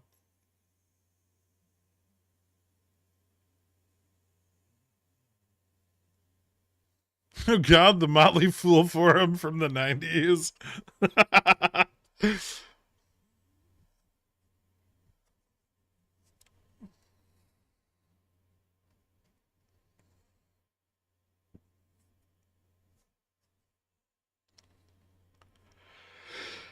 NVIDIA, the new Enron? It will be when we find out those veterinary clinics weren't really spending $100 million on H100 chips.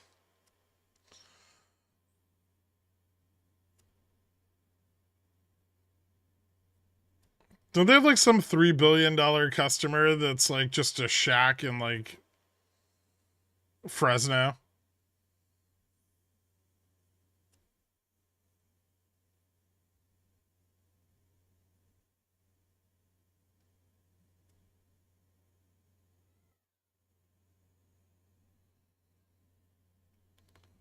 BBS forums and AOL Finance chat rooms were losing their mind. I wish I was there for it.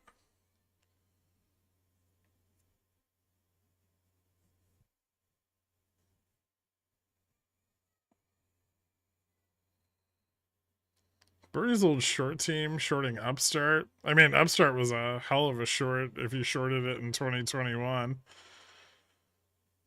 Shaq and Fresno is the future AI capital.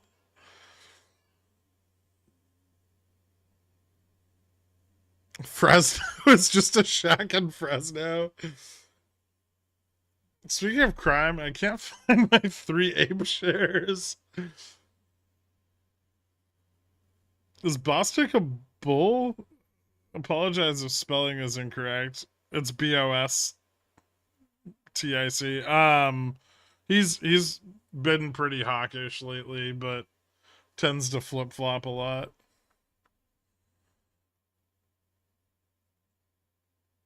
NVIDIA is the new FTX. The egregious stupidity in accounting will be so blatant, but everyone will have a Pikachu face. I mean, they'll just be like, why were we priced at, 100 times revenue? And it's not really NVIDIA. Like, I mean, it is NVIDIA's fault because they hype everything, right? But it's also not their fault. Like, nobody should be buying NVIDIA at these prices. And when they get rugged, it's not going to be NVIDIA's fault, right? They have the same market cap as Amazon, and they make like 16x less revenue a quarter.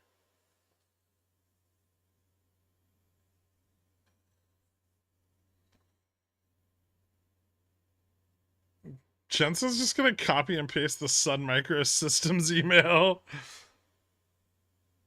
Oh, so Tesla? Yeah. I mean, it's like this year's Tesla.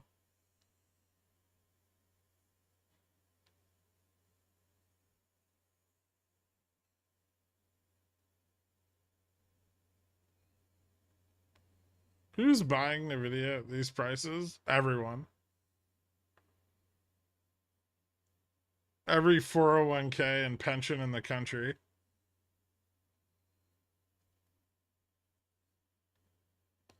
I'm gonna come out with H101 chips and sell them $1 cheaper. Billionaire. I think Tesla is this year's Tesla, unfortunately. I mean, it is, yeah. It took a long time for people to realize it was a pile of shit. Someone posted Kathy Woods predicting Tesla to 7K by 2024. I mean, it's still at like $500 fucking pre-split. I would argue that it's still massively overvalued.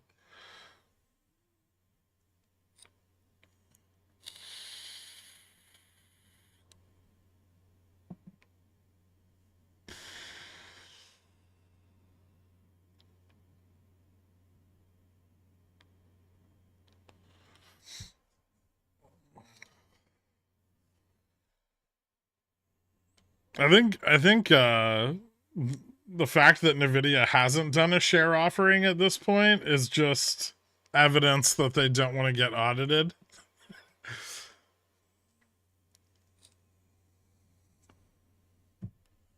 So what are your plans for Apple long play? The Vision Pro is the worst it will ever be right now. Future of computing or fad headwear like Google Glass? I think it's just a fad. I think it's, I mean, I feel like it's a long way from even the functionality of Google Glass. And it doesn't do anything that VR headsets that cost 1/10 the price don't already do, right?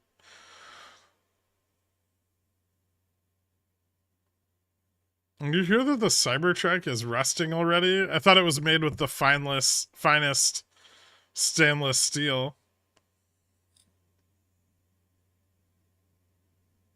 I think the fact that AMC hasn't done a share offering yet is because Adam Aaron is currently on vacation.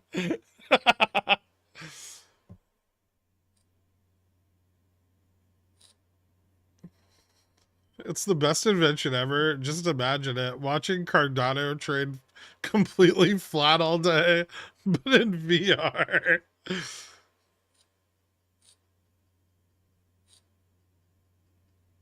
Have you seen the video of the person driving their Cybertruck with their Vision Pro? Yep. But those people will die, right? They're putting I love it actually. They're putting back into society the things that modern medicine has solved, right? Where stupidity is punished with death. So, I mean, as far as evolution goes, I think this is a big plus.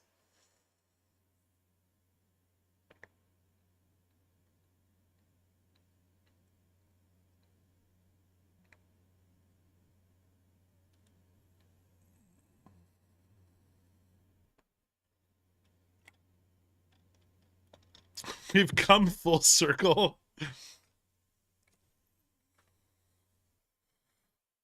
We're developing our own saber-toothed tigers. Exactly.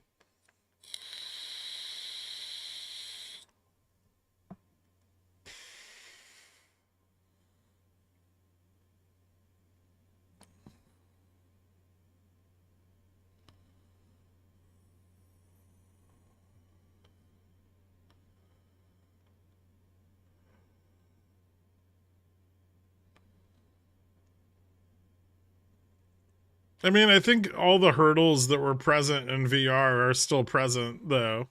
Gaff.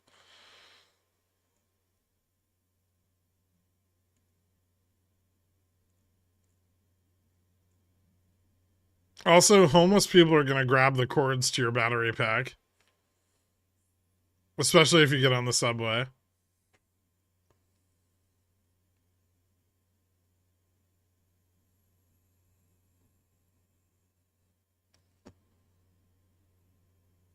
Goddamn fucking commercials. I don't not pay for the Cornishons I get to watch fucking commercials.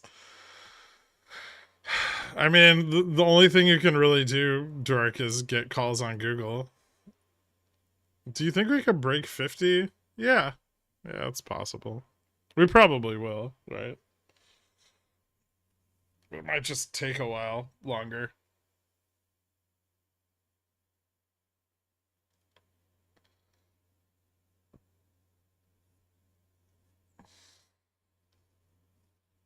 Honestly, I do like Google. Yeah, it looks good right now.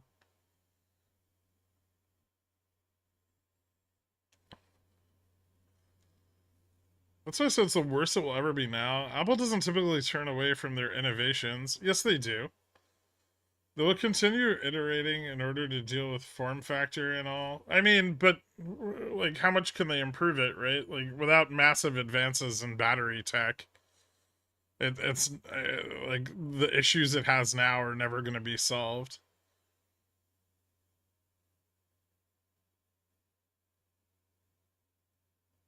I understand what you're saying.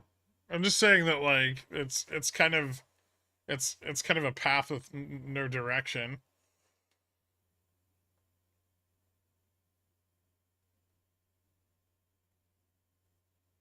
I mean, Meta's been consistently failing at this for like 6 years now.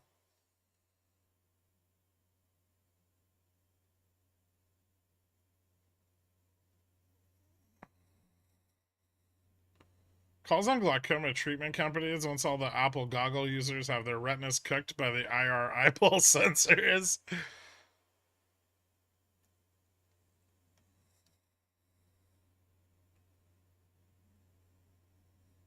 Why doesn't everyone get YouTube Premium? It's $2 a month with an Argentina or India VPN. I've been using it for 2 years. Yeah, there you go. My Iron Condor I sold about 2 hours ago is doing wonderful. Nice. The Gacha Classic Pro is garbage. The water tank is way too small, so the water overheats and burns the espresso, while the steam wand runs out of water too fast. I mean, you're not supposed to do them simultaneously because it's like it uses like a block to heat the water, but the tank doesn't get overheated, and you're supposed to run it before you pour a shot anyway. And you have to do that with most even higher end espresso machines. You can get a PDI for it as well.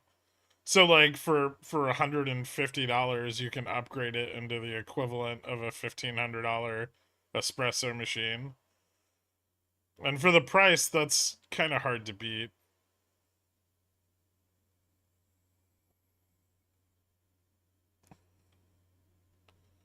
So this is built to be a computer, not a gaming headset. I mean, the same thing though, right?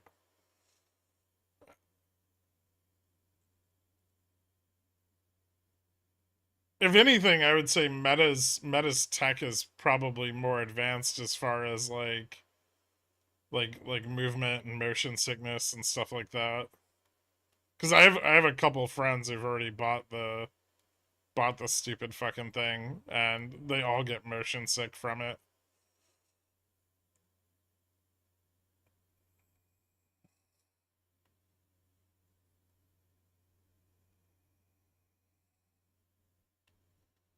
Also, yeah, they're gonna run into some probably gonna run into some IP issues, right? Because there's only so many solutions to those problems, and a lot of those solutions are patented.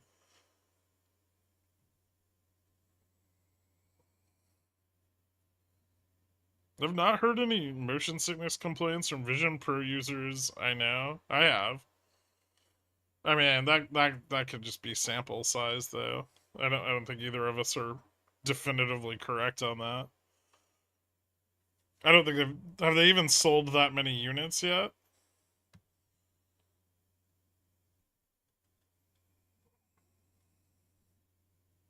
Apple never runs into patent issues. Slash S LOL.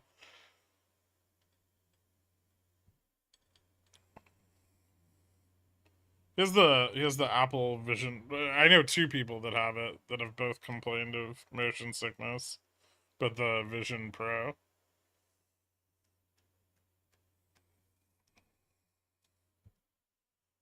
BRB patenting built-in sculpamine patch for VR headsets. All right.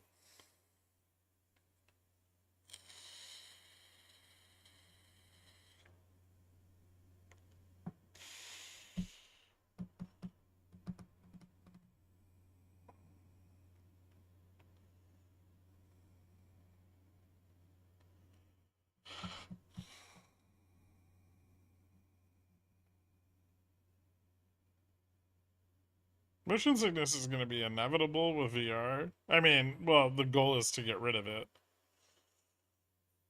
It doesn't have to be inevitable. They just need to find workarounds. Oil did bounce back up. Huh.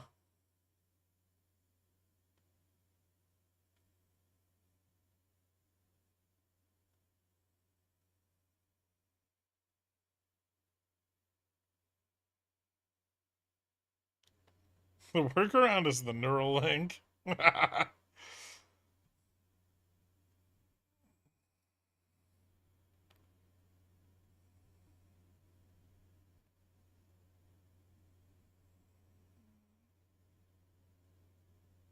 Motion sickness is the lack of calibration, i.e., far more likely to get it if you haven't fully calibrated to your face or using someone else's headset.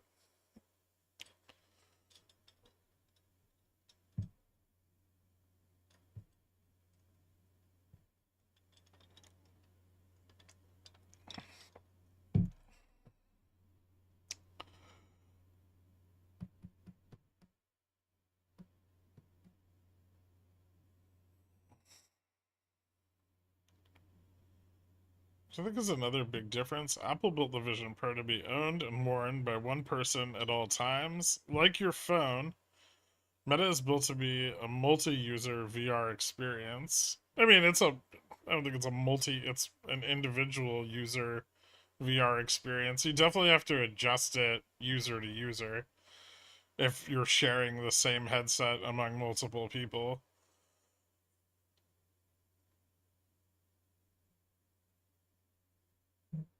If I didn't know any better, I think Gaff had Apple calls. I think he's thinking longer term than that. I understand where he's coming from.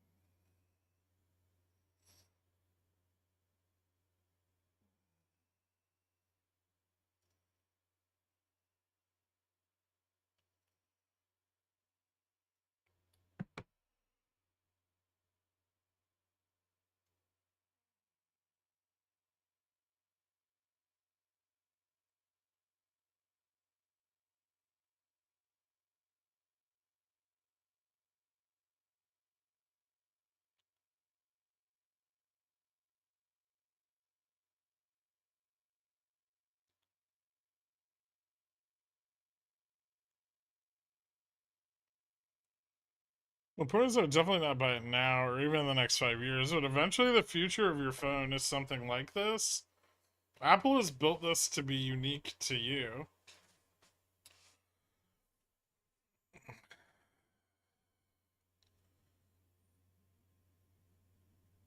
I'm not sure they're positioned to win the race, though. I mean, I get that they're ahead in the proof of concept, but I think they're still going to run into patent issues, and I think Meta's tech is more developed.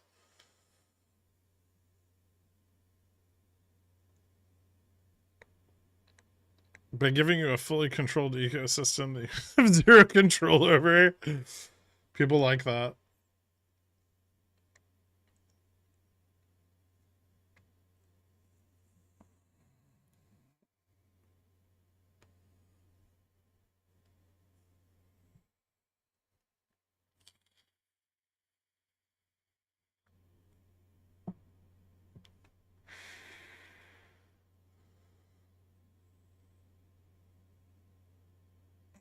I mean, not even Samsung's developed a bunch of shit for VR too.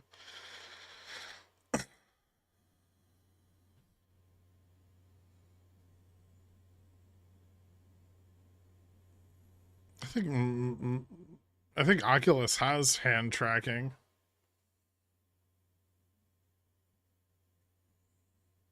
The sluice just came out.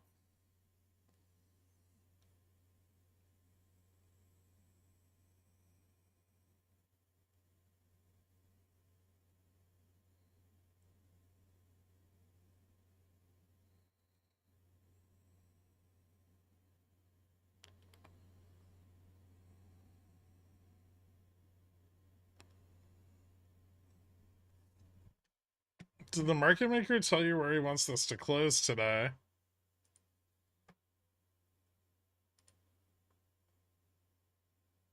49.40.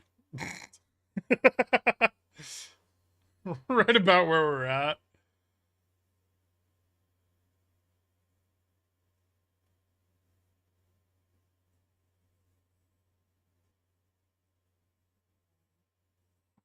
Bostic should be running. Well, he should have started running his mouth. Let's see. Oh, no. Bostic's not commenting on rate outlook in his prepared speech. He did say wage growth is settling back into more normal patterns. Senior loan officer opinion survey on bank lending practices. Over the fourth quarter, moderate net shares of banks reported having tightened standards on C&I loans to firms of all sizes. And the survey shows tighter standards and weaker demand. Ooh. Almost like financial conditions are tightening. Crazy. Who could have predicted that? Not the bulls. Not anybody bullish. That said, you're right. They're only at the beginning. I think it'll be similar to what we saw with the smartphone. The iPhone changed the mobile phone market forever. Yeah, I just don't feel like this is as innovative of a product as putting a screen and a modem in an iPod was, right?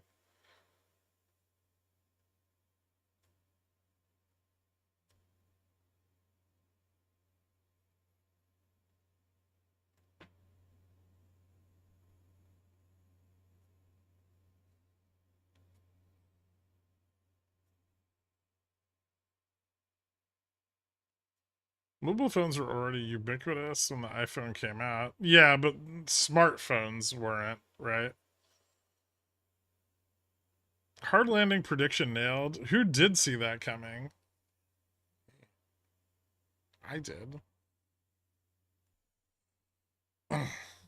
You notice that JPOW pulled all of the soft landing narrative out of the Fed's monthly propaganda.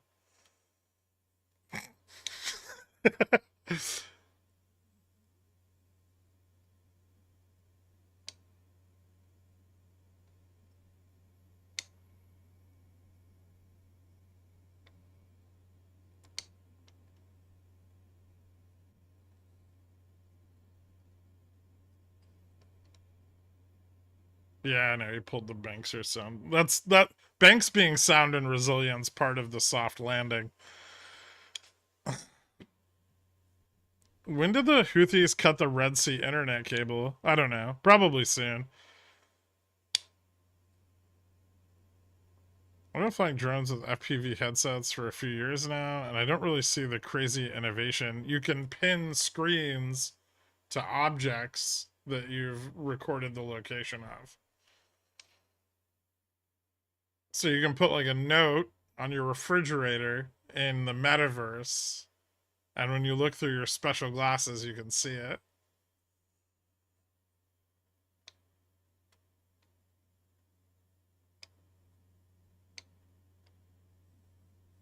One almost 100 years of post-it note usage down the drain.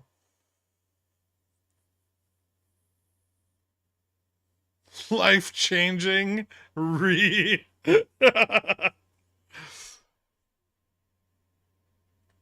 Maybe if kids can use Vision Pro to cheat in school, well, they sure as shit can't use Chat GPT. That's always fucking wrong about everything. Big Paper will shut that down. I'm pretty sure that Apple's 20 times the size of Big Paper.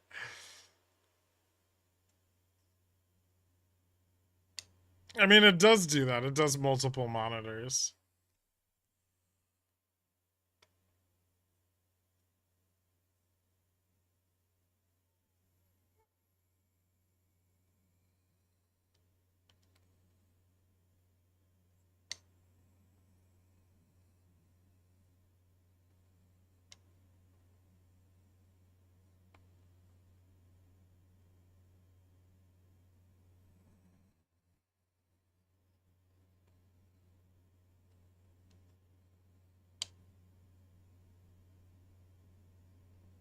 I want it installed directly into my brain. See, that's the real answer. I don't want to wear any fucking thing on my face. That's the problem with the tech. It's on your face. Fuck that. Just wire a projector to my frontal lobe.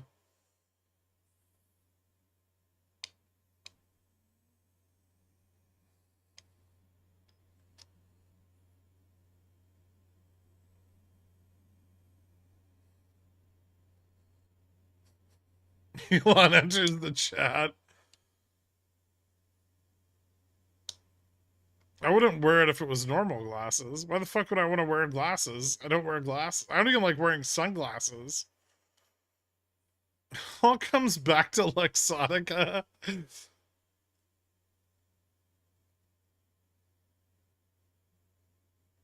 When will we replace our eyeballs? 2035? Maybe. Are we going up yet? This is fucking dull.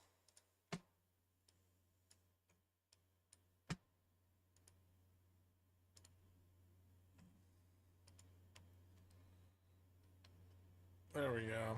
A little bit more push.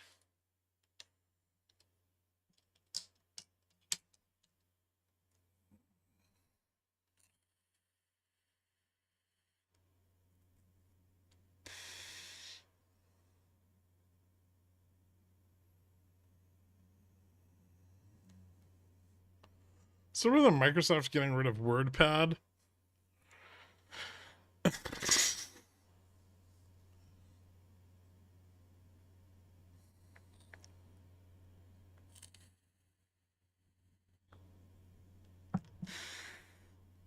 You can't give away a product that does the same thing as another product you sell and expect to make money.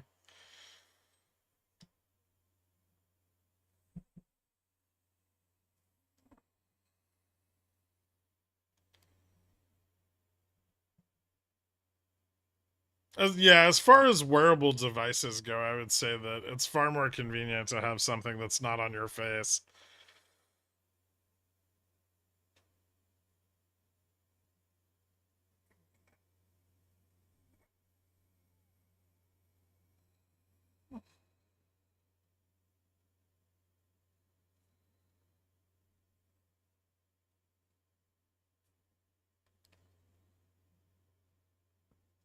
Maybe just like a hat with like a visor or something.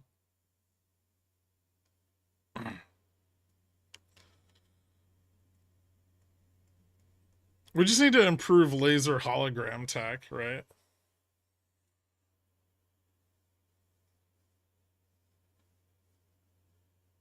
No, motorcycle helmet's too inconvenient.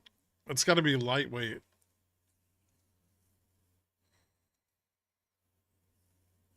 Yes.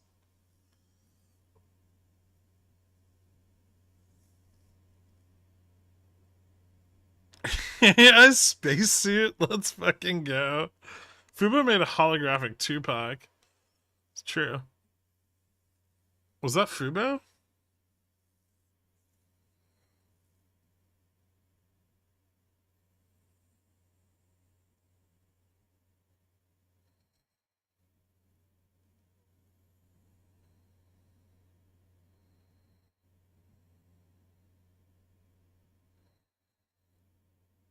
Was their parent company the first Fubo? Ah, okay.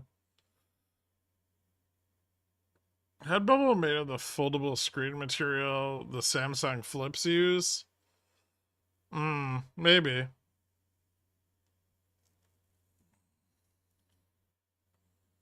I feel like I remember that. Yeah, it was Coachella. Was it in '08? That long ago?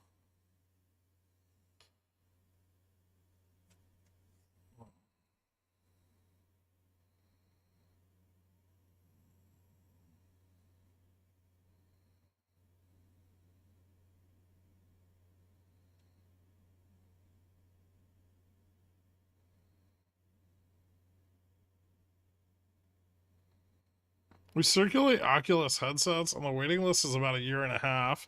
Imagine waiting a year and a half to get head lice. Virtual Boy came out in '93, and nothing has changed.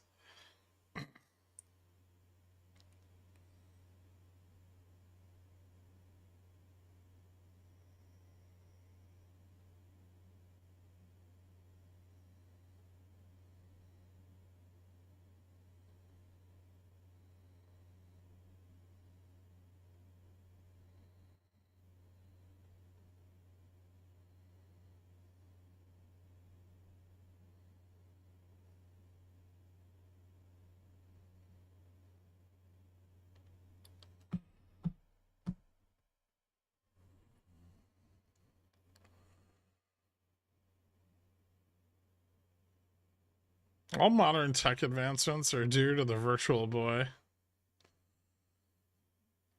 My buddy had one of those. It had like a tennis game. That was it. I'll never forget the vertigo.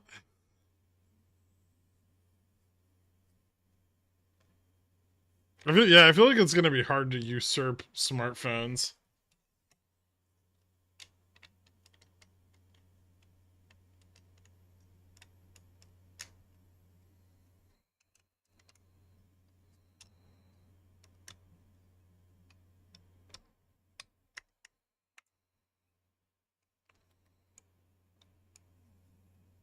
Jaguar video game perfected AI in the '80s.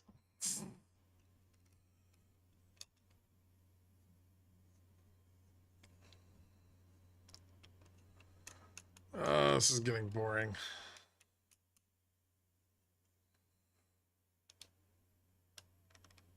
When market care about Dixie and rates again?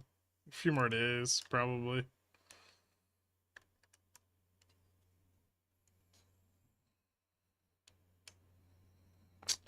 Do you have Greeks on SMCI? Yeah, I do.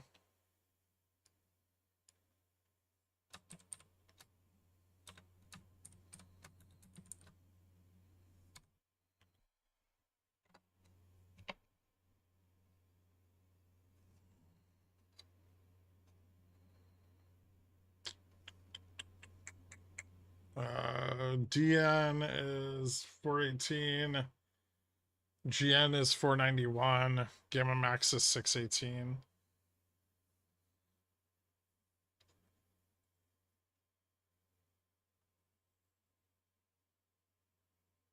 I prefer this afternoon. Probably still a couple more days of ups.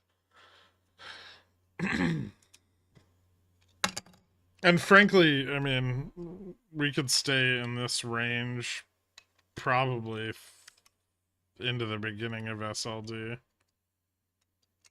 I don't know if we'll stay in this range past that, especially if conditions keep getting tighter, but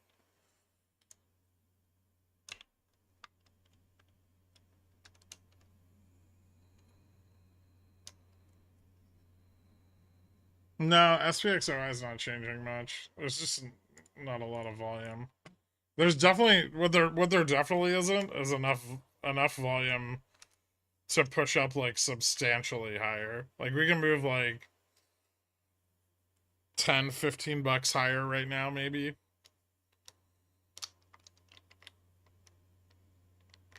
And that's probably about it. We would need to see volume like we saw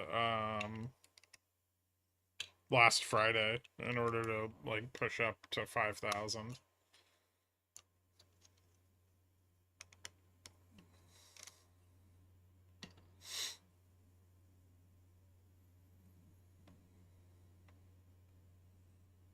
Carnitas is the best type of pork, and you can't change my mind.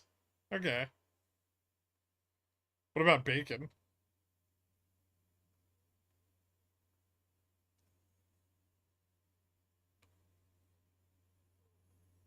I just sent staff an inquiry on disinfecting those Oculus goggles. Nice.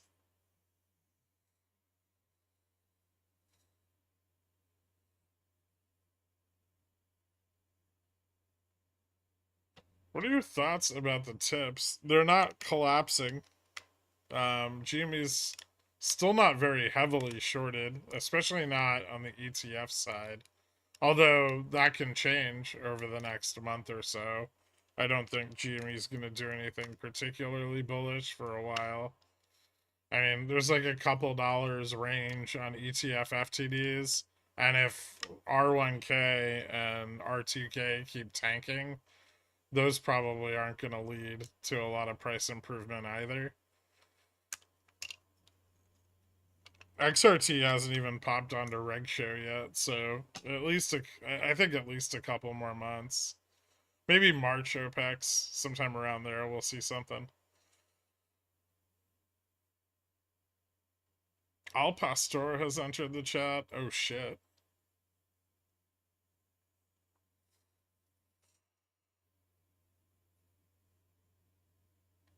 Earlier you said you think we hit ES 5,000 this week, but a moment ago, I don't think we're going to go up a lot more today. Today kind of had two outcomes this morning. Either we broke above 49.50 early, and we got a lot of long volume, and we pushed up into like the 49.75 level, or we failed into the bottom of the strangle, which is what happened. And then spent the rest of the day recovering back to 49.50, which is where we're at now. We still have a little bit of room to push up to like 49.60 by end of day, provided call buying stays fairly persistent, which it's not particularly, and we're getting more sold calls than we are bought calls at this point. But over the next couple of days, I think we have a better chance of pushing up. Like yields need to kind of calm down. The dollar needs to calm down a little bit, and that might happen over the next couple of days.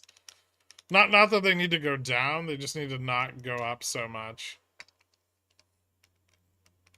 because it's creating a lot of vol demand, which is forcing everyone to go short vol who's already short vol, and that makes achieving more upside difficult because we're above Vega neutral and they're selling tons of volatility.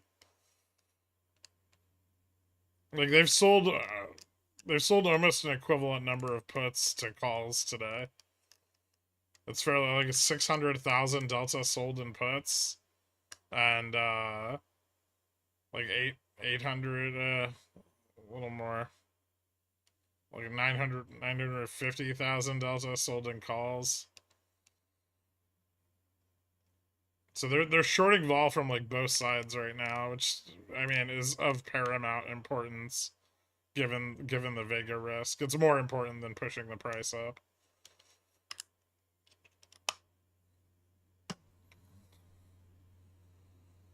They gotta squeeze their own sold calls and through. That's them closing their sold calls into the end of the day.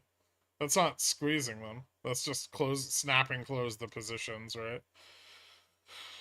So they go long the lower strike, then they close all the short calls, and the price drives up. Then they start selling them again for the next day.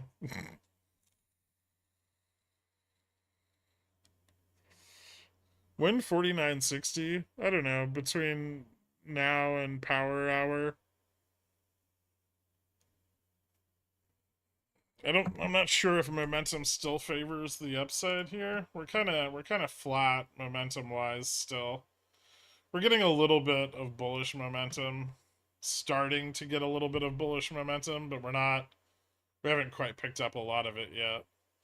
And I think that leg will take us to 60, maybe 65 at the top.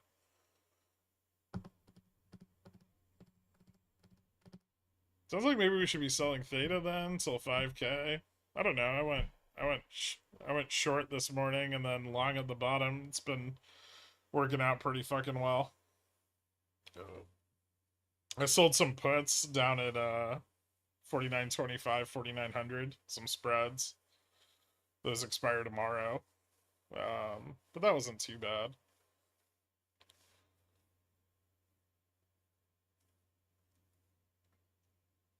I don't think I'd want to sell any calls here, at least not with theta.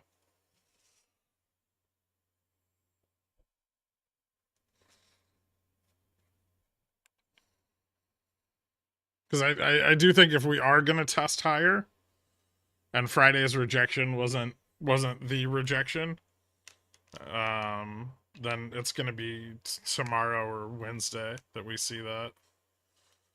Because I think into the back half of the week, too much gamma is gonna be off the chain, and right now I don't think there's enough. No, I'm not cutting my go call before close. I'll probably average them down tomorrow if we're still in the same price range, but I want to see how call positioning is shaking out there. I mean, Google's still up today, a decent amount.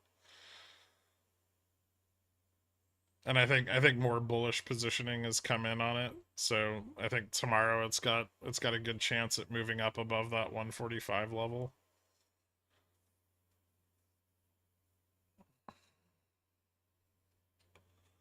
Any office chair recommendations? I'm tall as well, and I'm trying to find something not as crazy expensive as a Herman Miller. I think this chair is more expensive than a Herman Miller, but I will say this: if you spend a lot of time seated, it's worth every penny. It's definitely something that you should invest in. If you have a job, they'll usually cover some portion of it if you like work from home. Or try to find a used one, yeah. Leap or Gesture or Arion. You can find used Arions really easily because a lot of offices use them. I have the Gesture with the headrest. I don't like the Arion very much. Yeah, I would look at used ones if you're buying it yourself. I mean, they last forever, and you can always replace all the parts, so it's not like a used one's any worse. They're pretty easy to clean too. Actually, I would recommend that if you're getting used, I would say that Arion's better because they're much easier to clean. What about a Walmart folding chair? Probably not great.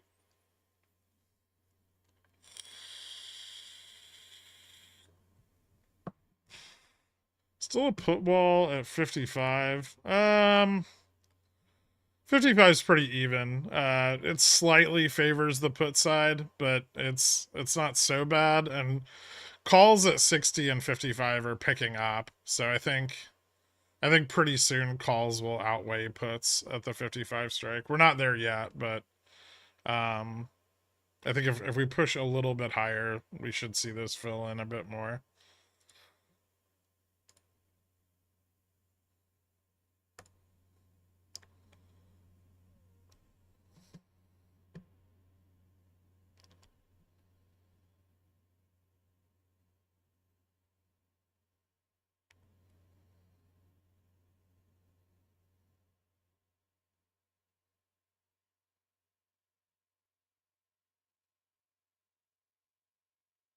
I have a standing desk.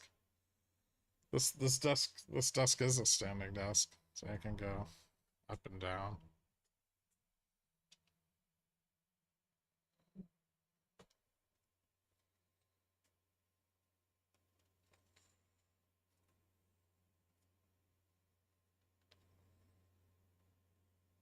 Sometimes I stream standing. Usually like the gaming stuff I used to do standing, but not this. I have too much shit. I don't know. I'm not used to it.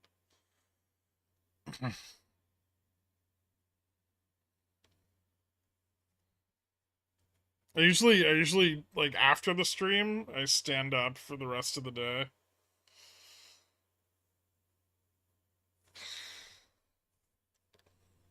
It's like when I do pickles picks and all of that stuff, I raise the desk up.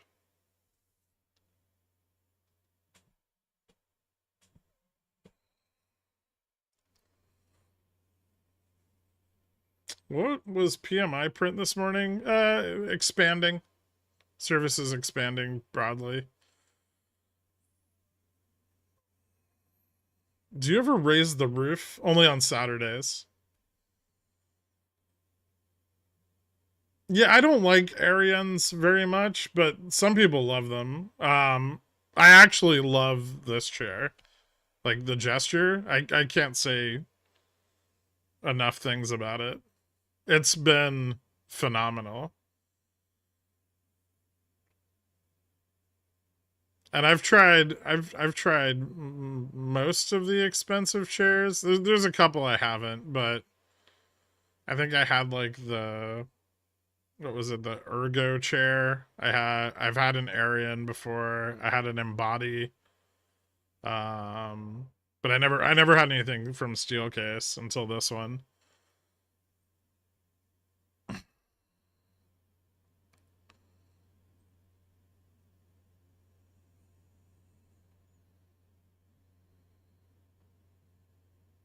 It's Arion, not Arian.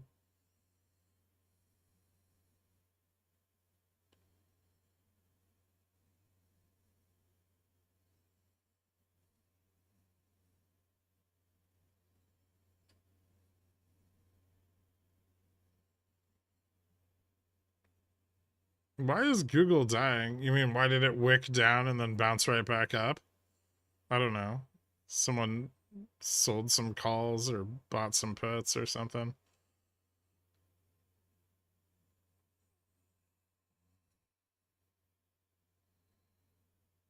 So pump into Power Hour face melter. I don't know how much of a face melter it's gonna be, but we can go up like another $10 or so.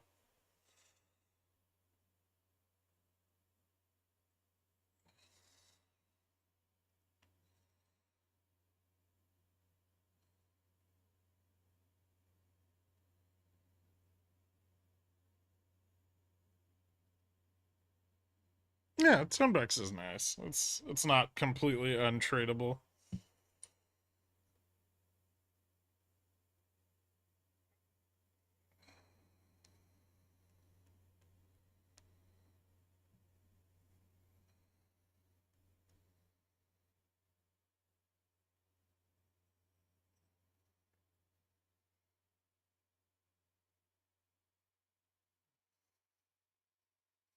Dork, 30% return on the cash account today.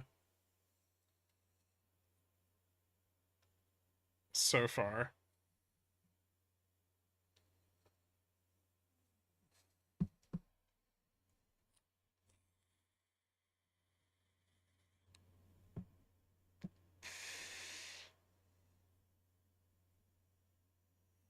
Do you have my snap calls locked and loaded for earnings? Gross.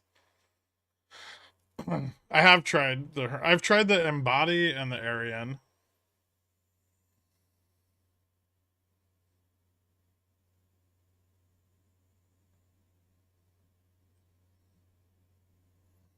Herman Miller, if you hate yourself and want back pain. I liked the Embody better. But it's Arion.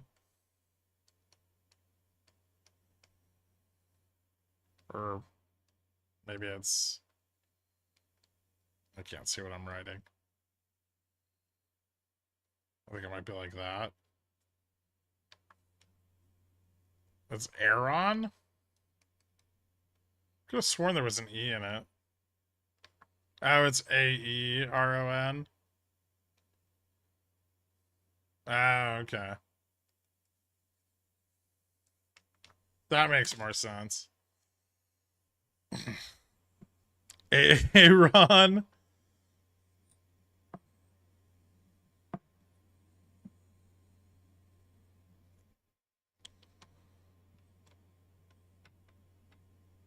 But I had the razor embody one. I liked that. I liked that a lot better. But this is, the steel case is way better than that. Also, it depends on your height. Um, like the embody is a little weird if you're tall, which is why I got rid of it. It's got kind of a short back. Dad, I'm printing. Nice little G.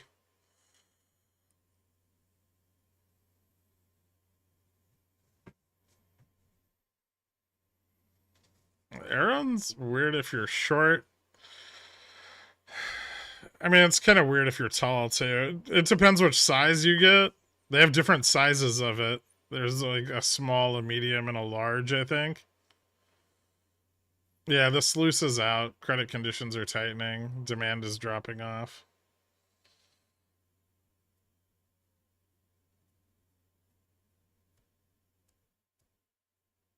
Yeah, the size C is best for tall. There's a headrest. One of my biggest complaints with it is that it doesn't come with a headrest, and they're really pricks about it. But you can get an aftermarket headrest that attaches to it, and that's awesome. That's much better than having no headrest, especially if you spend long hours in your chair or you ever lean backwards, which Herman Miller is very against.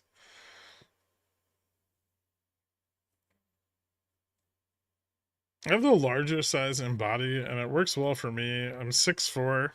Huh. I didn't know they had a larger size for the embody. I don't think I had the larger one.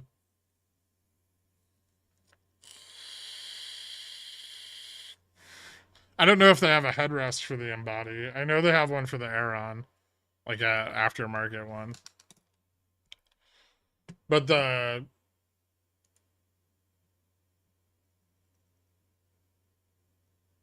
this one you can buy with it has an option to buy it with a headrest or without a headrest. They also have like leather, I think. But then it's like $2,500. Unless you get Thunder to hook you up.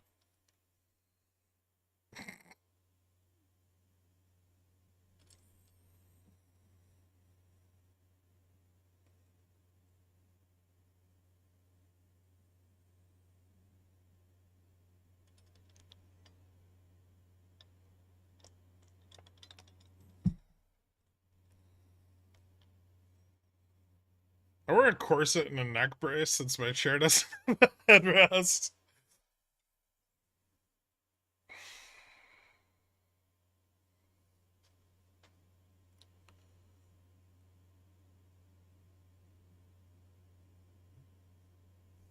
These chairs go fast. Oh shit. Yeah.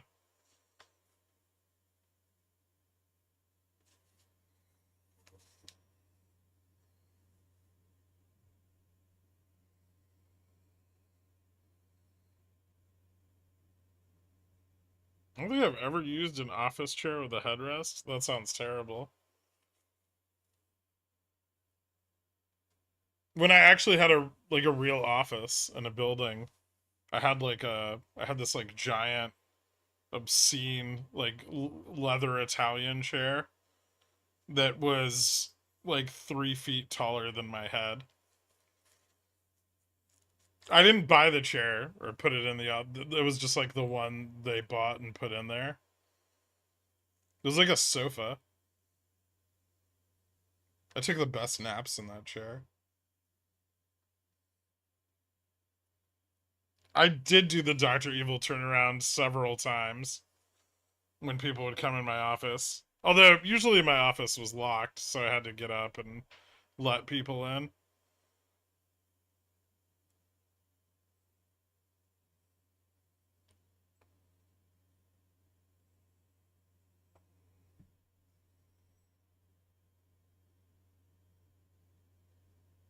I so I had when I had the Titan XL, that thing just fell over.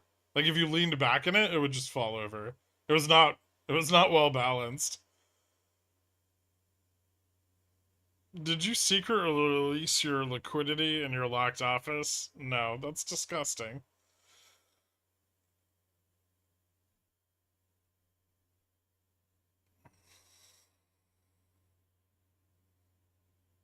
Yeah, very uncouth.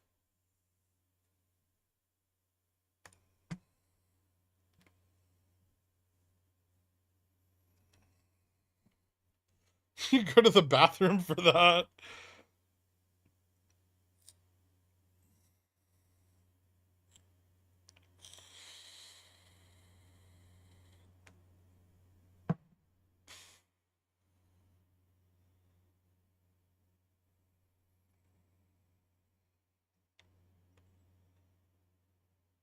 Okay, I feel like I've made more money off XSP at this point than anybody ever should. Are we gonna go up more?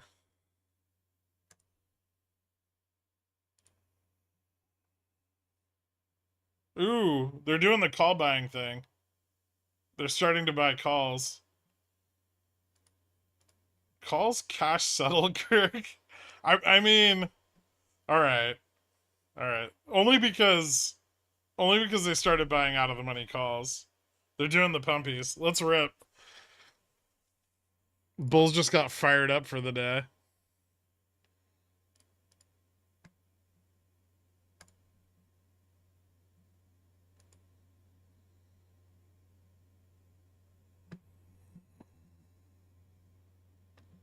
They're buying more or less than they did Friday. I mean, initially they've bought a lot less than they did Friday.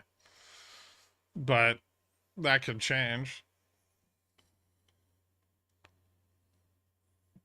Is my data wonky? Or are there 50, 70C spreads on XSP? I have no idea. I don't look at XSP's fucking options chain.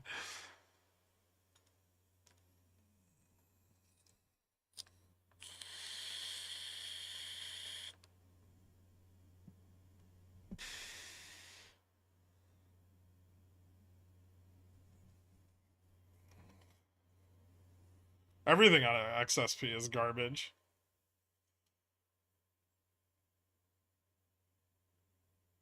If I didn't burn up all my settled cash getting stopped out of my SPX calls, I'd have made 1.5 times more money. 2.5 times more money. That would have been nice. The spreads were atrocious. All of my losses come from XSP spreads. Gherkin, you're giving Farmville player hope for his port. I mean, I don't think we're gonna hit 5,000, but they're definitely buying a lot of out of the money calls right now. If they keep buying, things will get more bullish.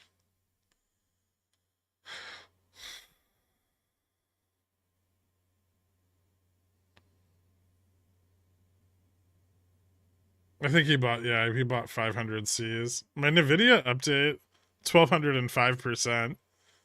It's ridiculous. I need to get on board with selling some of these. Why are they worth so much?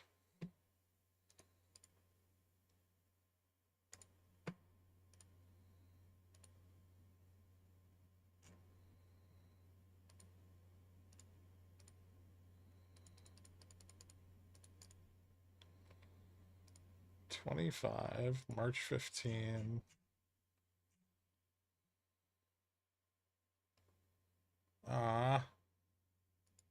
20? There we go. Wait, do 50 wide?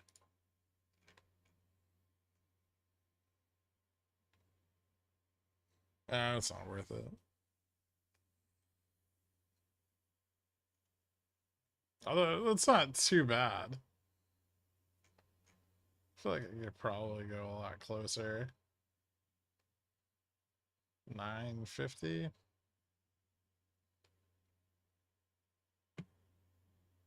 Eh.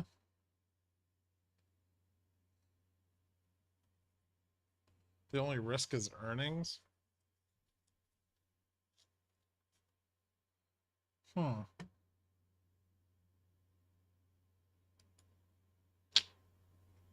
That's probably not worth it. Oh, Google's ripping again.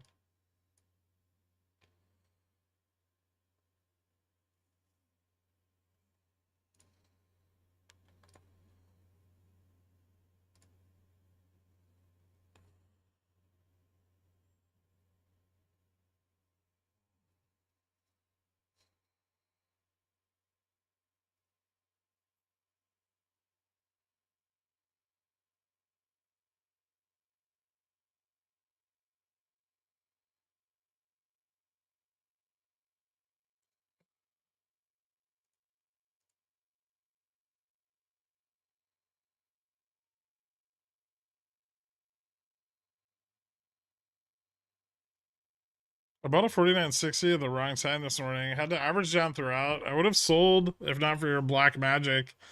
I managed to get out with a tiny profit. Thanks for what you do. You're gonna be really sad if we go to 49.70 today. But good job getting out of it. That's a tough one to hold underwater for a while.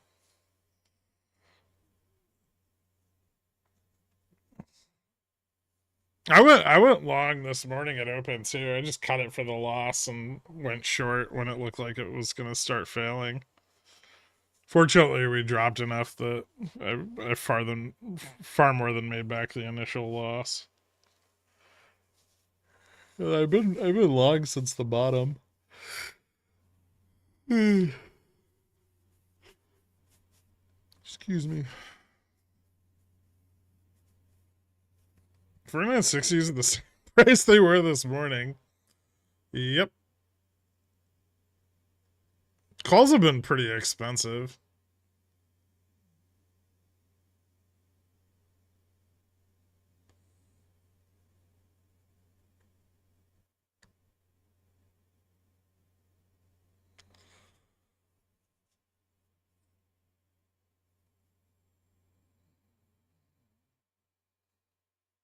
Chances of this getting rugged right now, pretty low. Yeah, I don't think this is getting rugged yet.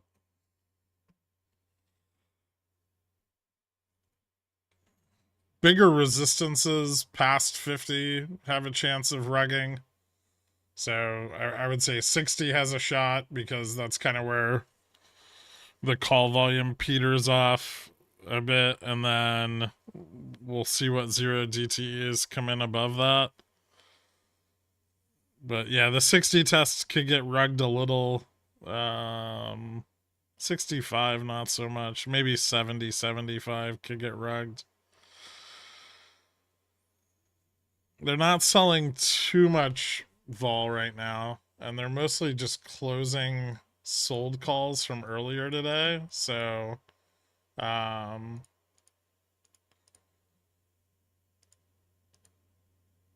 the majority of volume seems to be closing sold calls, and they're still selling some puts.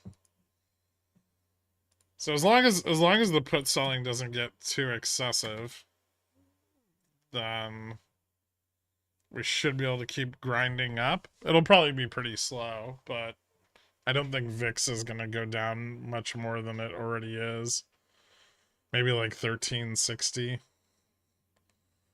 before they start to create some risk. And I don't recommend anybody diamond hand anything.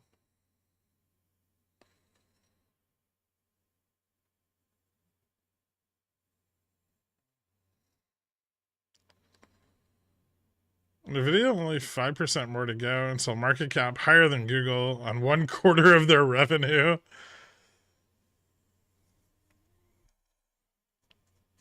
Oh, nice, Thunder. Well done.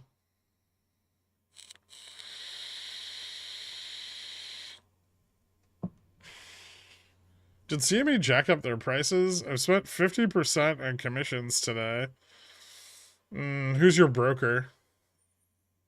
I feel like that probably has more to do with whoever your broker is. Also, stop getting stopped out of all your positions so much. You're going to burn up commissions really fast if you set your stops too tight.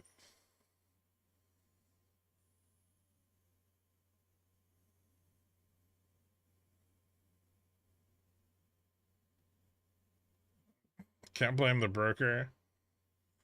I know if it's like TDA or something, their commissions are kind of insane. I think the cheapest is like Amp or Tradeovate or Ninja. I think Ninja and Tradeovate are the same. And then Amp's pretty cheap. I think Ninja and Tradeovate have like a flat fee you can pay up front, and then you get really cheap like MES and ES contracts.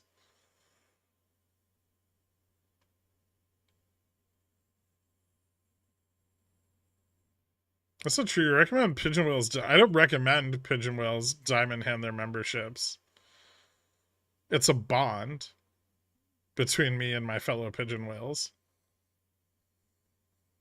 You wouldn't understand.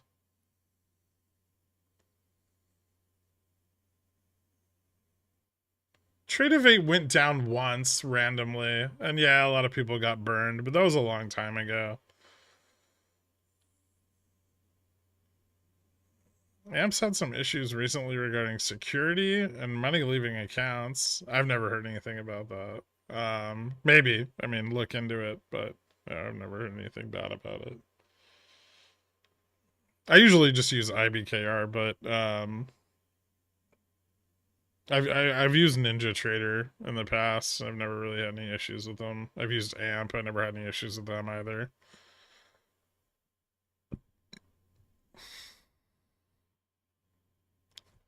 What about my gifted Cornichon? But it was probably gifted to you by a pigeon whale.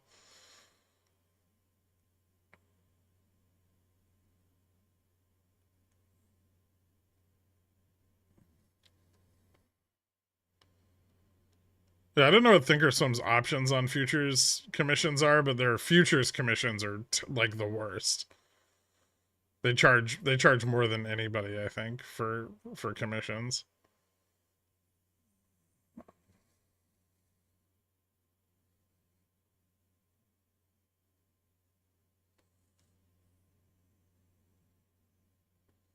Goes down 30 minutes to an hour, probably 2 to 3 times a quarter. Okay, well, I've never had that experience with them. I know they had a big outage one time that fucked a lot of people over like a couple years ago, but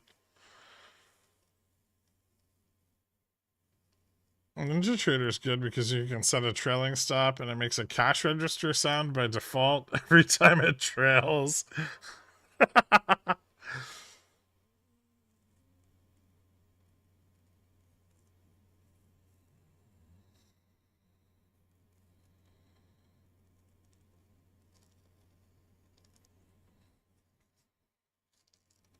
Jesus, yeah, fuck TDA. How much are minis?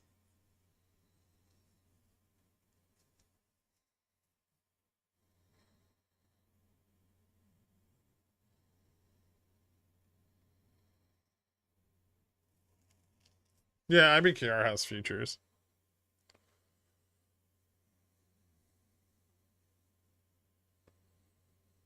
Minis are $2? That's terrible.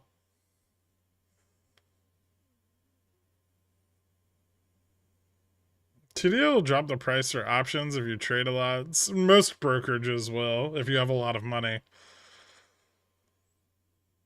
They don't really care how much you trade, but if you have a lot of money, they'll drop the price for you.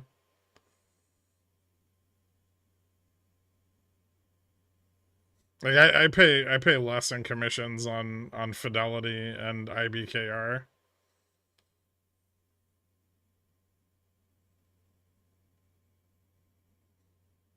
Wars? Yes, John, that's correct.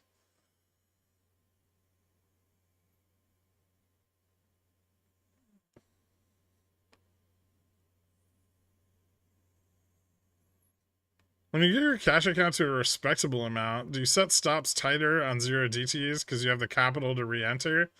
A little bit, yeah. It's not at a respectable amount yet, but when it gets there and I don't blow it up leveraging to get to that respectable amount, then yeah, I'll probably have a little bit tighter stops.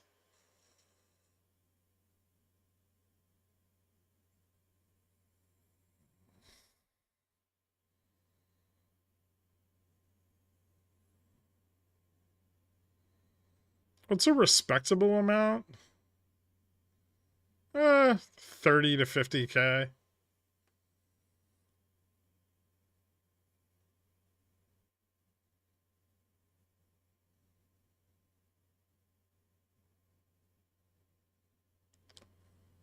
The performance on the cash account's been pretty good. I think it's up 1,000% since I opened it.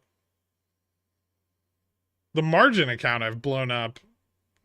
Well, almost blown up, I guess. Like 6 times. Like every time I moved leverage up like the fucking PDT account, it gets blown up and I don't have enough trades to hedge my way out. That's my own fault. It's because I'm not used to trading with it and I'm impatient. But PDT really forces you into like a really like grindy fucking trading pattern.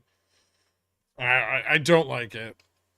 I would not recommend if you're just trying to like build an account up. I don't like. I mean, I guess if you have a job or something, you don't have a choice. You need to use margin, and you need to go the grindy route. But if it's like a full-time gig deal, scalping is way more efficient in almost every way. I mean, I've never blown it up, but I've knocked it down to like from like 10,000 to 1,000 6 times.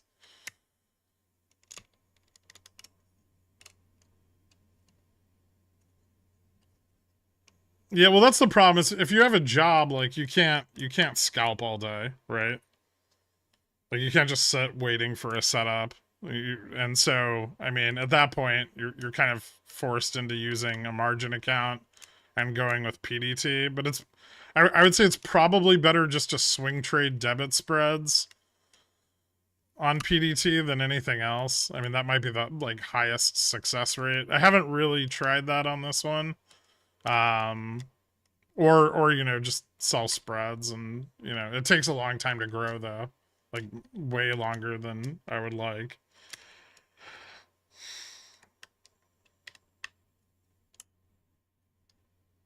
That's why I no longer have a job.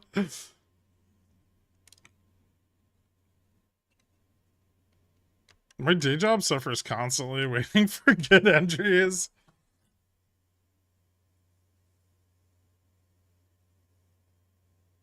What's a good scalp setup? YouTube says I need 12 order books to see when buying ramps up. No, you fucking don't. You're just like when you're like here when you're at like resistance, right? You just wait till the candle breaks and then go long with a stop. It's not that fucking hard. Don't Don't listen to anybody who tries to make scalping out to be like a skill. It's not. The best scalpers I know are some of the biggest idiots I've ever fucking met. You just buy and sell. That's it. Buy, you hope it goes the direction you want. If it doesn't, you sell immediately. If it goes the direction you want, you sell it a little bit later.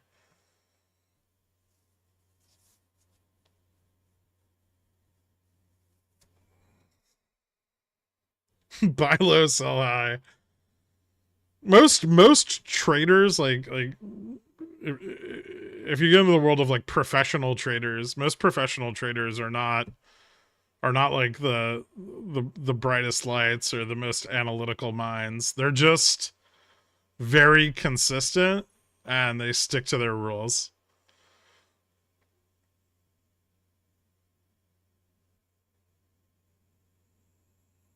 I'm not calling you an idiot.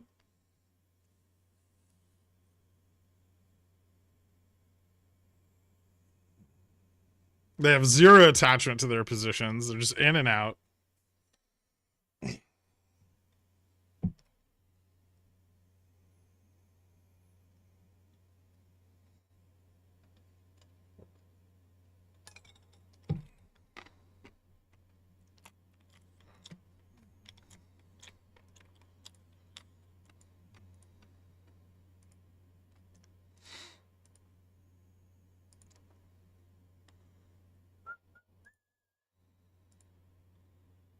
Hmm.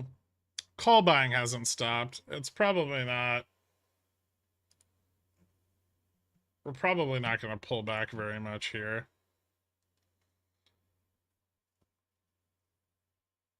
Although momentum's getting kind of topped out on shorter time frames.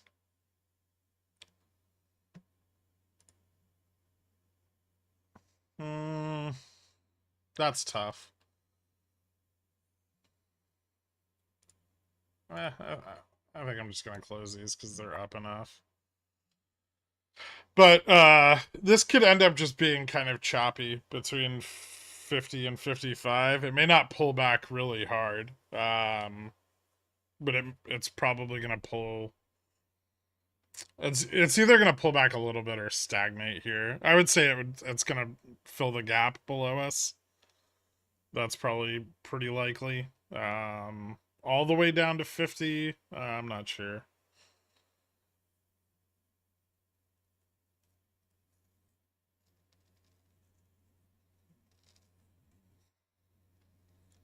I'm an idiot, and scalping has been my strongest performer. It's just not very hard to do.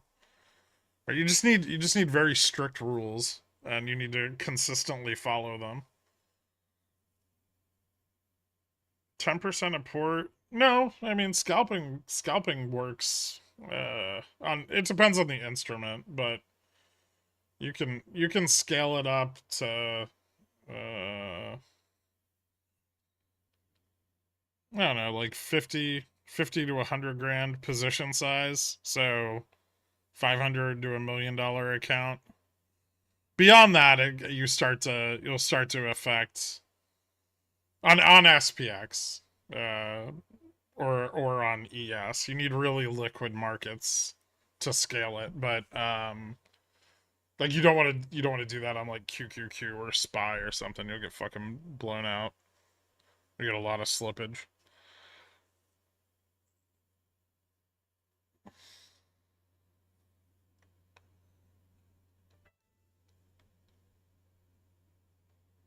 Entries are equally as important as risk management with scalping. Yeah.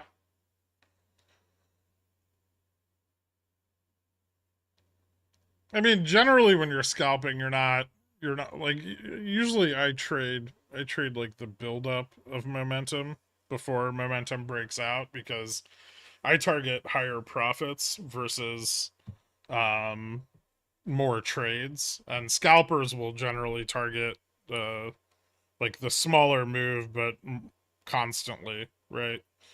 So I don't really scalp, but it's not hard to do. I just don't think the risk reward is always worth it.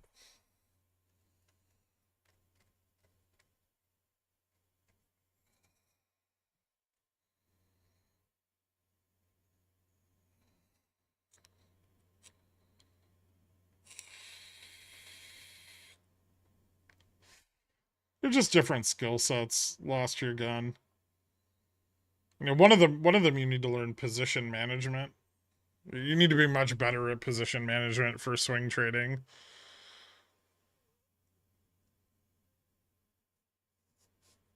You don't need any position management with scalping. You just buy and set a stop, right?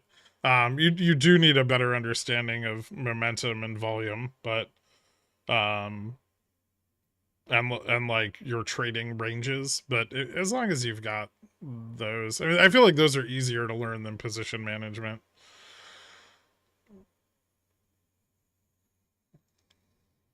A big part of swing trading is buying the right position for the move you expect.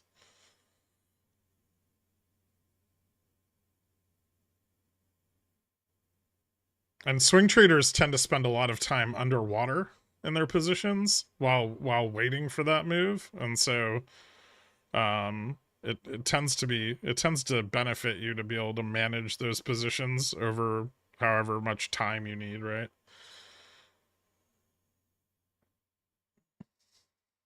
I think you're overthinking it, LSD.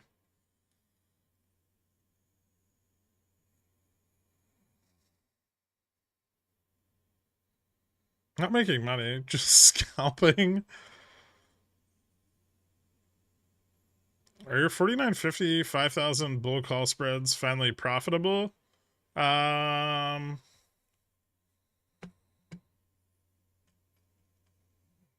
they're like just at break even here. Well, they're not really at break even, but they're up today. I mean, they're gonna decay a bit.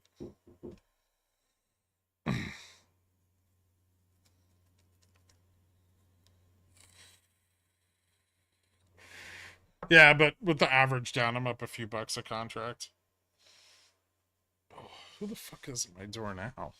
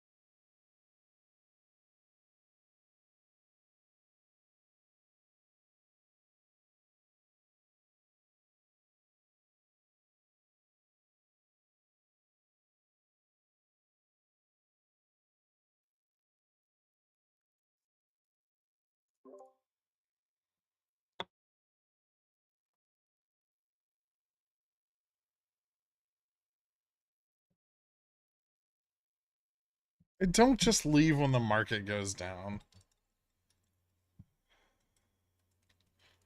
Did they stop their call buying? Yes.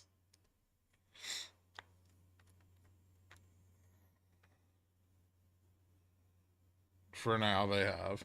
Although that might pick up again as we get closer to close.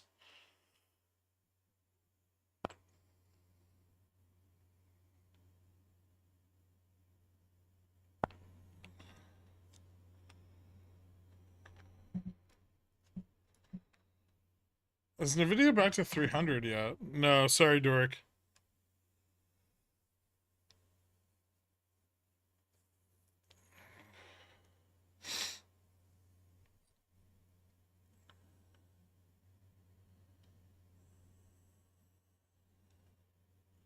But today's price action would be silly not to try for 5K. I don't think they can get 5K today. Like 5K is probably going to require an overnight gap to the upside.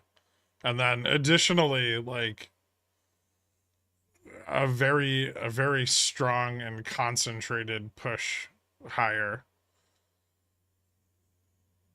So if we can close today above 49.50, and losing 49.50 here is not a good sign. But if we can close today above 49.50, they have a much better chance at trying for that tomorrow.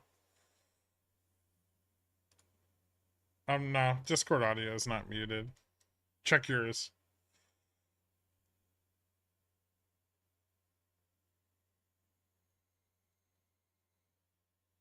Vol murdered today. Aren't they being kind of reckless? No, I don't think so. I mean, honestly, a lot of the volatility was murdered on the call side this morning. So it wasn't too much put selling. And they pulled back a lot of, like, almost 4 billion in Vega exposure last Friday. So I think they have a little bit more wiggle room on it.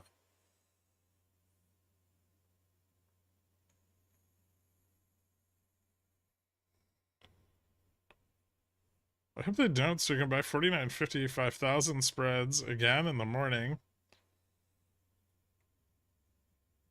I mean, I'm probably going to carry mine overnight.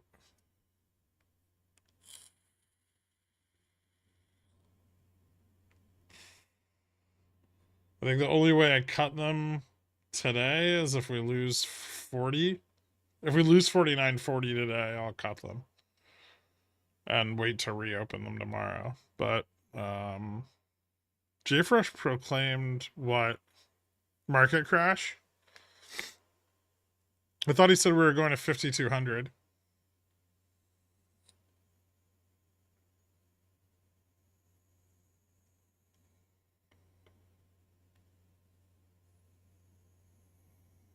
Any price targets to pick up more BNED? No. I mean, I've been buying it at like 90, 85 cents. Let's see. I think I only have 3 buy-ins on it. I bought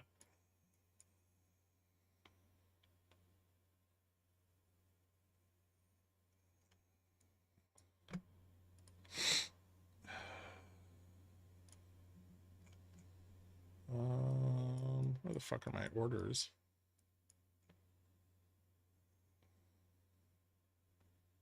I bought it at $1.20. Then I sold $1 CCs at $2.20 on everything, and then I bought again at $1 or 96 cents, and then I bought Thursday at 85 cents. 85.16. But yeah, those are all my orders. So I think my cost basis is like probably like 40 cents, something like that.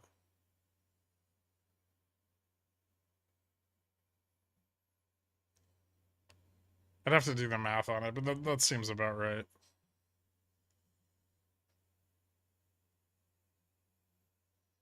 I got a few covered calls off at $1 on Friday when it ran out of the blue, but not very many.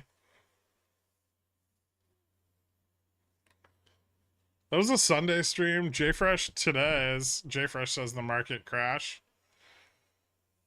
Today's Jfresh says the market crashes. Okay, that's good to know.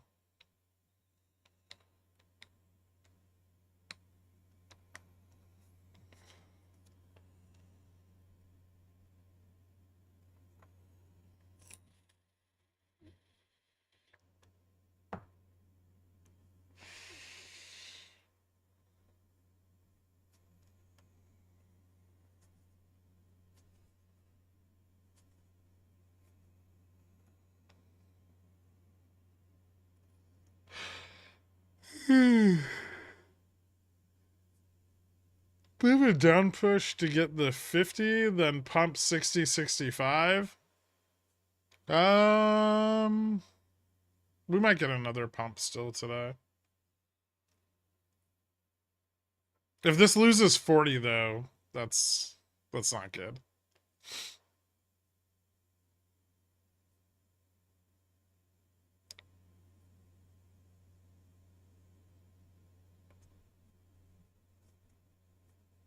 You would sell well, I mean, you could sell either call, but ideally you would sell the one in the money.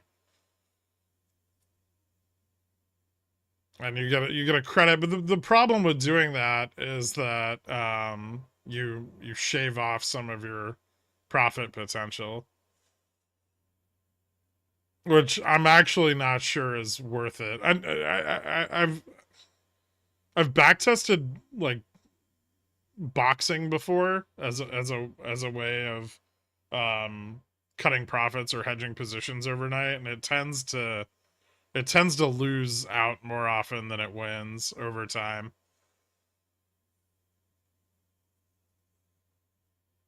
So it's definitely not ideal, and it might be just worth taking the day trade and taking the profits and waiting for the next one. Then I think that might actually be better than boxing in a lot of scenarios. Like people want to trade more, but that's just greedy, right? That has really nothing to do with profitability. A long time. Interested to know what the latest on GME is. Slow down trend down to 6 over the year. Thanks. I mean, unless they change something substantially about their underlying, but thank you, first of all.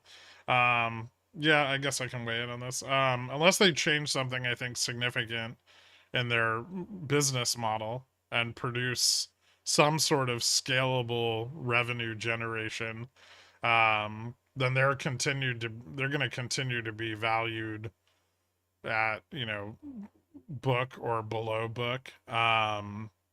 They do have they do have cash on hand. Cohen can invest that in things.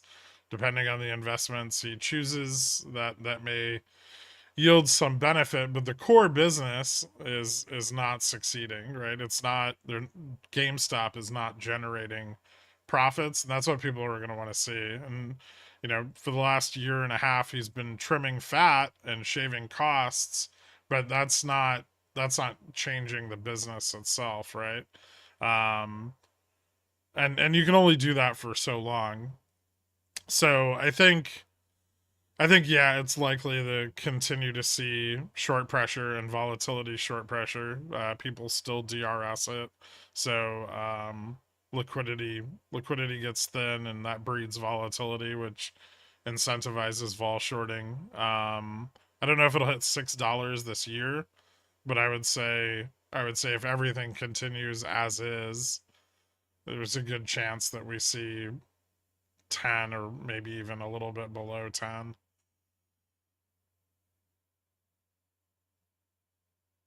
If you have a smaller position, it's still pretty good for covered calls. The yield on those isn't too bad. If you scale your position too much, though, there's not enough liquidity on the chain and you get slippage. Um, as far as like super stock theses go, they're all bullshit. Shorts are long gone. Any meaningful shorts are long gone. And even if they did manage to turn around the business, you're probably not going to see it go more than like $25-$30. And so far there's nothing in place to do that, right? The things that they've tried, they've abandoned. So the wallet, the NFT marketplace, they gave up on those. They've been shutting down all of their e-commerce stuff, so it looks like they're not going to explore that route either. um yeah.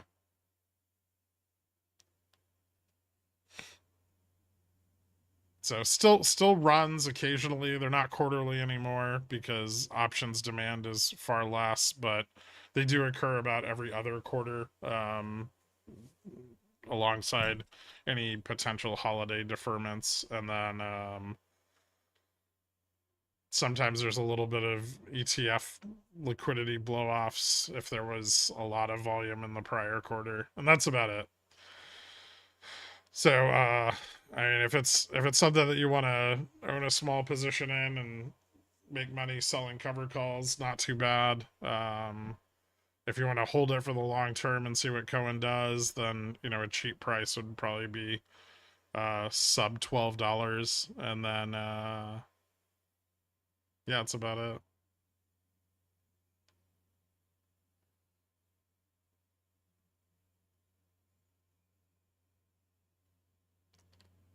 So I hope that's the information you need.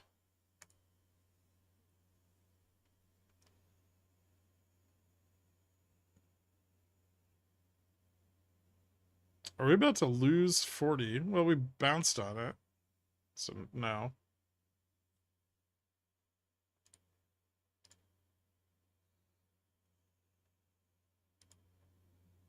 But call buying's not picking up significantly. Not yet. Probably won't pick up unless we cross 50 or back above 50 again. Like I said, once this failed 55, we can just chop here. Like I think there's a pretty good range for us to just chop on either side of 50 or at 50.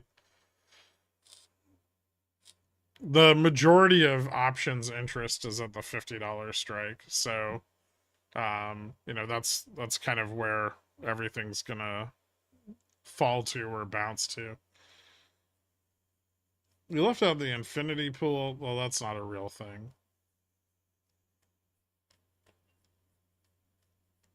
Should I unleash my liquidity? Do you need permission? If you do, you don't have mine.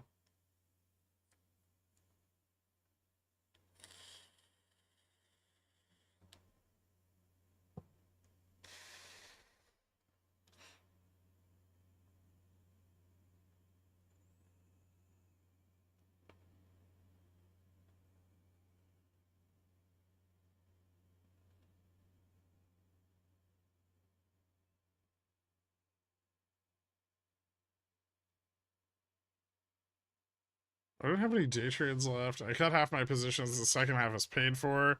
I may just take my chances overnight. Okay. I mean, yeah, if you've hedged it off, that seems perfectly reasonable. Thoughts on if Fubo will announce another share offering at earnings? I think they've got one already. I don't think I mean, they might add to it.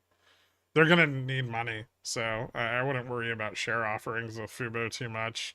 If you can, I mean, what I've done to hedge those offerings is I've just increased my shareholding in relation to how much they've offered. If you can't do that, I mean, they're gonna need money. That's what they're doing is not cheap. So as long as they can use shareholder liquidity to continue to attempt to drive growth, I'm all about it. But yeah, I think they have a standing offer already. I don't think they need to add to it, but if they do, they might at earnings.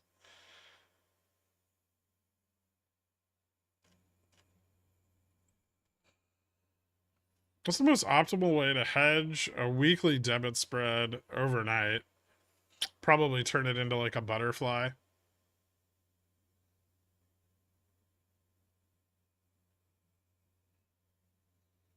So just mirror the position on the opposite side. It's like, here I can show you.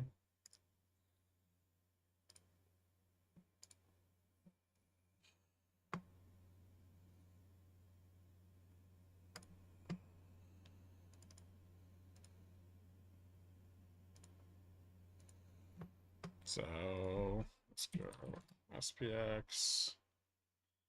So say you have 49,55,000, right? You could and you only need to mirror 20, right? So your total debit. So you can hedge on the downside. You could like buy the 50 put, sell the 30 put. For like the same, well, let's do that date.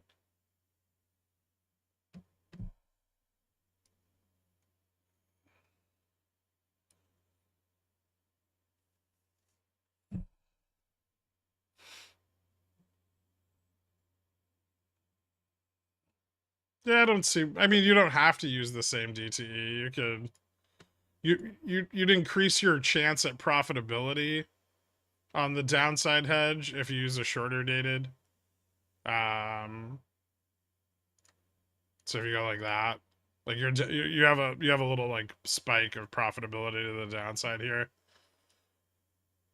But remember, that's gonna scale. So like if you look like Tuesday. Monday. Oh wait, that's the wrong date. That's today. So this would have to be the 6th. There we go. So if you do it like that, and you look at like tomorrow morning at open, should be like Tuesday, 9:30 a.m. Right, like your downside's just kind of flat here. Like you're not gonna make a lot of money. But it does hedge off your total costs. Oh shit. Sorry. There we go. So I get expiration. If you're expired right here, you'd turn a little bit more profit. But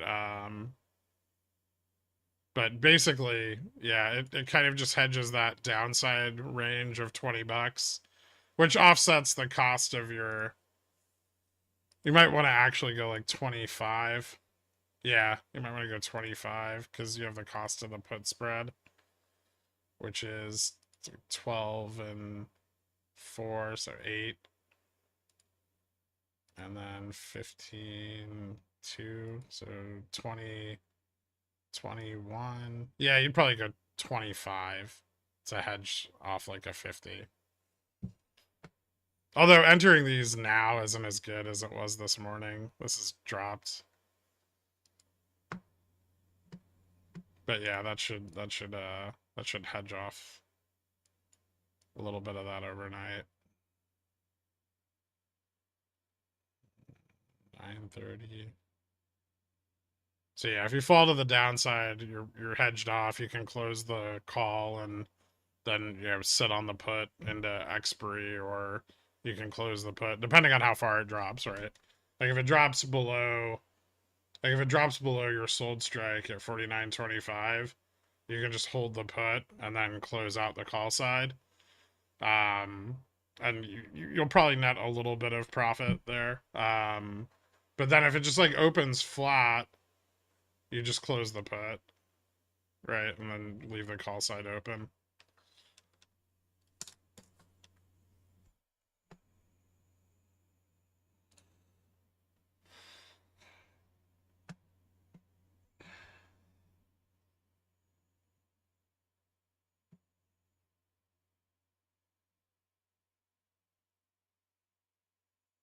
Quit giving me the blue ball treatment. I have mixed feelings.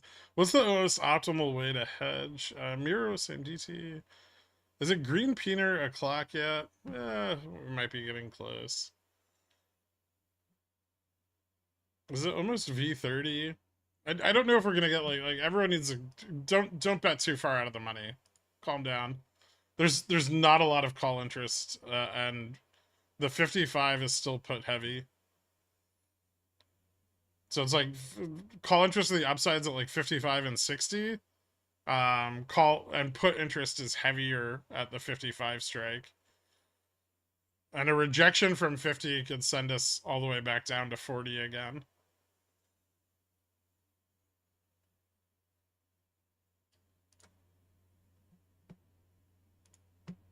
So be careful.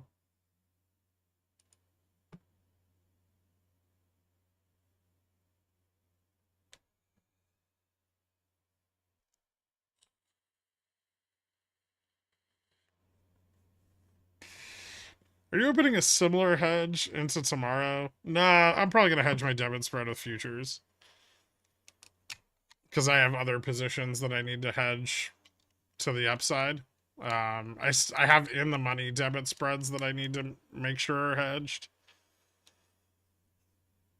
That I bought last week with way too much theta. So I'm probably going to hedge with futures. I guess the best way to hedge was to overweight your straddle. That's in a different account. I don't know. Mentally, I have those two separated, but yeah, theoretically, I could just add more puts onto my straddle. But I feel like I'd rather hedge the downside here for the debit spreads with futures.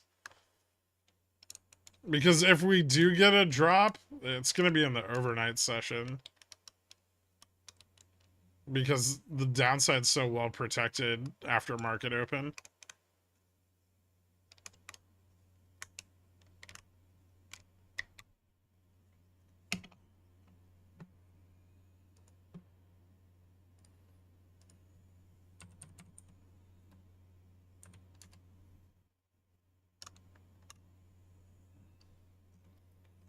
Wasn't W key something you tried a long time ago? I think so. Up 15%. Interesting. It was like a semiconductor company or something, right?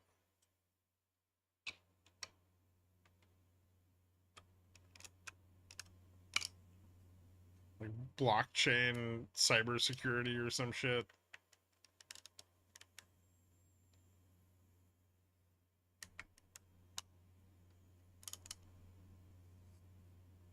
What's up, DJ Lamb? I missed you also. If you stitch a Pickle Man superhero costume, will you wear it? The people must know. I'd prefer not to send anyone my measurements. That's fair. Just what I do. Otherwise, I make a bad habit of staying up till 5 a.m. trading futures. Oh, see, I do that anyway.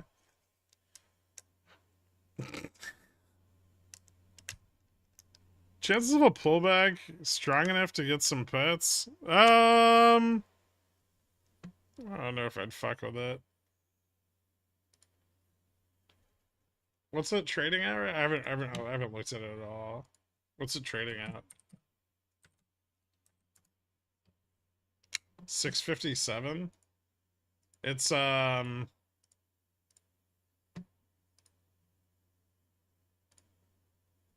significantly above Gamma Max.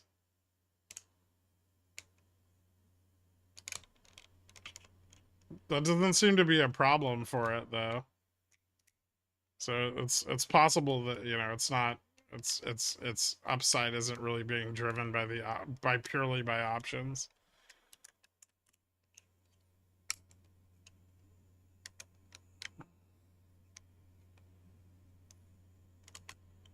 I'm not making a ton because I'm not over leveraging, but I'm enjoying today.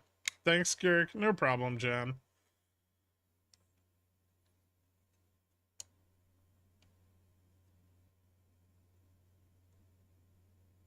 We finna bust to 70 or, you know, 50.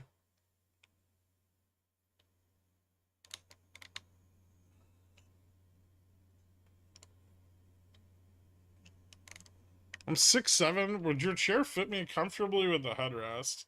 Well, I'm 6'3", and the headrest is kind of in the perfect position. But I think it moves up like another 2 inches. So Maybe. I don't know if the whole back is can be adjusted higher.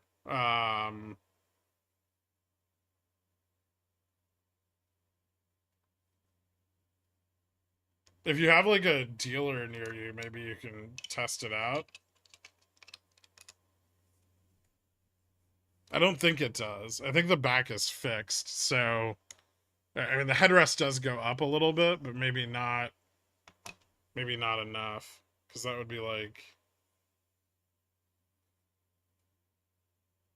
uh,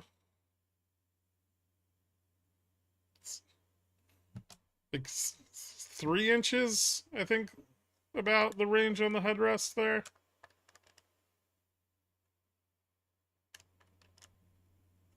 So maybe, but yeah, you'd have to try it out, because that'd be close. I have a gesture steel case.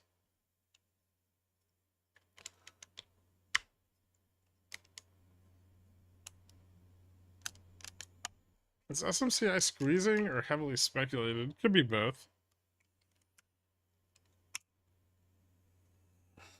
Literal giants in the pickle jar.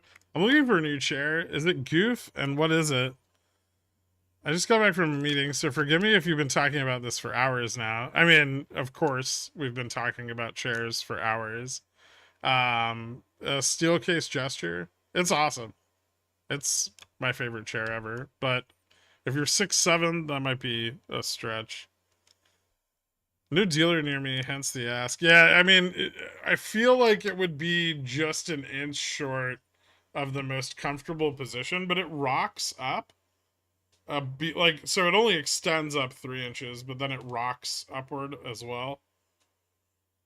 So you can move it kind of like on the horizontal axis, and then that puts the support on the headrest a bit higher. So if that would work for you, then 6'7" should be fine. I don't think weight's an issue. I think the chair is good up to like 500 pounds or something, unless you're 6'7" and 500 pounds, in which case it was nice knowing you.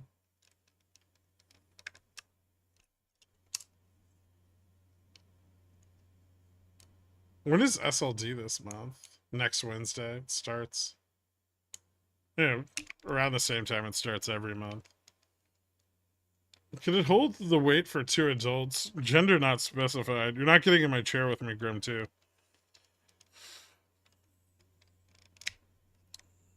How hard was it getting a special ordered Centaur specific chair? Not too hard. Their customer service was phenomenal. Could depend on the ratio of his height. Yeah, that too. Well, I mean, if he's got a shorter torso, I have a pretty long torso, so if he's got a shorter torso, then that would be better. Not cheap, but I spend most of my waking time in a chair. Worth it. I didn't want to buy it either, because it was like I got the cheaper one. It was like $1,600.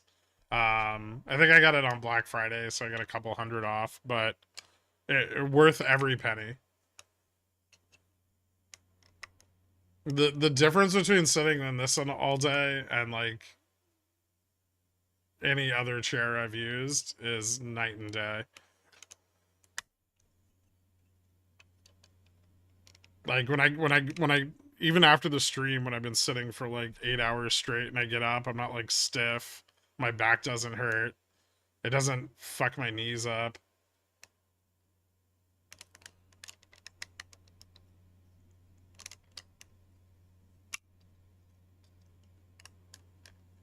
Can the chair handle me sitting on your knee while you wear a Santa Claus outfit? I told you for your birthday.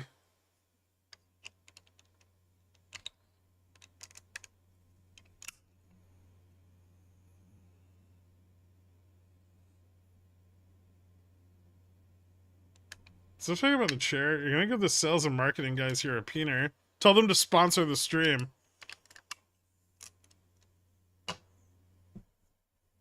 I actually don't mind endorsing a product that I think is good.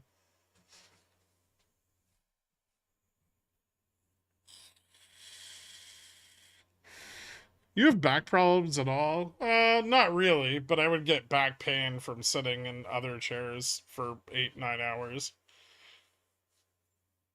Do you have any recommendations for a good chainsaw? No, I don't, actually.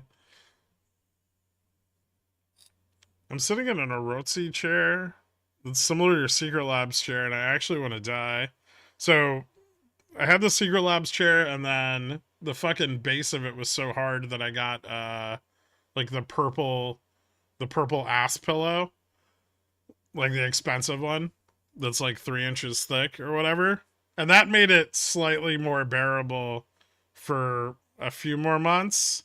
But I started to get really bad hip pain sitting in that chair all the time.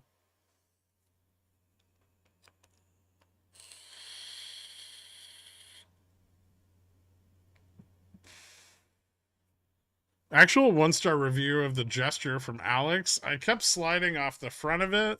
There's no way it actually supports 300 pounds. The man shaped like a ball?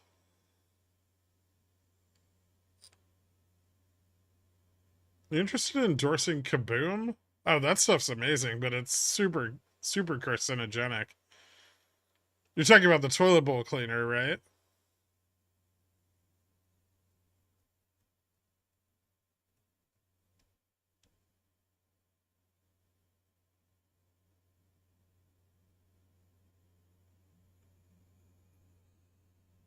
We really need more pimento content. I just want to sponsor beauty, home office, and food products. But if another broker reaches out to me and asks me to shill their fucking like user bonus plan, I'm just gonna lose it. So get 50 people to sign up and everybody gets $100. Gross.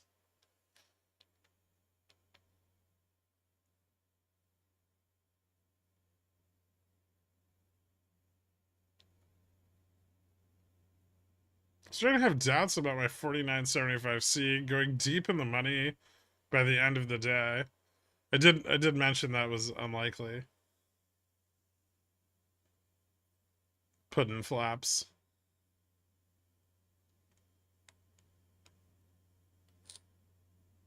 What helps with acne? Look at twin chest freezers. Yeah. You have a good rec for a chainsaw? Give it up.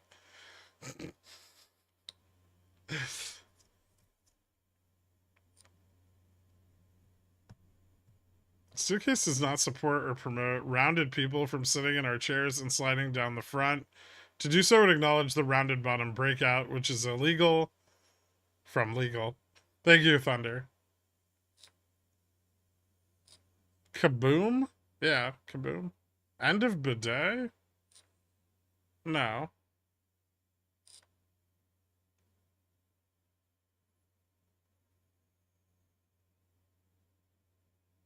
The ETF owners want to put. I mean, the ETF owners are neutral. They don't care what happens to the underlying. They just want to collect their fees.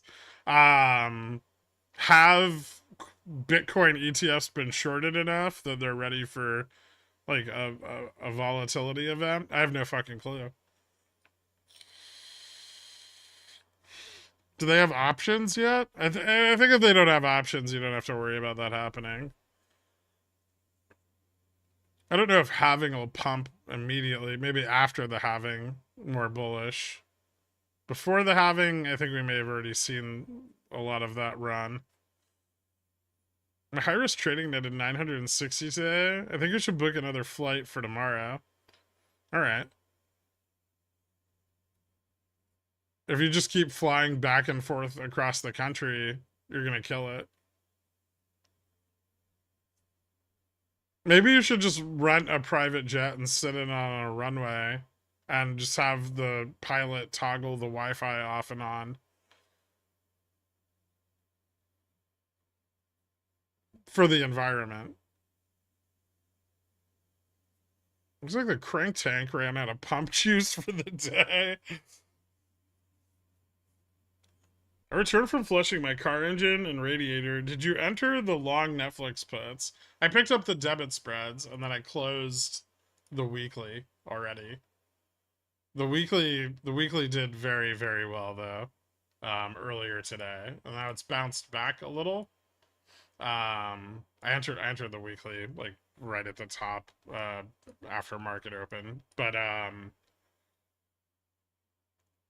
it looks like it's kind of settling back just above the trend here.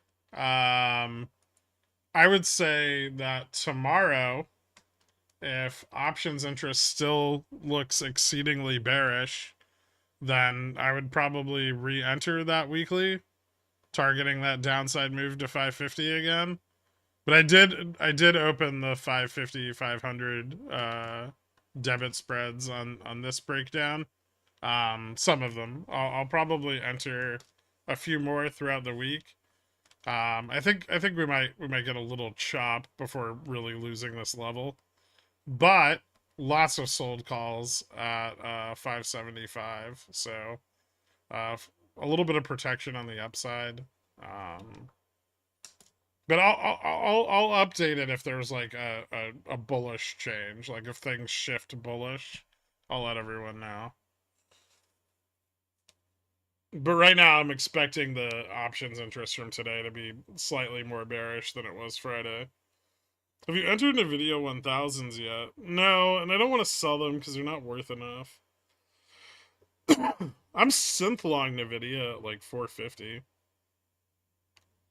I haven't closed them, but I mean they're just there so I can short it and maintain a hedge. I don't have very many of them. I have like 10.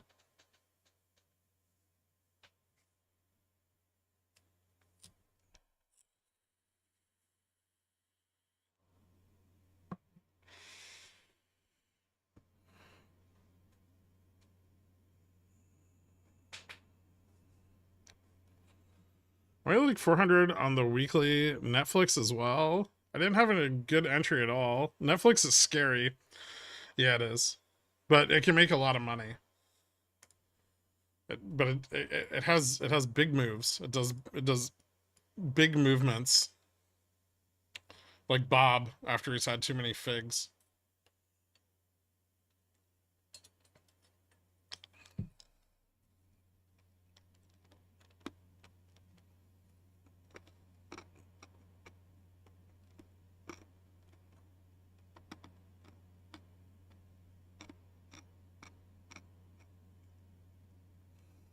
And I used to don't get emotional about your trades, but I gotta say I'm in love with my Condor right now. Nice.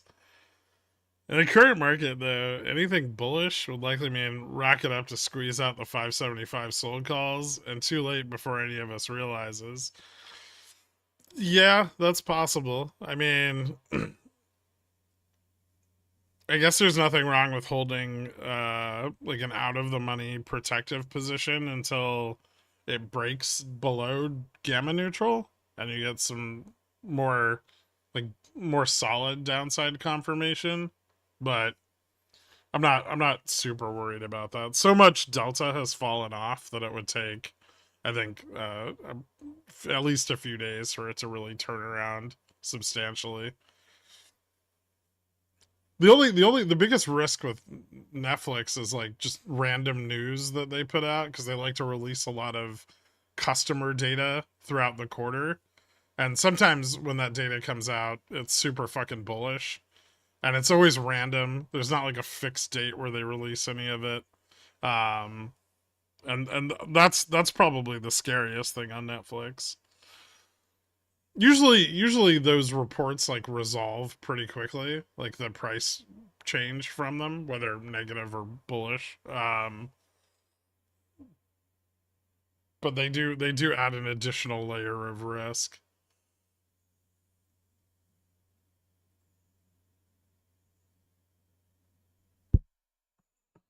Can you comment on IWM? Rates go up. IWM bull case dead.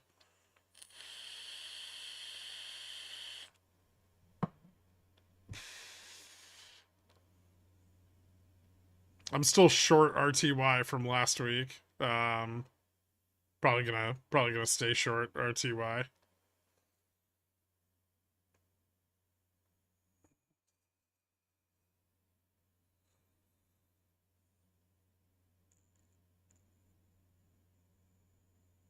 That's what they call him, Big Dump Bob. Yeah, exactly.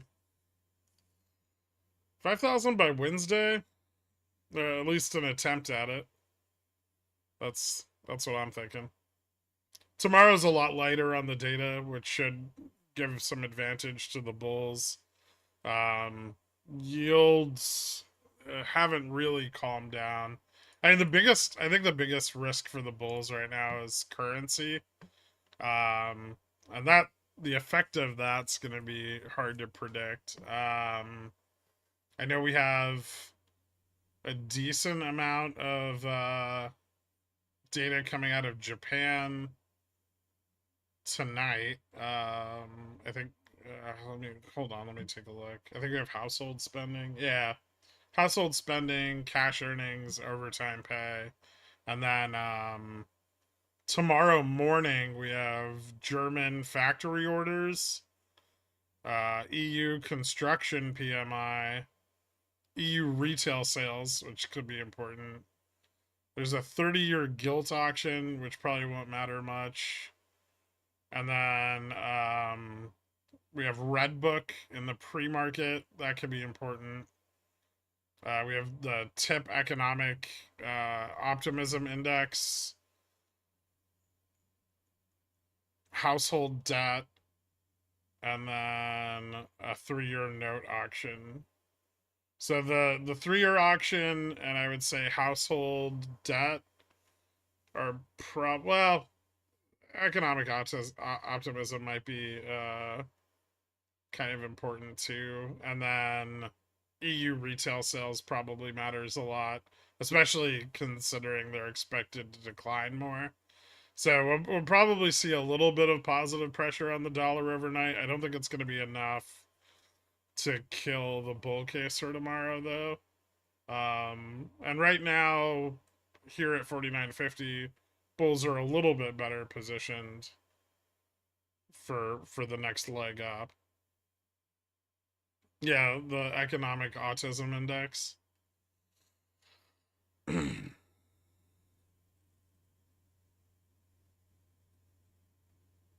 I said optimism.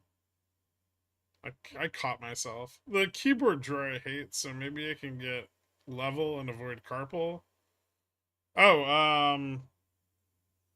I think I have the height on it maxed out, but does your desk? My desk goes up and down, so I don't really know. It doesn't go super high, but they have a higher one. I think they have like a stool version that has a different base.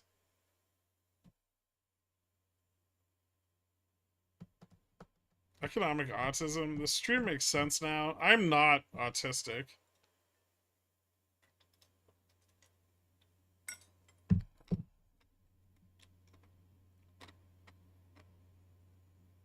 What's up, dork? You you might be. I'm not. I've been tested repeatedly.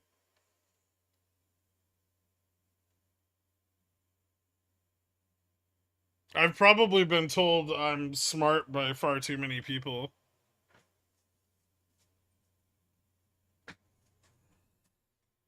I should have autism because then I'd have an excuse. But you have brain damage, so it's kind of you can use that. I heard the economic autism index is highly regarded.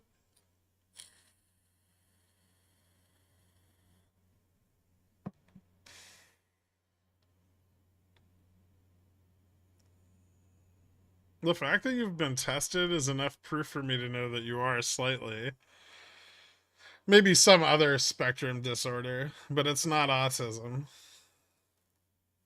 I have no modesty.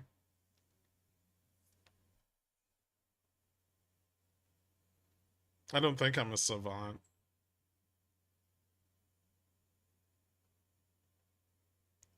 Repeatedly tested because they can't believe the results. Well, I was tested for like IQ and stuff, and then that led to tests for autism and ADHD, which supposedly I don't have. One second.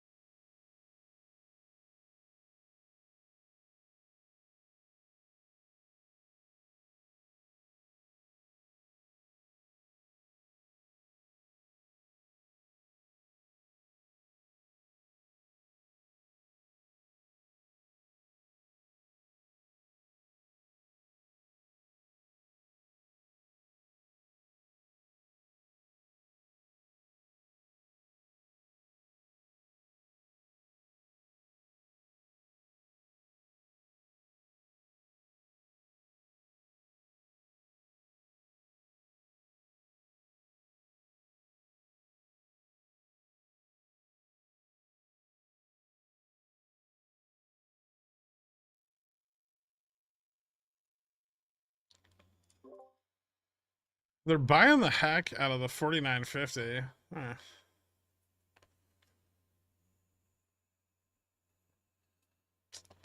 You've got mad hubris though, which is better. It kind of just goes with the territory. I don't I don't know if you can be like I don't know if you can do this without being wildly overconfident in yourself. Like you can't doubt yourself when you have a few seconds to put $10,000-$50,000 on the line.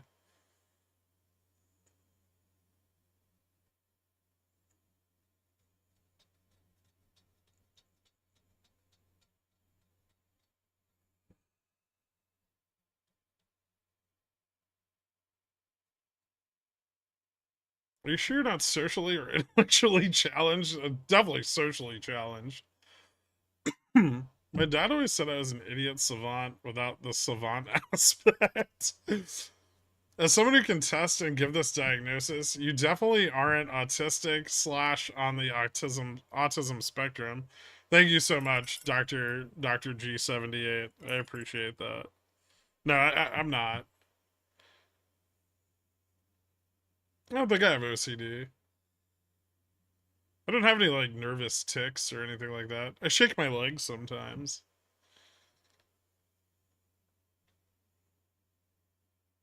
I got lucky. I'm kind of smart without the without the crazy.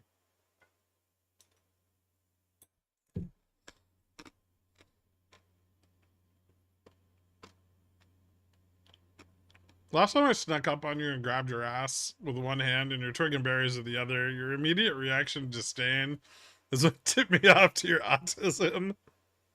I didn't like the angle that you approached from. We discussed this. When you do it from a crouching position, it's very shocking.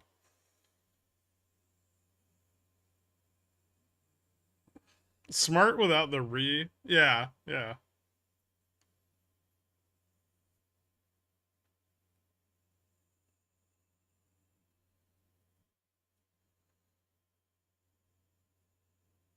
I know, I know. Your rectangular centaur pupils can't see vertically too good.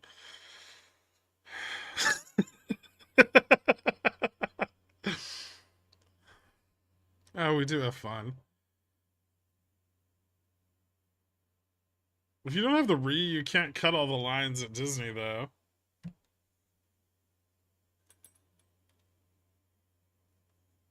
That's just when I just slap on my puzzle Superman logo T-shirt and get really drunk.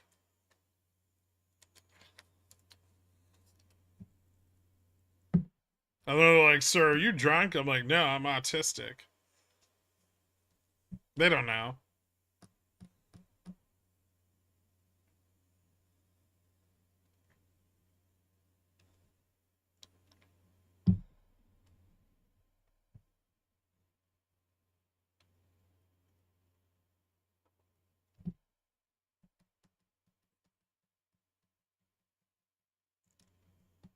What DTE are you straddling?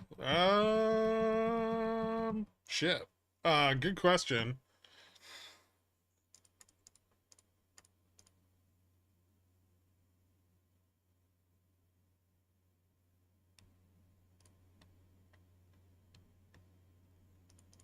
It's Wednesday, I guess. Fuck, I don't really want to straddle tonight. I'm pretty confident we're not going down. I've already got so much positioning on the upside. You know what? No, I'm not gonna break my streak. Yeah, I think just Wednesday.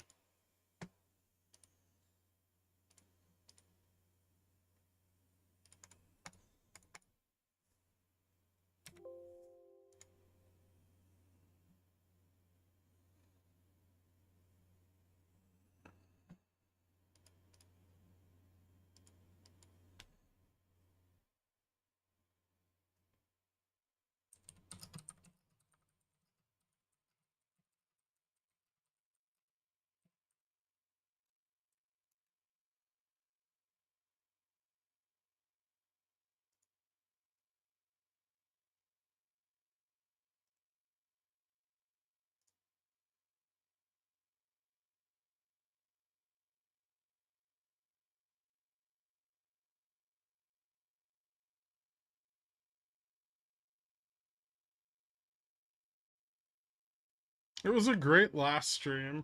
Yeah. If only you remember to stay that line at TGI Fridays. Well, yeah, we OCPD, it's basically you work too much and are obsessed with working. I'm not obsessed with working. I like this. Uh, um, find what you love and let it kill you. Have you heard that quote? Let it drain from you your all. Let it cling onto your back and weigh you down into eventual nothingness. Let it kill you and let it devour your remains. For all things will kill you, both slowly and fastly, but it's much better to be killed by a lover.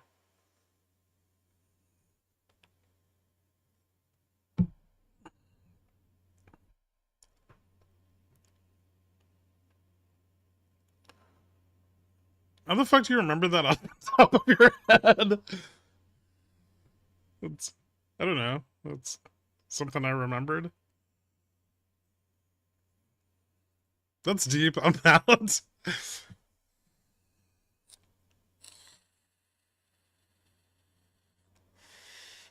Gherk, I sell life insurance. Don't give her ideas.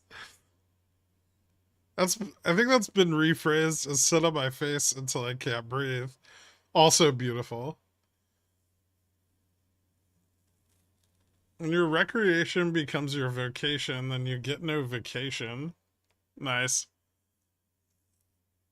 It's part of your tism. I want nothing to do with that quote.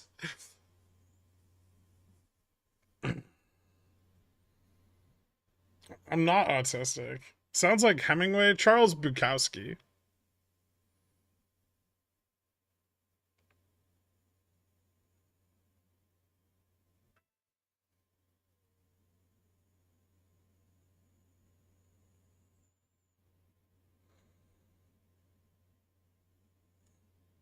Kirk is the world's first autistic centaur.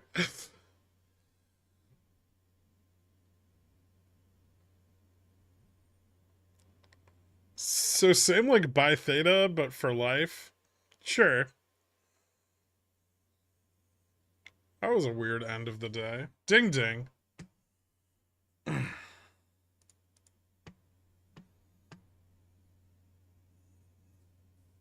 Future's dying in after hours. Well, I'm glad I hedged, I guess. SPX red day. Is Popcorn Trader losing his mind right now?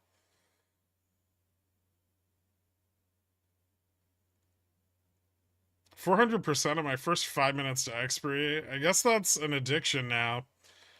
Yep. Welcome to the club.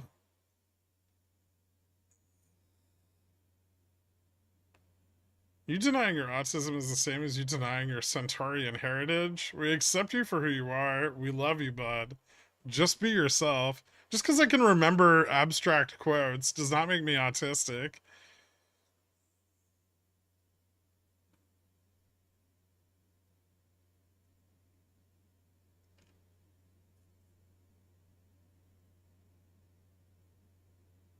Well, Jen, when you donate money to the 15 minute to expiry fund, sometimes you're on the right side, sometimes you're not. It's very egalitarian.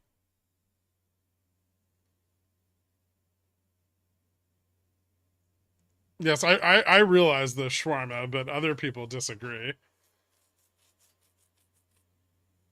Nice, Navy Nuke. Well done. Whatever makes you feel better, buddy. Big Green Palantir, do they have earnings today? They do. Um, well,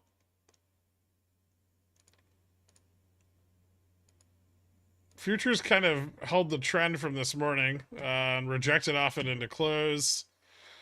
Not really a great look for the bulls going into tomorrow, but possibly a better day than they had today with less data. So maybe we'll see a bit of easing overnight in yields. But this is all pressuring the bulls quite a lot. I mean, not only the you know Dixie going up and yields going up, but the pressure that applies to volatility demand probably makes it very hard to sustain their current overweight short vol positions, right? This is going to be probably an ongoing issue over the next couple of days. I do think they're going to continue to try to stabilize this range as much as they can, but the best bet may be to let it fail a bit and try to bounce it back later in the week. We'll see. Obviously, we have a little bit of international data overnight. We'll see how that affects the dollar, and we'll see if in the next session yields continue to rise. Um, but right now, yeah, that's definitely pressuring any ability to pump this to the upside, and they did try there for a bit, and basically just gave up pretty quickly. That's probably not a very good sign. They definitely didn't try to push as hard as they did last Friday. Um, so I'll take a look at the options data tonight, and I'll update you guys as always. Broad commodities down pretty hard. China had a rough night last night, especially in their like mid and small caps. Lots of which are, you know, where their commodity demand is driven from. So this kind of drop makes sense today. Even if it is maybe a little excessive. Yields up, dollar up, both very strong moves. We've got the 10-year floating around 4.1 or 4.166. We got the 20-year almost back to 4.5. Financial conditions are rapidly tightening. And per the sluice report today, credit conditions are as well. So this is kind of what I talked about at the beginning of this year. As soon as it became clear that rate cuts were off the table, we were going to start to see funds lean back into the carry trade and tighten those financial conditions, and we are seeing a lot of leverage pushed back into the carry trade. We've got volatility almost in a positive yield again, for the first time since Jan 8th. um, well, I guess a little bit on Jan 17th, but I expect this to continue to be driven up. There shouldn't be any meaningful change in rates out of the Fed or Bank of Japan until March, April.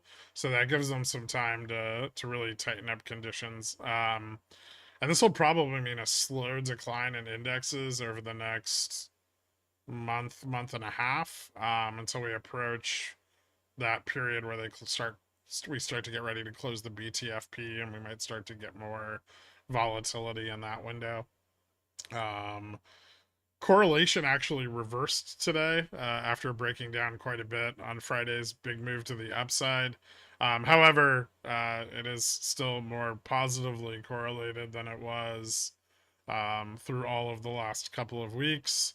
I would expect that we'll continue to see that turnaround as volatility on indexes picks up.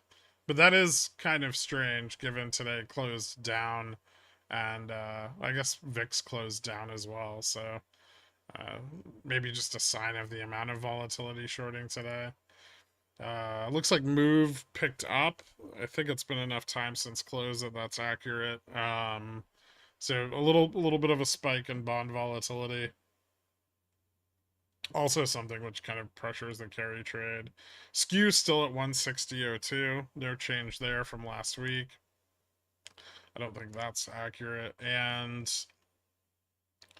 yeah, our so we noted last Friday that this had dropped. It's still lower than last week's close, but it's at negative 50.72 now, which is a little bit more in line with the prior week, and this appears to be moving up. So as if short vol increases, we should see this correlation continue to become a little bit more negative as the week goes on. But we'll see if they can keep vol under wraps over the next couple days. It could be very hard with yields doing what they're doing. I think that's pretty much it. I guess, yeah. And any of the Pickles picks that aren't fully resolved today, I'll cover those um, tonight. So any changes I see on yesterday's pickle picks, I'll try to update you guys on tonight. Thank you guys so much for tuning in. I appreciate it. I'll see you bright and early tomorrow morning. Congratulations to all of you guys that played the down and up. For those of you that just bought calls this morning and overheld them, good job getting back out of them. Um, hopefully more kind of wide price action over the next few days as the near term gamma falls off the chain. So we should get bigger and bigger moves, which, as long as you're on the right side of them, tend to be more profitable. So should be a good week. Thank you all so much. Have a great night, guys. Later.